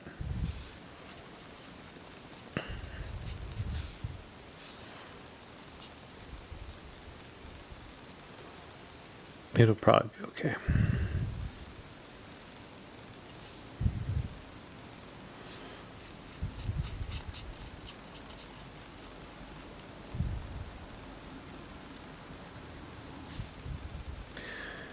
Okay, finishing up this one here. I'm going to turn the camera off again and let this dry, and I'll come back to you when I'm ready to put on the coat to the back of the wings. See you in a minute. The wings have dried a little bit. You can hear the paper is dry sounding. I pushed them back a little bit, started to bind up the tail and stuff and shape the legs a little bit in preparation for the next steps. You also want to, along this section here, just take out 2 layers and fold it back like that. It just makes it a little more aesthetically appealing. And then also reach in the inside and kind of create some cavities to broaden up the thigh portion, so it looks bulkier when you're looking at it from the side. It doesn't look like he's standing up on a twig. He's actually got some bulk to his leg there. Okay. But the reason I started filming again here was to show you that nothing really too exciting. We're just going to add the next coat to the back of the hands and the wings here. And that's about it. I'm going to let these dry and get back to this in the morning when we'll continue on with the, let's see, probably bits of the tail next. And then we'll finish up with the legs. So, just finish up this.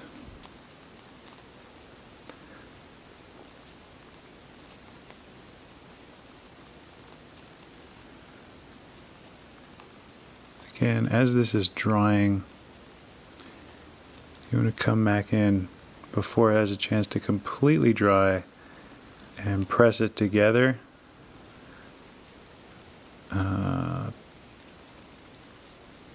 Just because the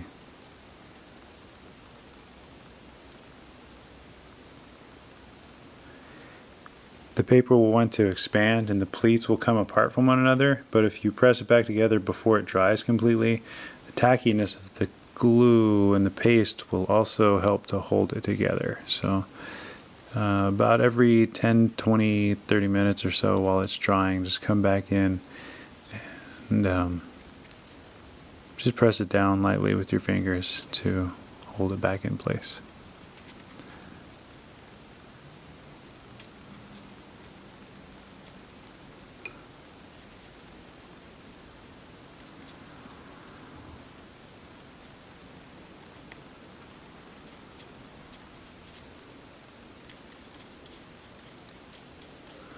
Alright, that's about the size of it. And oh, right, that's what I was doing. I was posting all this up so that I can let them dry standing up, so I don't have to worry about the wings resting on anything and getting warped. So, okay, I'll see you in the next segment.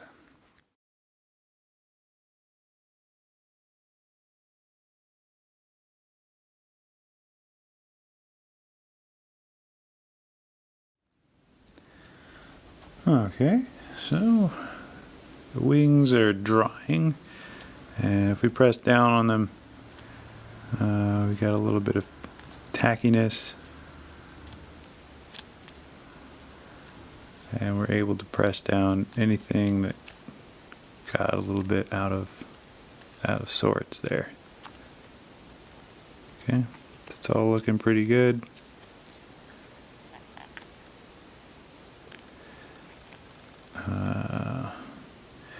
Need to bind up the tail, start to do that like I have here, and the legs. So I guess a good way to get the legs going is to take a piece and kind of fold it in half like that, and maybe snake it around the back, and then shoot, I don't know, come from underneath. You want to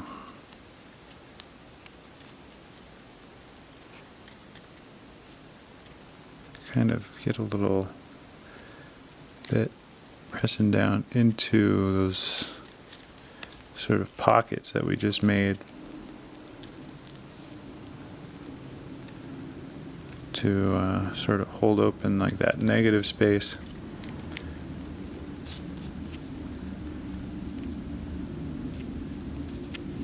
Then wrap it around.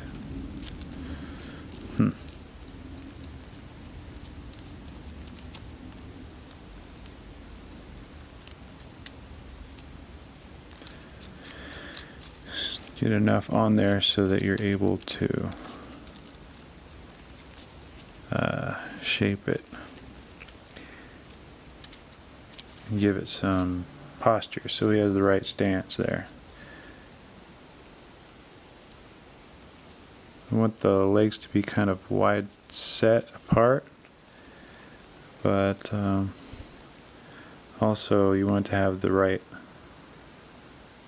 angle for the claws here. Oops.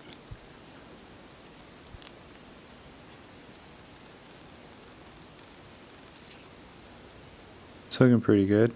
Okay. Foot's angled in just a little bit too much. Just kind of tweak with it until you get the right stance.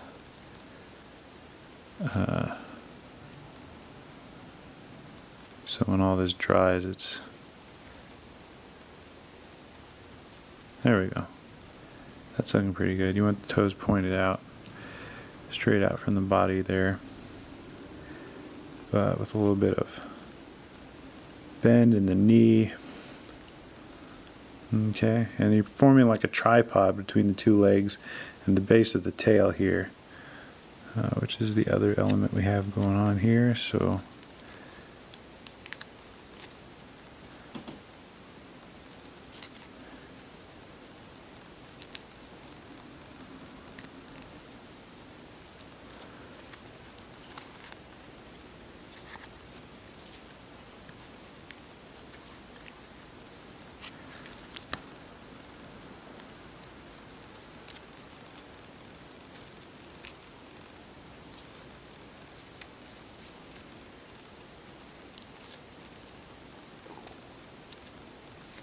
a little wide.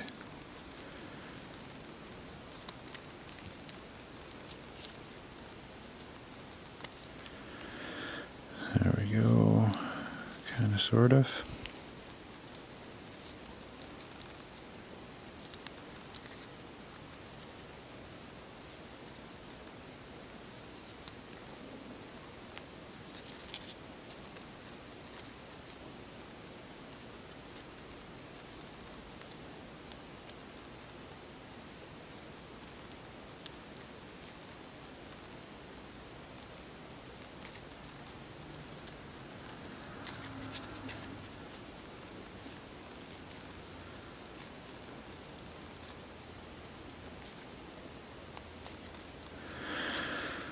Something along those lines there.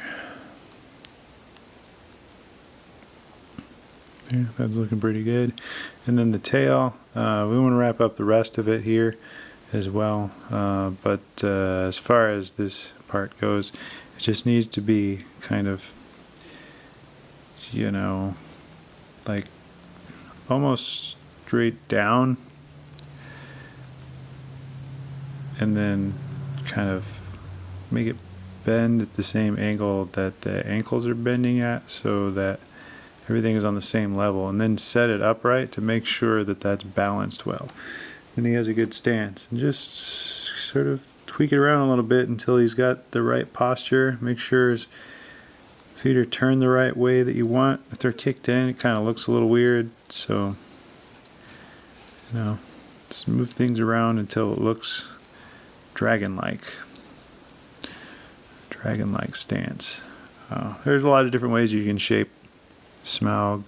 Just use your imagination. You could even have him kind of, you know, more like on the ground, his head up, or you can even have him flying, I guess. It's totally up to you. This is just the way I see him being standing. And then you want that S curve to the body still, with the wings sort of up and out like that. Okay, I'm going to finish wrapping up the tail a little bit, and then I'm going to apply paste to the rest of the model and let that dry, and we'll see how it looks. Alright, the model's been drying for a few days, and we're going to start to dismantle the wiring. Seems like it's dry enough already, so let's begin with the neck. So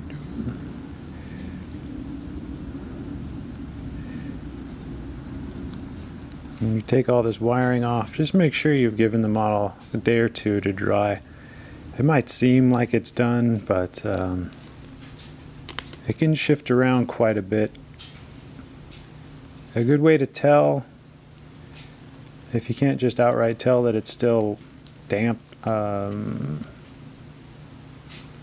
paper should seem dry when you scratch it with your fingernail or something like that.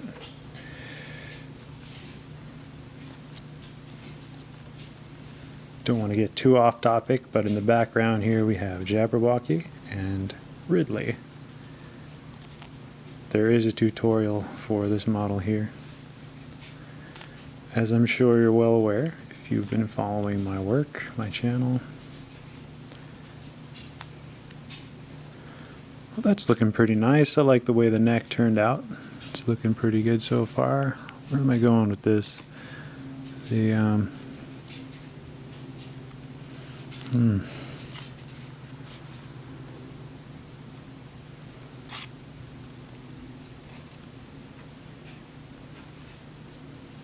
amount of wiring on this thing is,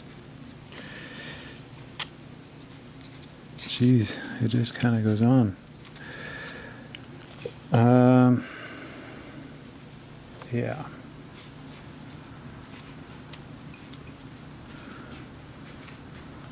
Thought this was going to be a bit of an easy task, but it turns out the joke was on me. I can't figure out where this one ends.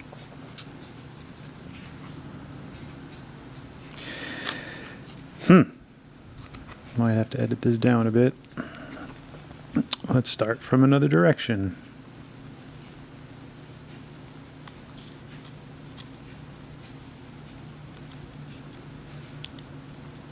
Don't want to get too much off the tail yet. That's a particular part there because it's structurally very important. The legs could probably start to release them. It's all coming off anyway.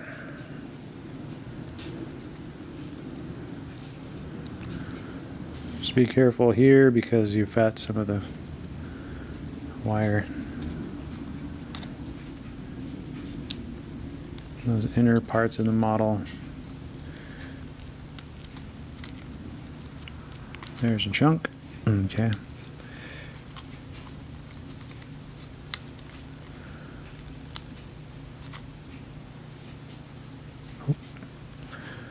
Got it kind of clamped behind that. Just be real careful. If you do get real stuck with something, you can always apply a little more of your paste to sort of soften things up. If some of the wire gets stuck and it's going to damage the paper, it's better to use some of the adhesive to dampen a small portion of the paper.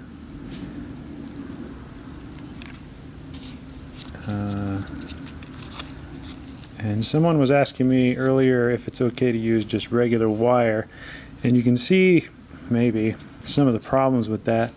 Even the flattened wire that disperses the you know, sort of the load of the wire, it can cut into the model as it's drying, so you get these shapes. And I don't mind so much for that. That kind of gives it a little character, but if you have too much of that on there, it looks like it's been wrapped in wire. So I don't know. I prefer this kind of wire. You can do whatever works for you though. It's ultimately, when you fold this, it becomes your version.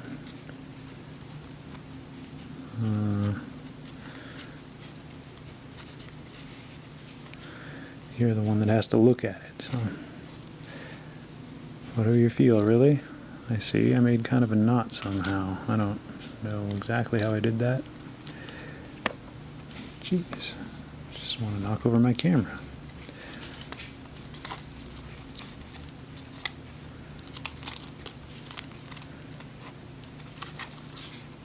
I think it's a bit interesting that no matter how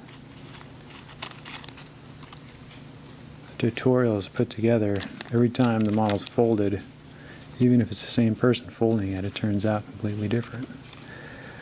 Mostly different.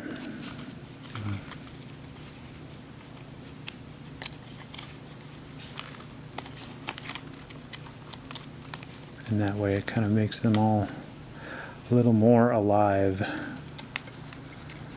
Gives them personality. Okay. Now that held together pretty well. I'm just gonna briefly show you how that comes together. It's just resting there because of the way we shaped it. Now, I feel pretty confident the head is dried. That's the part that should have dried first. But again, you want to be careful because there's a lot of parts there. I'm curious to see how the eyes turned out here. I think I might have to manipulate that just a little bit. It didn't turn out too bad. Might want to slide it down just a bit more, but that looks pretty good. I might leave it just like that. Now let's get the wings.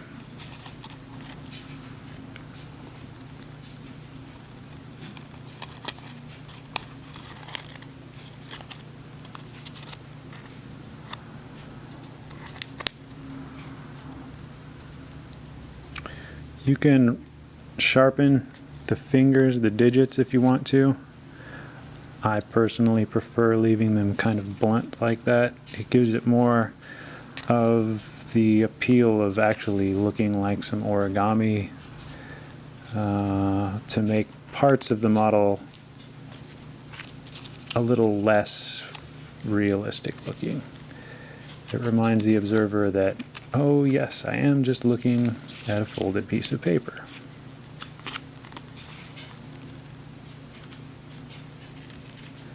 Obviously a little more work went into it than that, but I like the appeal of that look. Stuck a little bit, but managed to pry that off. Looking good. Apologize for breathing into the microphone. It's one of those mics. All right, so Smaug looking pretty good so far. And last bit here of the tail, which forms the third leg of the tripod to help him stand. There's only one other little feature of Smaug that I'm going to show you how to do in this video. I won't give it away just yet, although I think I've already mentioned it.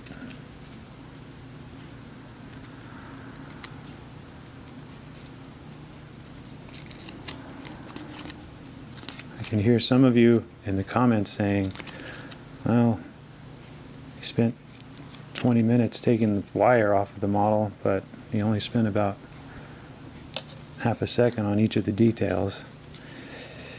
It's difficult to capture the collapsing of every little detail. You have the right sequence to put them in, so I apologize for that. But it's true. It is very difficult to film all of this, and I hope you found this tutorial useful nonetheless. And if you didn't, hopefully it will help to inspire better tutorials from other artists who want to do complicated models like this. They can look at it and see what they liked and didn't like. On with the show, though. This is our model, Smaug. The fire drake from under the lonely mountain.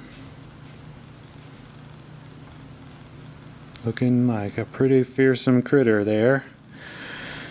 This last little bit, we need to create Smaug's weakened point on his chest there. I'm going to loosen up some of this CMC on the, let's see, which side was it on now? The left, right near his heart. Okay. Is that a little water there? Oops, it's not in camera. To one of the tiles kind of directly across from underneath his left arm. Okay. I'm going to work at this a bit off camera. Just a moment. Okay, so what we've done here is just applied a little bit of moisture so that we can release right under this triangle here. And you're going to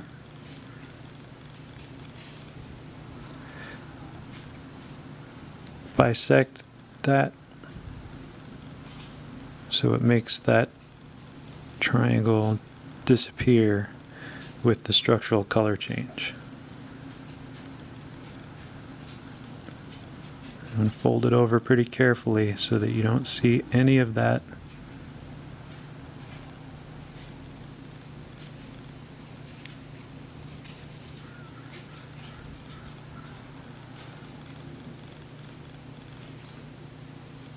tile there. But also match it up so that it connects with this tile above it. But this one is missing. And this is the infamous spot where the spear was hurled into Smaug that killed him. Just a small little fun feature there. You might even want to curl the end of this one up just a bit to draw the eyes to that spot a little more. And then take some of your CMC wallpaper paste, whichever you're using, and reapply so that that dries down and sticks that way. All right. So this has been your tutorial for Smaug, and I'd love to hear your comments in the video below, or visit Rickman Origami Facebook page. If you have any questions or comments about the model, I'll respond to those as best as I can there as well. Thank you very much everyone for watching, and enjoy. Bye for now.